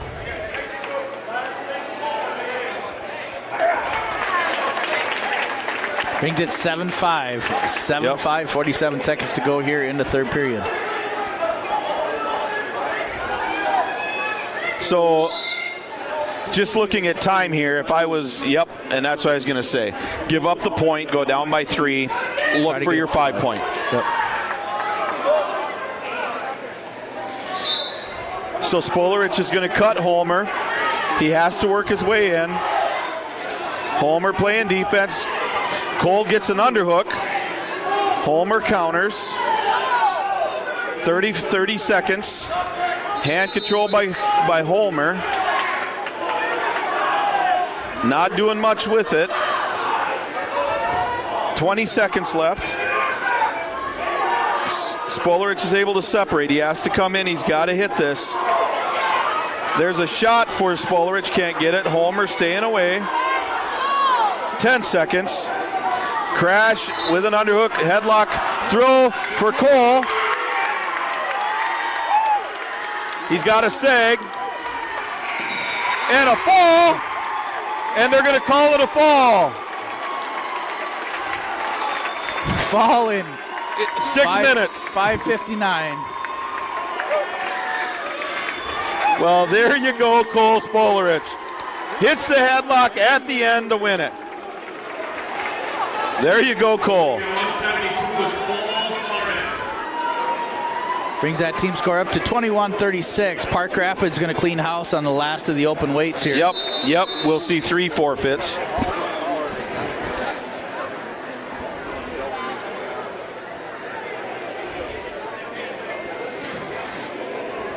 But how many times have we said you have to be careful with the Spolarich hips? Yeah, but they were so high half the time. Yeah, you're not wrong. You got to be careful. You're not wrong. Yeah, absolutely. Yep. Park Rapids is going to pick up a dual victory here. As the Aitkin Gobblers are open the last 3 weights here. But it's going to be a final of, I believe it's 54-21. Otherwise, it's 54-21 final. Yeah, you know what? But some real bright spots there. I mean, Spolarich able to overcome some kind of sloppy wrestling there a little bit. But young kid, he'll figure it out.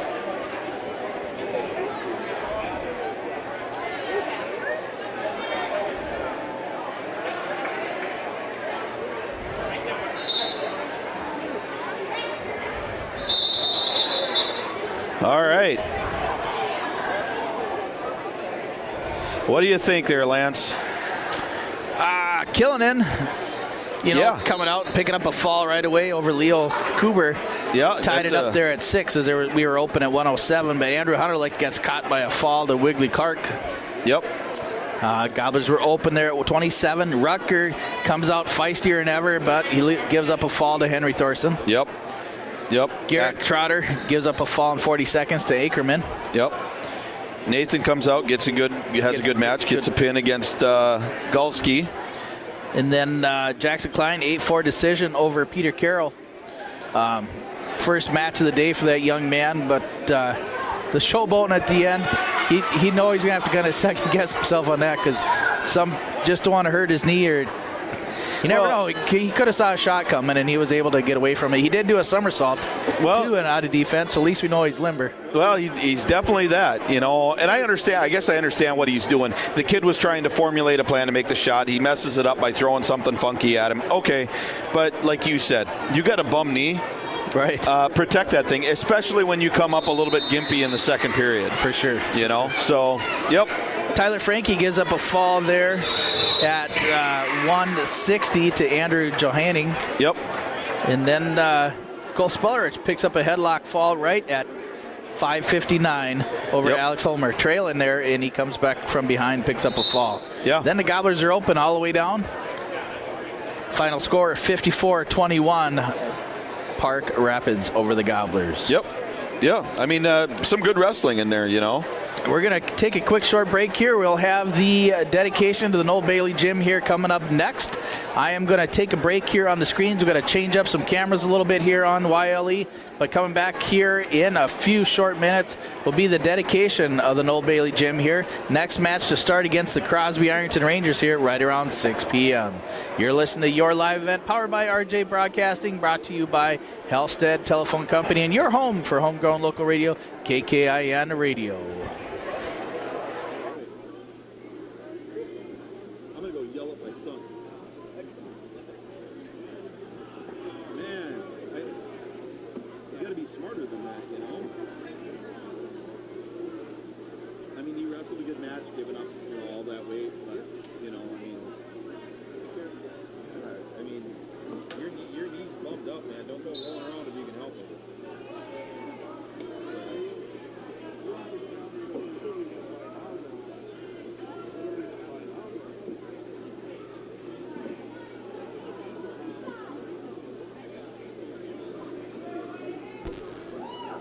I'll be back. Yep. Excuse me there, boss. I don't want to step on you.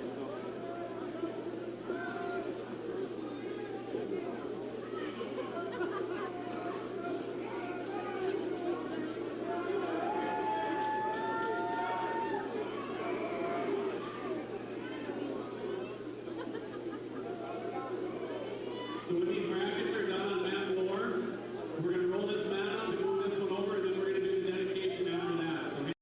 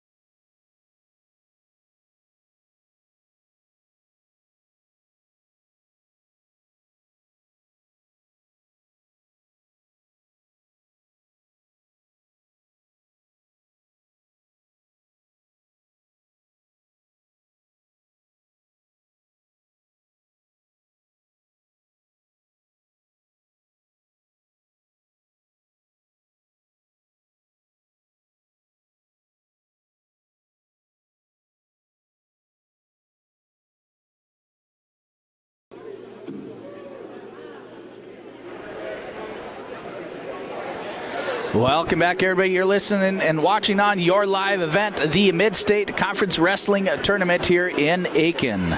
It is now a little after 5:39. This will be the dedication to our legendary coach, teacher, and icon here for Aitkin, Mr. Coach Bailey.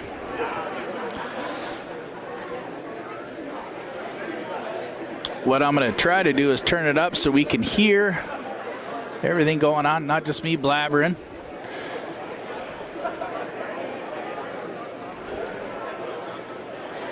This is our head coach at one time, Dan Stifter. I want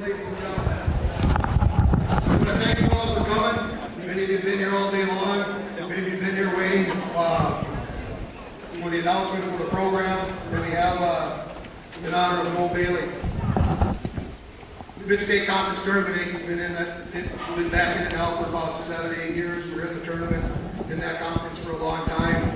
Many of the current coaches and some of the other teams probably had wrestled in that, maybe wrestled when Noel was coaching. Some of the former colleagues that may be still involved with the sport. So I think it's a great night. We have plenty of fans and family in the gym. So I do have a few people that we're going to have come up and speak. I would like to have Coach Bailey come out and have a chair as the man of the honor. Come on out. Let's hear it from Coach Bailey.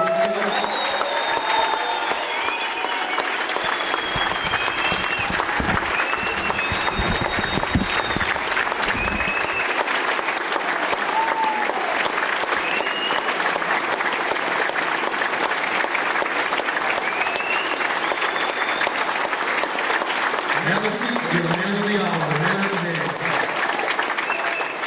I would like to have Brian Baker. Brian, if you'd come up and share some words of wisdom with us. Brian's a former Aitkin wrestler back in the day. Look out, Noel. Here we go. Thanks, Dan, for arranging this and whoever else helped do it. It's pretty exciting to be at an event like this.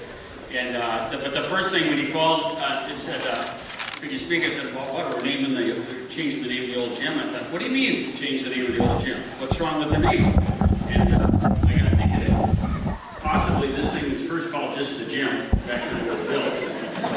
And then I was thinking, well, maybe at one point there was a committee that had to get together and give it a new name because there was a new gym. So now they had to come up with the old gym, and I guess the committee did a great job because for decades people knew them and they got where they needed to be and it worked and it was practical, so it was a success. So, like, why change something that works, right? So, I'm getting around to it, but it's starting to make sense. But I have stories that I've been telling that, you know, have the old gym in it, so I'm going to have to start changing the stories. So, one of them was, this was our practice room for 2 full seasons. Well, that addition was being built, so every day it was roll up the mats and roll up the mats. So we spent a lot of hours in this place, and people would say, well, turn up the heat, we need to lose some weight. But we couldn't do it. And then one of my favorite stories, it kind of ties in the old gym, is I think it was January of 1979, and we had a home dual meet. And the boys basketball team had a home basketball game. So perfect, we've got 2 gyms, right? So the decision was made by someone that the wrestlers get the new gym. And the dual meet was the Staples. And they happened to be a pretty good team. They were returning state champs and ranked 1 in the state at the time. And I don't think we were ranked. But we gave them a good battle, and we were in the middle. We were getting towards the end, and we were behind in the duel. And I noticed that the crowd starts growing. It was already full, but the crowd starts growing. Well, the basketball game was over. And they heard all this screaming and commotion, so they started to filtrate in. So it was a full gym became standing room only gym. And then people looking in the entryway. And then Kevin Lamke decides to pin his guy. And the roof goes off the place, and you can hear it downtown probably. And then the rest of the old gym people all had to come in. So you couldn't walk in that place. And watching John Bright beat his kid, we win the duel, we pull off the big upset. So that was a fun day, huh? That was a fun day. And no offense to any Staples people here. I've told that story a lot. But I guess as a 15-year-old kid, I've never been part of something that was so exciting. And I looked around, Don Burt was crying. You know, for those that don't know Don, he was the elementary guy, not the junior high guy forever. Noel was hugging people, like probably cracking some ribs the way we were hugging them. But I thought back, like, to think about how hard a guy like Noel works to create a program, build a coaching staff, recruit kids, keep out the kids that aren't sure they like it, or they can't make the team, and okay, we need you here. And he had 5 guys deep at a weight, so he had really built a program. So it occurred to me that it had to be a real great accomplishment for him, just to feel like, wow, all this work is paying off. So it was that was pretty cool.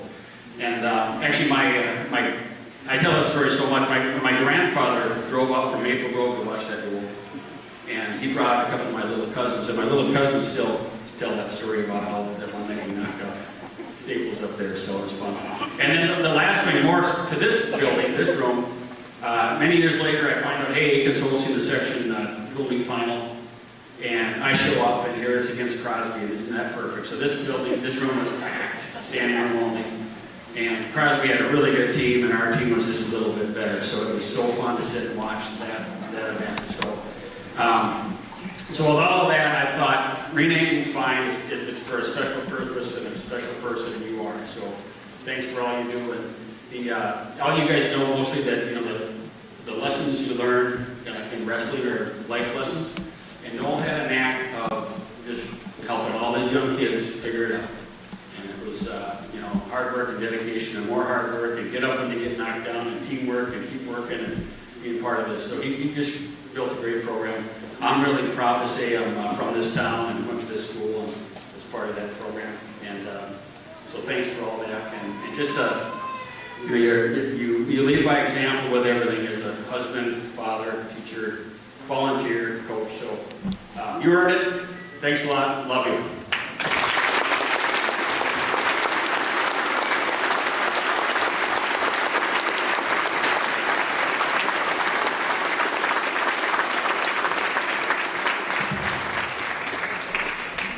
Thank you, Brian. Our next speaker will be Roland Hill. Roland's a former student of Noel's, a current school board member, and a longtime friend. And he's got stories. Thanks. Well, good evening. What was that?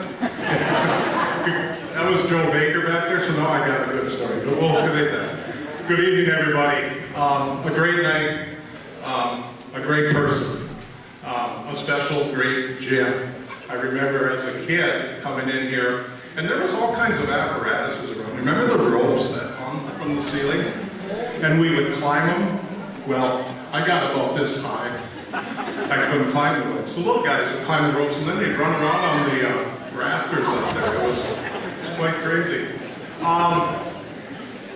Back in about, it was between, Noel and I just talked, between 72 and 75, somewhere in that area, Hills Drive-In, not after us, but after your family, your wife's family. And there was a storm that came through that town. A few of you remember, a lot of trees went down.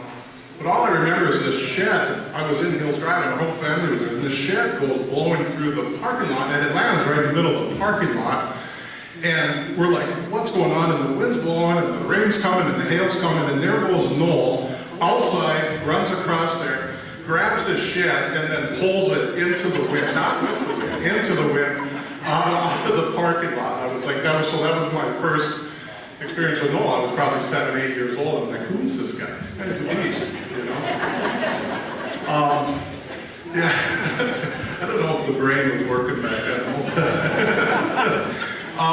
9th grade, for those former students, remember we had Noel as a social studies or health or something. I can't even remember the 9th grade back then, but I think it was social, right? Yeah, so we went in there, and I will tell you that one thing about Noel is it didn't matter if you were a wrestler, I wasn't, it didn't matter if you were a wrestler, who you were, you all got treated the same. You had everybody, Noel did a wonderful job of treating everybody with respect. It was just something that I think that was you. It didn't matter where it was, that was you, and that's the way you were. That was something that I always remember. I think I was a senior, and one thing about Aitkin High School, even if you weren't a wrestler, you came out of the school kind of being one, because we were always wrestling with each other. I mean, that was just the way it was. So one day I'm going to kind of toast Jason Math here. Jason, one of our state champs. I was a senior. He was 2 years younger than me, and Jason started to kind of pick on me down there. And I ended up picking him up and throwing him on his back. And I like threw him and took him down. And of course, then I felt pretty good, but then he kind of wrestled and then turned it around. But Coach Bailey looks at me and goes, "Hill, why the hell weren't you out for wrestling?" I'm like, well, I don't know, I never asked. So, remember that? I bet you do. Yeah. About a year and a half ago, my phone rings, and it was, I'm like, oh, it's Noel Bailey. Hi, hello. Hey, Ronald, this is Noel Bailey. I know, how you doing? I think you should run for school board. I'm like, okay, yeah, you know, I just think you should run, and that's all I'm going to say. So we'll talk to you later. It was just boom, boom, real short. Just quick, down and dirty, that was it. And there he asked me to do something. I turned around, looked at Kate, I said, all right, Noel asked me, I think I'll probably do it. I respect somebody like Noel, I respect our elders, and that was really something that I did. So tonight's a great night. We honor, we call it the Noel Bailey Gym. Special, it'll always be that. Get rid of old Jim, it's the Noel Bailey Gym. Thank you, everybody.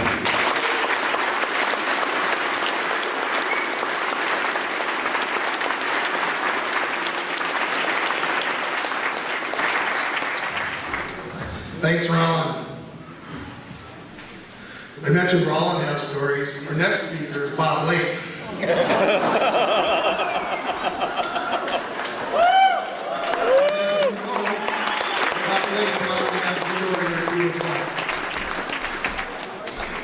Thanks, Coach. Hello, neighbors. How you doing? Hello, wrestling family. How you doing? Hey, Coach. Good to see you. You know, this is going to go on and on. People can tell tall tales, fat lies all night long, and it's not going to change a darn thing. So I'm going to tell you one, maybe two, real quickly. Notice he's wearing his boots. I got to tell you about the boots. From my standpoint, he was a good guy, I was a bad guy. I was the coach that the kids loved to hate. And my only job was to keep him in shape because I never was a real good wrestler. I was a basketball reject. And I came out of the room and John Friendly, Papa John, grabbed me by the nape of the neck and said, "We got a sport for you." Threw me in the room, and wrestlers at that time hated basketball players. Had that crap kicked on me. Bailey, or not Bailey, but Friendly pulled him off of me, and I ended up being kind of a thug on the team. See those boots? We always paid attention to our competition because those are, you got to know your enemy or your neighbors. Staples, Minnesota. Don Dravis, my hero, by the way. He's a Minnesota Hall of Fame. He is in the national one in Oklahoma. Not Oklahoma, what is it? Oklahoma, yeah. I actually visited it once, but we've tried to figure out how to beat him. And I mean, it took years and years and years, and I don't know that we really got it down well, but he'd stand on the side. We never could figure out. We'd be in one corner, he'd be in the other corner. You kind of glare at each other. And the next thing you know, the kids are wrestling like crazy, and they end up right there. Every time. Little light starters come on. Bailey's got cowboy boots. Boom! You can't do it on this, but you should hear it echoes. And we taught our kids, take that Staples kid and drag them over here. So they'd be dancing along, we'd have them by headlock, going over to our corner where we could coach them out of Don Dravis's reach. It worked so-so. The only other thing I can tell you, Coach, this day I apologize. We were out there rolling, and he dislocated a finger. And the thing was going south, and he was pointing north. And he had it up like that, and the whole wrestlers looked at it, and they about just turned pale. Did we have any wrestlers that were in that room that day, by the way? Oh, we got a few. me being a first responder, Coach, I'll take care of that. Come here. I grabbed that sucker, went like that, pulled as hard as I could. It went clunk. He stood, to this day, his finger is crooked. Congratulations. Appreciate it. You're my hero.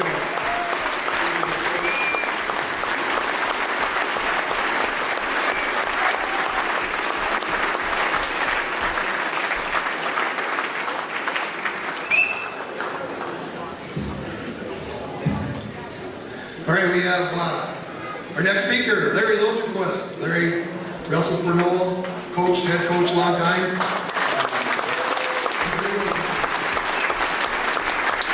Thank you. I was fortunate enough to wrestle under Coach Bailey and Coach Lake. The whole good guy, bad guy thing is true. They did switch roles one day, and that really confused us. So that is a true story, and you couldn't ask for a better duo of coaches. They knew what they were doing, you know. And the funny thing is it never took many words. You know, we never talked about, you know, commitment or being hard-nosed.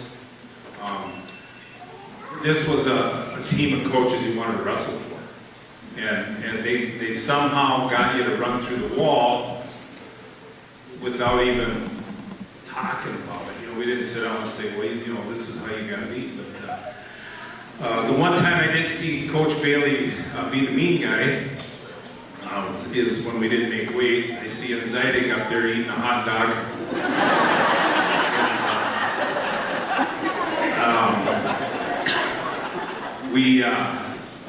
I didn't make weight, and Aitkin didn't make weight, so we thought we'd have a pity party in the locker room and eat a Snickers bar. Not a good call. Bad call, and lo and behold, Coach Bailey comes around the corner of the lockers, and oh, not so nice. They proved a point. They put me on C squad. I think I was a 9th grader, and so if you knew the squads back then, C squad, we weren't very rich as a club. We had some really not so nice looking uniforms. The C squad was supposed to be a white singlet. It was more of a yellow. And so, you know, these are the things you don't realize till 10, 20, 30 years later, the lessons you're learning in life. And I know as being a coach also, these guys were what I wanted to be. You know, I had a great example. And, you know, sometimes as a coach, you wonder if you're making a difference. You know, you wonder if you're making a difference with these young individuals, trying to mold them. Coach, I think you got your answer, right?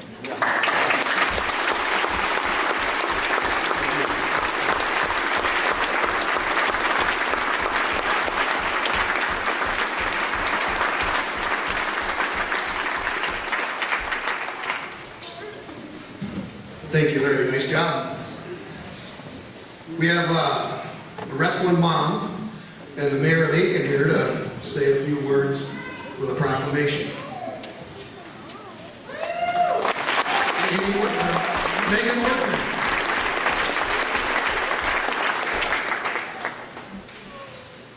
Noel, on behalf of the City of Aitkin and the City Council of Aitkin, in recognition of all your years of steadfast work, volunteer work, commitment to all of us here, we'd like to recognize January 19, 2024 as Noel Bailey Day in the City of Aitkin.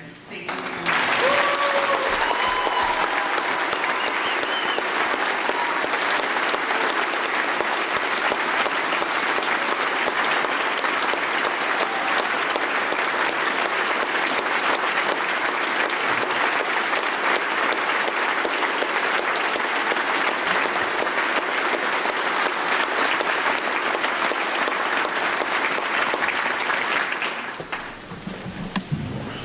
senior wrestlers. I believe you have a presentation. I'm sure Walker wants to talk. This year's seniors who have also been impacted by Coach Bailey along the way and continue to be, representing Coach Bailey with a Aitkin Wrestling sweatshirt.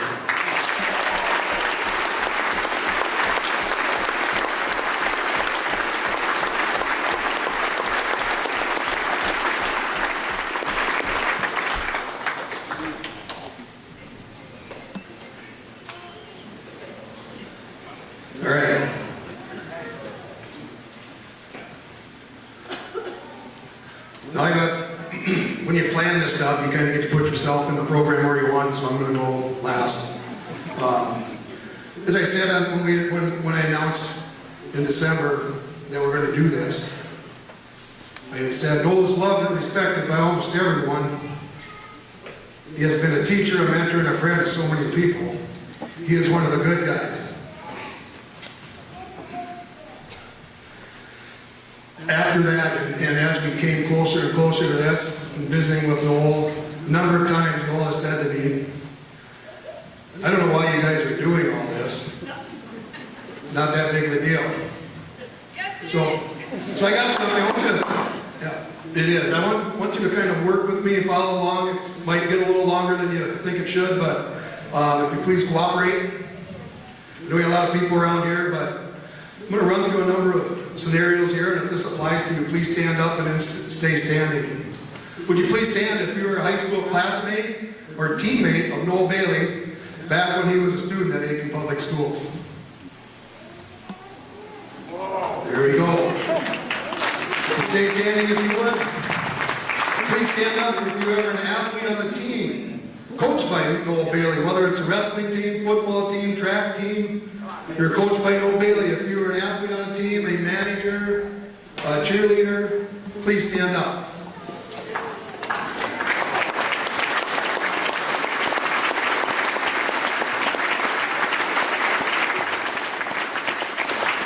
Please stand up if you were ever a student or an athlete who was impacted by Noel Bailey, even though he was never officially one of your coaches or teacher along the way.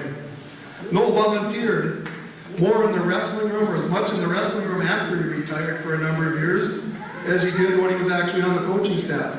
So if you're impacted in any way by Noel being involved in the school, please stand up. Please stand up if you ever coached with Noel Bailey. And there might be a few of these guys in here. Please stand up if you ever coached against Noel Bailey.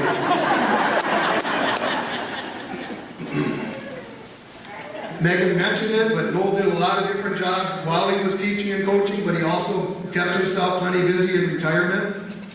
Working from the hospital, he worked in the, as a bailiff, he worked in the casino for a while. So please, and I probably missed some things where he volunteered. I know he was active in his church. So please stand up if you ever worked with Noel or were impacted by Noel's work in any of the many jobs he had over the year, whether he was in a volunteer role or whatever you have. Please stand up. Noel Bailey has ever had a positive influence on you or anyone in your family at any point during your lifetime.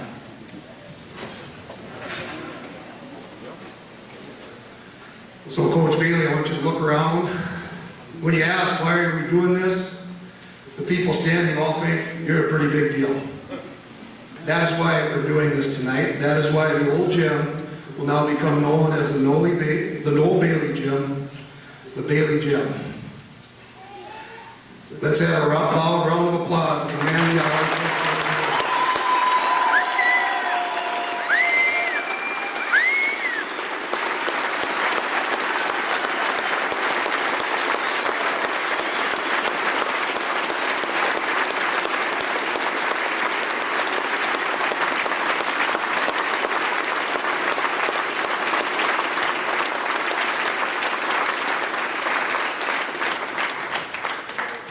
One last thing. When we talked about we're going to do this, one of the times I was over visiting with Noel, he said, well, I'm going to speak. And the next time I was over there, he said, I'm going to speak and you don't get to tell me what I'm saying. And my thought was, when have I ever been able to tell you what to say?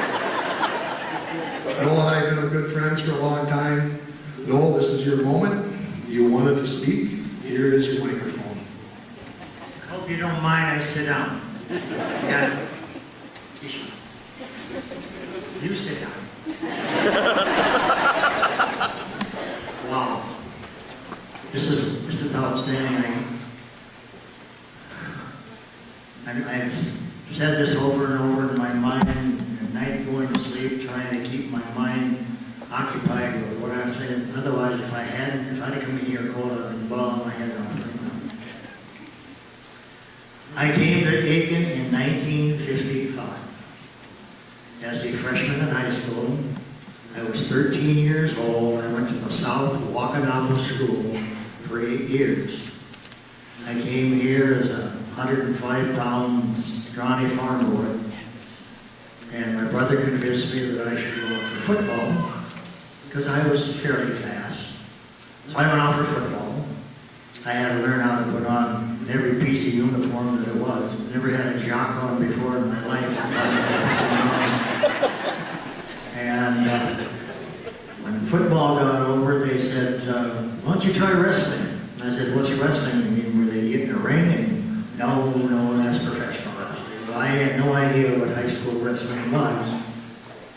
And I came out, I made the B squad, I think maybe 4 times. And all I remember is I got pinned all 4 times. And the next year, I gained a little weight. I gained about 50 pounds. And I couldn't beat Vern Moore, who was our first state entry. I couldn't beat Lenny Anderson. I couldn't beat Alan Futhy. But Salvog said, anybody in here want to wrestle heavyweight? I weighed 155. I raised my hand. Back then, you could have weighed 95 pounds and wrestled heavyweight. Well, I wrestled heavyweight that year. I know I got pinned by one guy 4 times. Betty Descent from Crosby Irons, the undefeated state champion at heavyweight. The last time I wrestled, one of the last times I wrestled him was right here in this gym. And that was back in the day when you would cross over, shake hands, and turn around. Well, as we were crossing over, he said, I'll let you go into the second round this time. Which he did, then he didn't. But I ended up getting second in the district at heavyweight.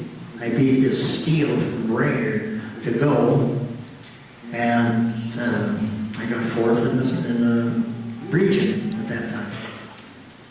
The next 2 years were a lot better. I wrestled my own normal weight, 165 pounds. But from high school, from the time I was a freshman, if you'd have told me back then that all the things that happened to me over the next 60 years were going to happen, I'd have said, who in the heck are you talking about? I can't believe you do what you do because that's what you're supposed to do. You get out on the mat and you wrestle and you give it your best. And when I got done wrestling in college, I signed my first contract on the hood of my car in the parking lot of Birch Hall. And that was at Sauk Rapids, Minnesota. And I taught there and coached there from 63 until 72. And then I'm not going to get into the details, but then my wife and I, who was Patty, she was valedictorian. See, I had wives that were very smart. And Elma was number 5 in her class. So anyway, we decided to come back to Aitkin. We bought Hills Driving. And that was one of the best things. I actually withdrew all my teacher retirement. I was going to quit, not do it anymore. Well, fall of that year, John Fremling came out and he said, Noel, my assistant left this year and went down to Albuquerque. You want to come and be my assistant? I said, they're not going to hire me. My God, I'm a local boy. He said, it's already done if you want it. Okay, so I was John Frimley's assistant my first year. That spring, I figured I'd only be there the rest of that year. So that spring, Frimley had the old building yet. I heard this knock on the door. I looked over, and it was Mr. DeSutter, the superintendent, and I figured, yeah, he's coming to tell me I'm all done after this year. I go out, and he said, how would you like to be head coach? I said, what? Yeah, John Frimley wants to retire. I said, so can I get back to you? Because I had to go through my wife, who running Hills Drive-In was not easy. And she'd have to do it. Well, she said, go ahead. And so I became the head coach in 1973 and coached here through 1996 when Dan Stifter took over. And through those years, I had such outstanding teams. Looking around at everybody, excuse me. Looking around who's here. I tell you, I have just good kids and families, whatever. You don't do this by yourself as a coach. You can be a coach and you can have a lot of accolades and whatever else, but you don't get them by yourself. I got those because I had outstanding wrestlers who worked their tail off, and I had outstanding assistant coaches. My assistant coaches, I thank Donnie Burke. He did the elementary and junior high. I thank Kevin Lamke. I thank Bob Lake. Bob Lake, like I said, he was my slave driver. And we all worked very, very well together. And because of that, I'm getting these honors that they should be getting too. Because you don't do it alone, coach. I remember what it said, I know the first thing I always said to my 9th grade social class when I walked the first day of school, nobody in here is any better than anybody else. I'm no better than you, you're no better than me, and no one's better than anybody else. So we're going to work together on this. I have to teach, but that's the only difference between you and me. And I don't know, I would go back and do my life totally over again. I had 2 wonderful wives. I had 2 wonderful children right over here sitting Dawn and Lance. And everything, I couldn't ask for anything better. I really couldn't. And looking at all the faces here of the wrestlers, I'm almost flabbergasted. You're lucky I was able to keep from balling my head off. Thank you all very, very, very much. I thank everybody, and then I also thank all the parents, the fans. I couldn't have done it alone. Thank you.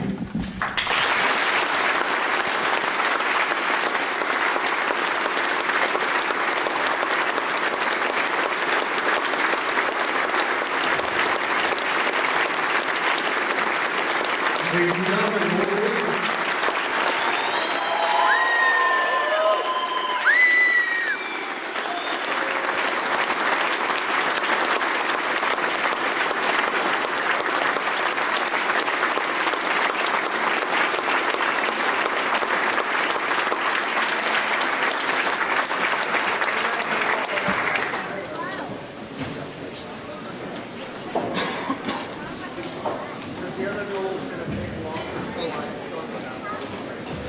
thank you, everyone.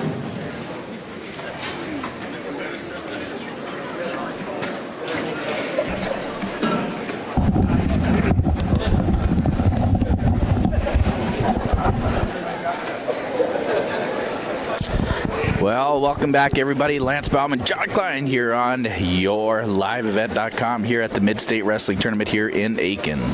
And that was the induction and the ceremony for our head coach, National Hall of Fame person, Noel Bailey, as we renamed the gym. The old gym, the new Noel Bailey Gymnasium. Yeah. Well, so we talked about this a couple weeks ago when we found out they were going to do this, Lance, and as you know, I wrestled for a very similar guy, Don Dravis, but I just had a conversation with Kevin Lamke with Larry Liljenquist, and we talked about Noel and his effect on people. I never spent a minute in the wrestling room with Noel Bailey, and he is a coach, he is a mentor, and if every coach were to pattern what he does in a wrestling room, out of a wrestling room, on the side of a mat, in a hallway, and talking to kids the way that Noel Bailey did things, you will be successful. And I know Noel credits his staff and his wrestlers, but Noel really, he sets the tone. And he led by example in all things. And hats off to Noel Bailey. Yep, for sure. Hats off. I was blessed to wrestle and coach with him, or wrestle for the head coach. It was fun. I'm going to say, wrestlers are the hardest bitten guys you're ever going to find. They are the toughest of the tough. And when a man like Noel Bailey impacts them to the point where their emotions are on their sleeves, that speaks volumes about what kind of a man Coach Bailey is. Yeah. Yep, for sure.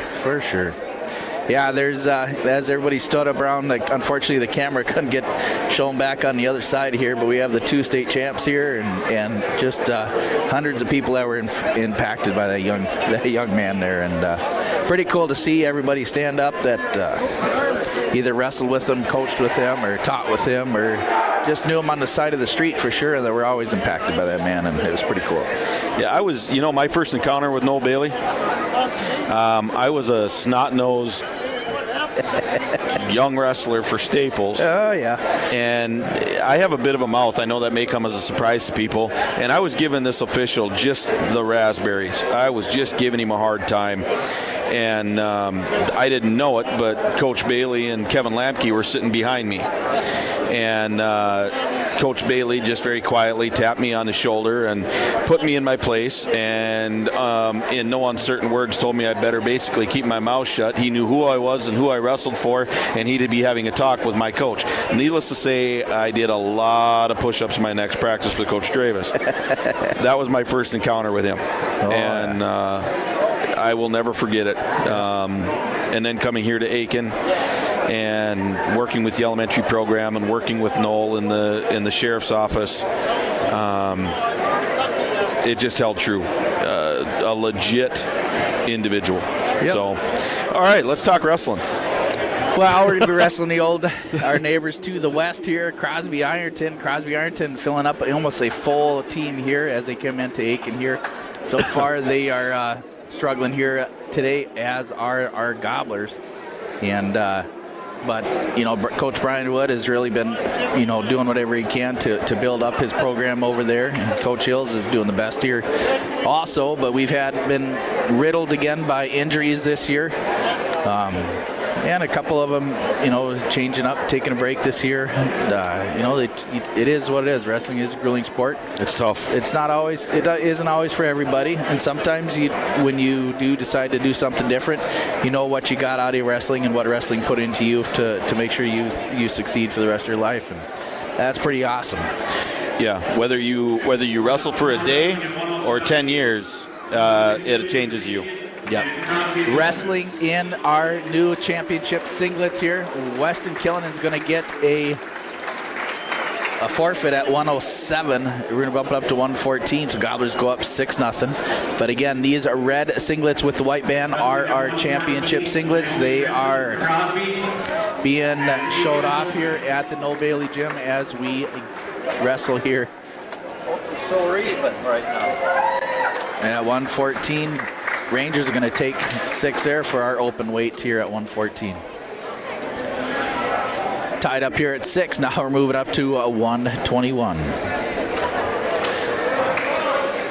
But again, Aitkin was able to get, thanks to the wrestling club, some new singlets to rotate through this year. And as our youngsters, whether at the Moore tournament or the Baby Bunyan, so on and so forth, as they roll through, and if they make it to the championship match, they get to wear these new singlets here. Wrestling now, Andrew Hudlick for the Gobblers here at 121. I believe that's going to be Aiden Fisher, but we'll find out. Either that or Bill Azraf. I think that's Bill Azraf. 121 is Bill Azraf for Crosby and Andrew Hudlick for Macon. All right, and away we go. Andrew coming out hard, coming after Azraf a little bit. Crashes and underhooks.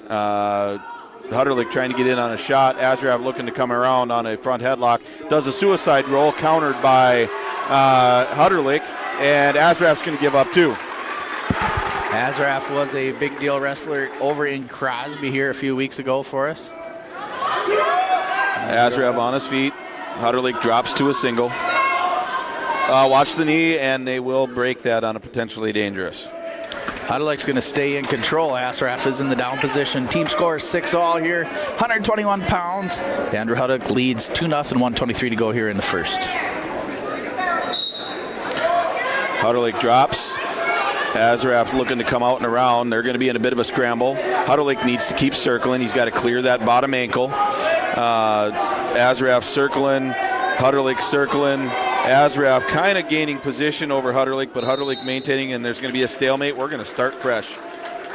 Hudderlick still in control, Azraf down. Hudderlick riding on the left, and that'll be a caution start on Hudderlick, starting just a hair early. Just over a minute left. It is 2-0 in favor of Andrew Hudderlick. And there's a really fast sit out by Azraf. Hudderlick counters. He's in deep on a single. Azraf countering with a front headlock. Azraf trying to get loose. Hudderlick switches to a double. There's a gut wrench into a 2-point reversal for Azraf. Azraf gets a little high. Hudderlick trying to come out and unable. Azraf in control. Sit out for Hudderlick attempt. Hudderlick flattened out to Azraf with a deep waist, trying to control that arm.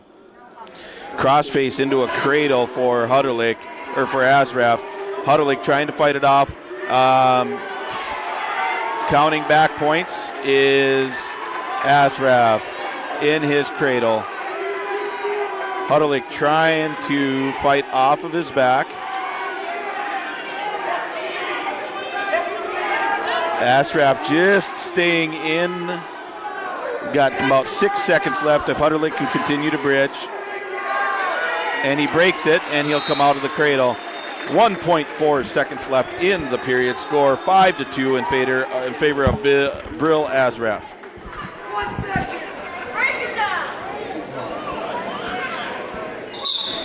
Quick sit out, but that is counted into the first period. Score 5-2. Brill Azraf over Andrew Hudderlick. Hudderlick's going to defer. Brill for Crosby's really kind of come on his own here the last 3 years too. It's been fun seeing him put some pounds on and start to develop. Okay, so we had a little bit of a mistake there. It's actually going to be Crosby's choice. Brill is going to defer. Hudderlick will take the choice, and he's going to take down. Azraf going to ride from the right side. Quick breakdown for Azraf. Hudderlick trying to stay on his base, continues to come up. Azraf looking for a cradle. Hudderlick trying to come up, looking at a granny stand up. He's on 4 points, looking to come up to 3. Good breakdown by Azraf.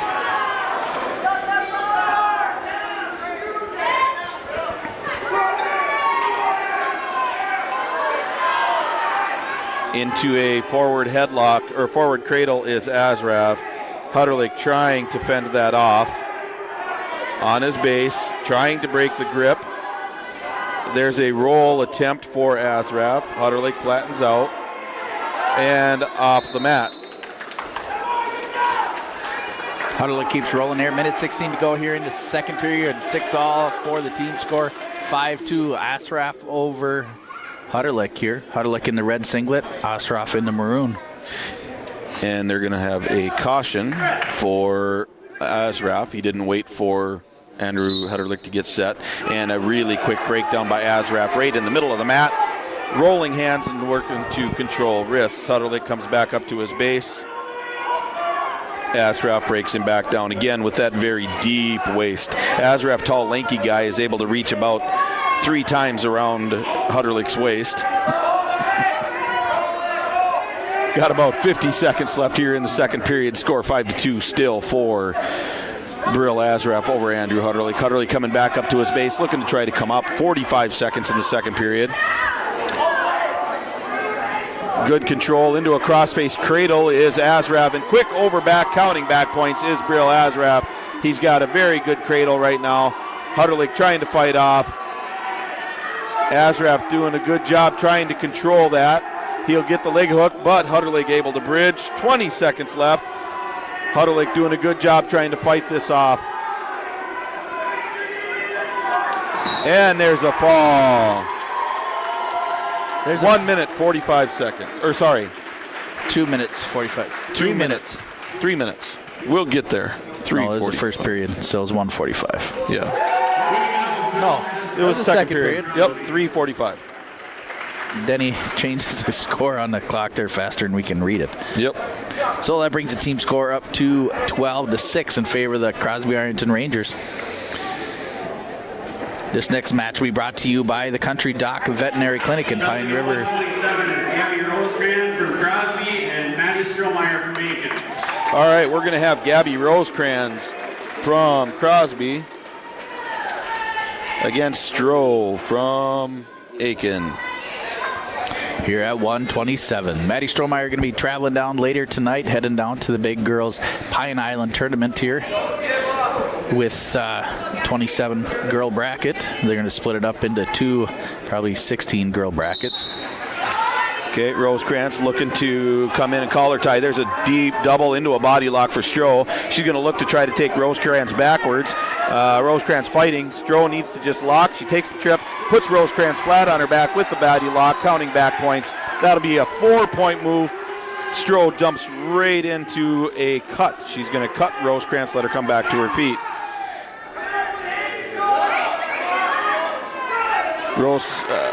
Rosecrans gets her one, and then deep into a double again is Stroh, and she's going to be off the mat, coming back to their feet. Stroh showing a little bit of aggressiveness tonight. There's a real quick ankle shot for Stroh right at the circle. She gets deep into a half right on the front side, puts Rosecrans on her back. Should be at least 2 points near fall after her 2 takedown. That is 8-1, right into a Jason Math tilt. Not able to quite get that, but she'll come back to it as she still has that crossface in. 8-1 Strohmeyer, minute left here in the first period. Strohmeyer in control right now. She's going to bring that arm back, looking to get into a bar. And there's a stack for Stroh, and that is a fall if the ref would look. That is a very clear fall, and there it is. In 1 minute and 21 seconds. Ties up the score here, 12 all. 27 with a ball, Maddie Strohmeyer. Now we're moving up to 133. Maddie Strohmeyer ranked in the top 5 of the state at 127. Picks up another fall. At 133 for Crosby. Strohmeyer now 13-2 after that. All right. Yeah, we are tied up. Here's Deacon Larson, an 8th grader from Crosby, coming out to wrestle against Noah Rutger. Noah Rutger, a junior. And they circle a little bit. Big collar tie for Rutger. Larson wrestling a little bit off balance. Almost into a bulldog goes Rutger, but off the mat. We'll come back to center.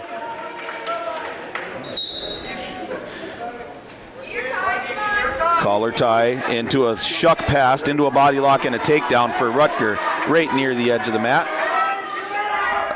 Rutger looking to get a breakdown as Larson's trying to come up into a spiral ride. He's going to try to break him down. Larson doing a good job kind of coming to his feet. Rutger gets him broke down right at the edge of the mat. Off the mat they will go.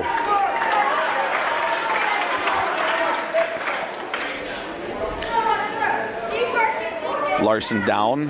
Rutger riding on the left side. Quick stand up, but a breakdown and a ride for Rutger. Again, into that spiral ride goes Rutger as he gets him broke down, throws a leg in. Rutger slips that leg out. Granny stand up for Larson as he's going to spiral and try to, that was a real deep spiral, but he's able to keep Larson down. Hand control fighting underneath Larson and Rutger. Rutger doing a good job of following and riding. There's a big crossface for Noah Rutger, looking to hook up the cradle. He's a very high, has to stay in position. There he gets into position. He's got the cradle locked up, and he's going to come back with it. A little bit hard, but he's going to be able to saddle. He's got Larson deep in the cradle, looking to hook that leg. And that is tight cradle. I don't know what there it is hooked up. And there's a fall for Noah Rutger. 1 minute, 33 seconds.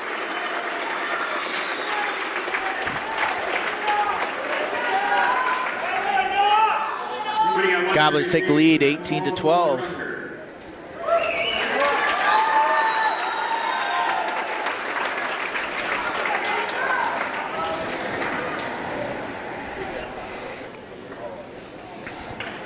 Moving up to a 139 for the Gobblers.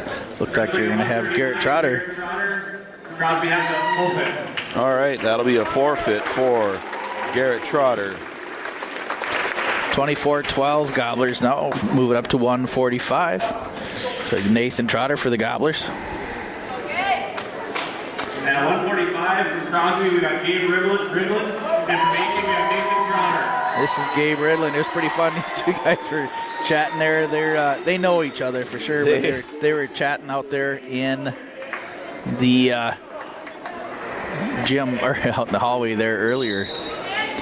Yeah, they know each other. They've wrestled each other. They're very familiar with each other. Gabe, one of the captains on the Crosby Ironon team. Nathan Trotter, one of the captains on the Aitkin team. Trotter with a deep underhook. There's a duck under into a high crotch for Ridlin. Doesn't go. Countered by Trotter. Trotter into a forward headlock with his underhook. Hand control for Ridlin. Underhook for Trotter. He looks to go, but Ridlin counters. And they will separate.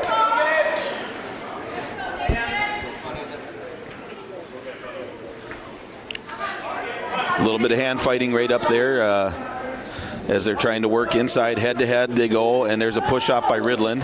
Trotter trying to get hand control as he comes in and bring that Russian tie in with Ridlin right near the edge of the mat, and off they'll go. Good catch by Coach to save Trotter from bouncing. Minute 13 to go here in the first period. No score. Gobblers up 24-12.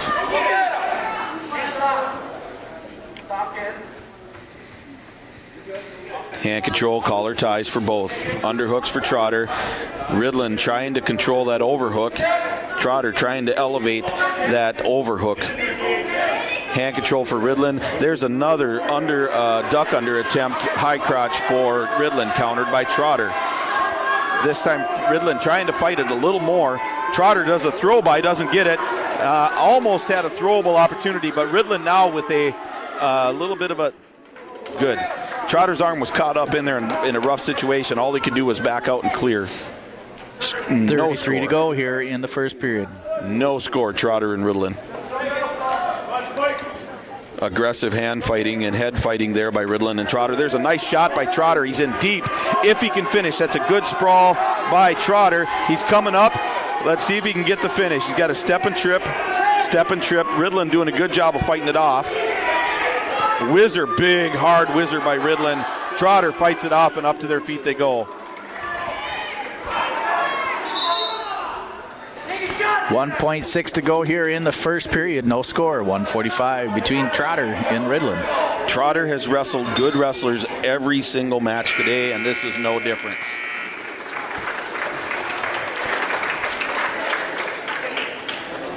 Okay. Trotter goes down. Yep. Ridlin's going to defer. Trotter will take the down position. Fixes his socks. That's an important piece.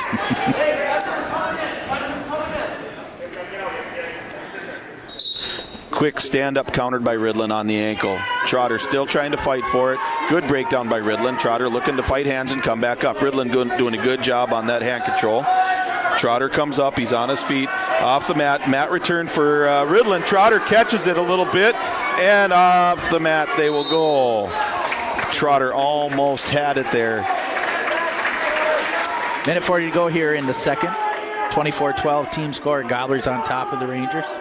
I think that Trotter may have the edge in technical ability. Ridlin is a bit stronger.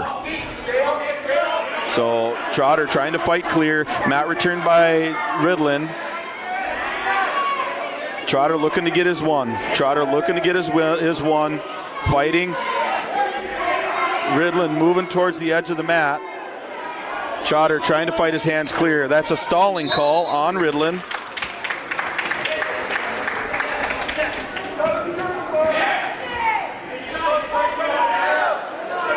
Minute 19 to go here in the second. Still no score. Okay, Ridlin starts to the left and then goes to the right side. Trotter looking to come out and leg right by Ridlin. Trotter's going to have to fight this off.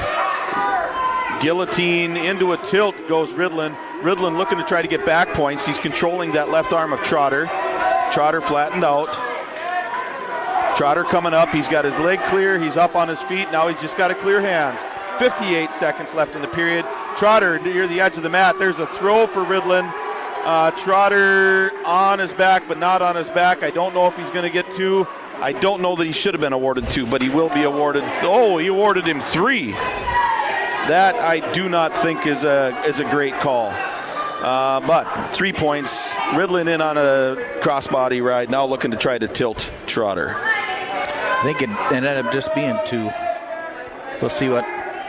Yeah, he held up three.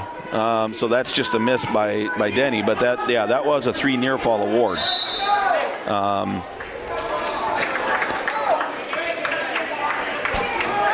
So 20 seconds. Trotter needs to score here and needs to score badly. Ridlin starts to the left and then goes to the right.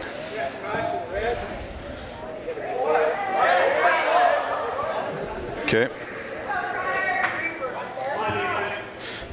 Ridlin from the left side, stand up by Trotter. Countered with an ankle by Ridlin. Trotter trying to clear it. Trotter is loose, but Ridlin with a cross body, and that'll be potentially dangerous. Technically, that should be, because he threw it in after Trotter came to his feet, that should be another stalling call. And that'll be a caution on Trotter.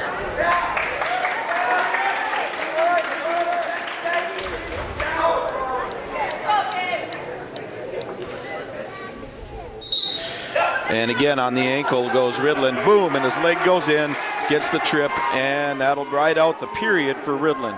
Ridlin in deep on a crossface against Nathan Trotter.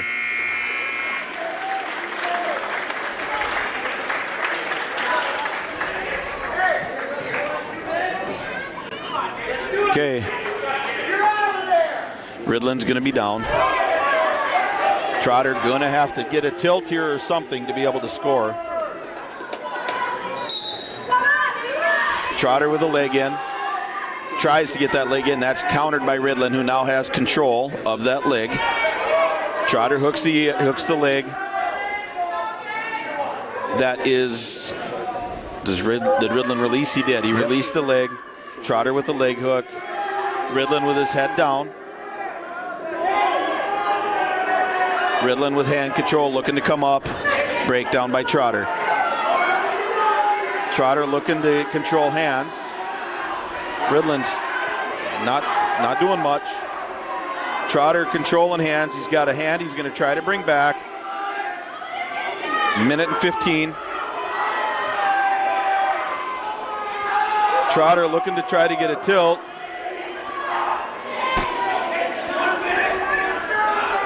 Trotter controlling. He brings that arm back. There's a stalling. That should be 1 point for Trotter. That should be a point. And it is 1 point. 2-1 on the scoreboard. That may be 3-1, but Trotter looking to try to score here. Half Nelson is in. Trotter trying to run it. Ridland stumbles to his feet and gets loose for one. 3-1. Score on the board is incorrect. There it goes, 3-1, 35 seconds left. There's a nice shot by Ridland. Trotter looking to try to score here. Off the mat they go, no points. And they're going to call stalling on Trotter, which I do not get. Okay, 3-1, 26 seconds left. And that'll be a caution on, oh, he didn't award that. 24 seconds.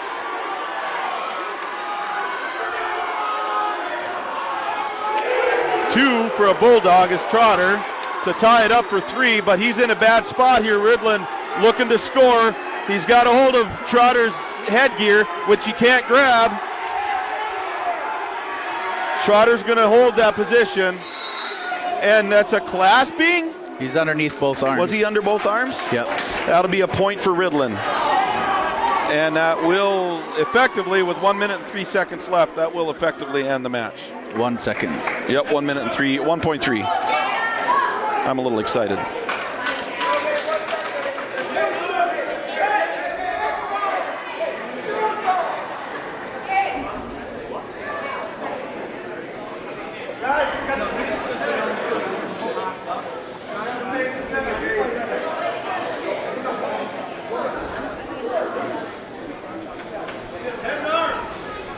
Yeah, I see. I didn't see that he was around the body. I thought he was around the head and the arm. I thought he was under both. Okay.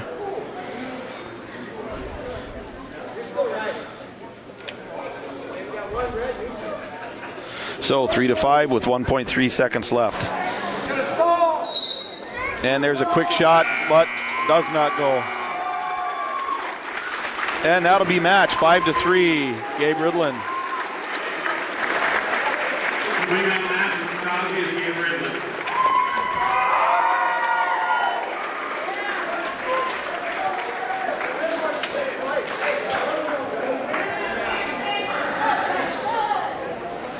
Gabe, a tough wrestler for them Rangers there. That a boy. Yep.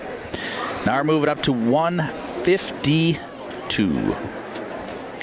Team score right now 24-15 in favor of the Aitkin Gobblers here.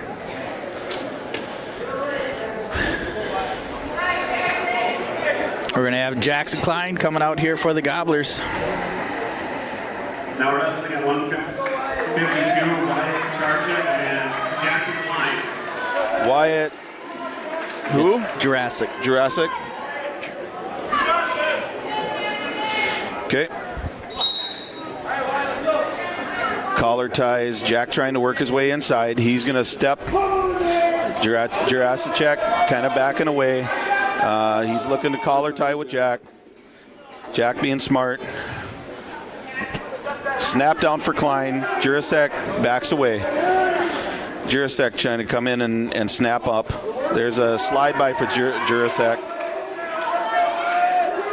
Jurasek getting real aggressive with his collar ties. Jack trying to work inside. Hand control. Drops. Gets into a deep double on Jurasek for 2. Sinks in a half deep. Jack's sitting there, got him tied up tight, and there's a fall. Jackson Klein in 46 seconds. Moving at 152, Jackson Klein with the fall.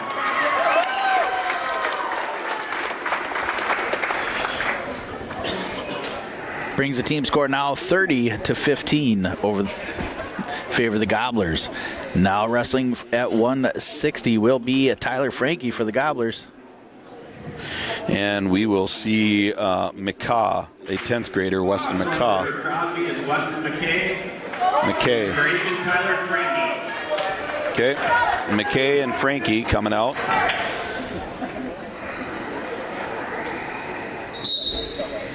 We have to overcome our three open weights at the end here, yeah. Yeah, we need to get some sixes here. Another couple of pins would be great. If we won both of these, we should be good, but it'll be close.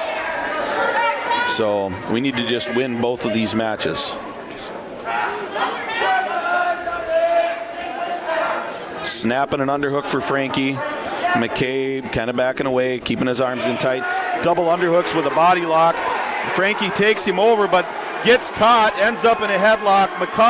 McKay with a deep headlock on Frankie. Frankie looking to body lock and roll through. McKay with a deep headlock. Frankie trying to fight it off. Almost had a great body lock bear hug. McKay gets a fall in 50 seconds.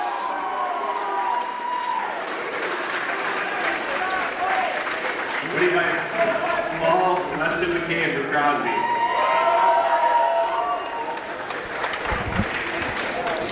So that was almost a really great body lock by Tyler Frankie. Just a little bit high, a little bit too much weight forward. A little bit tall. Yep. A little bit tall. That was almost really, really fantastic there. So we'll see Cole Spolarich here. Wrestling at 172, Cole Spolarich. Crosby's open. And that'll be forfeit. And that is the match. And and they've got Strom, Ports, and Severson at 89, 215 and heavyweight. Wrestling for Crosby, Mark Strom. So it should be a 39-36 victory for Crosby. Yep. Wrestling at 215 for Crosby, Darren Ports. And that will be the final after the heavyweights here on yourliveevent.com. Well. Cohen Ellis for Crosby, Aitkin's open. And that is the match. Crosby Ironton Rangers take it to the Aitkin Gobblers here, 39-36. Pretty fantastic wrestling here. It's fun to watch. Fast. All day here. Yeah. You know, hats off to all of the teams that made it here at the Midstate Wrestling Tournament here in Aitkin. We appreciate all of them. I believe the first place is going to go to the Staples Motley. The Cardinals are going to take the championship. We want to make sure we also say, before we go over the overview of this match, we're going to say thank you to all the great sponsors that supported wrestling here today. W.W. Thompson Concrete, Dairy Queen and Crosby, Cuyuna Lanes, Plumbing, etc. in Pine River, Shrupp Excavating, Country Dock Veterinary Clinic, Dable Mill in Pine River, 218 Fitness, Station 371, Pine River Family Market, PRB Schools, Neighborhood National Bank, Raisley Oil, Commander Bar and Grill, Bliss Salon and Boutique, Community Bowl and Pizzeria, Reed's Marketplace in Cross Lake, Hennigan Insurance, FCA Auto Sales, Motley Dairy Queen, Matson Lumber, Tamilo Communications, Treble Hearing, Aitkin Body Shop, Cuyuna Country Auto Center, Security State Insurance, Range Disposal, Paubex County Market, Askamp Brothers Well Drilling, Atwater GM, Riverwood Healthcare Center, Cuyuna Regional Medical Center, and Remax.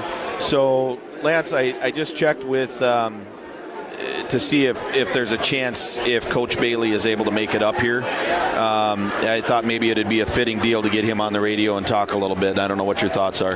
Yeah, that would be super cool, and to get him on, do the YLE there. If not, that's okay.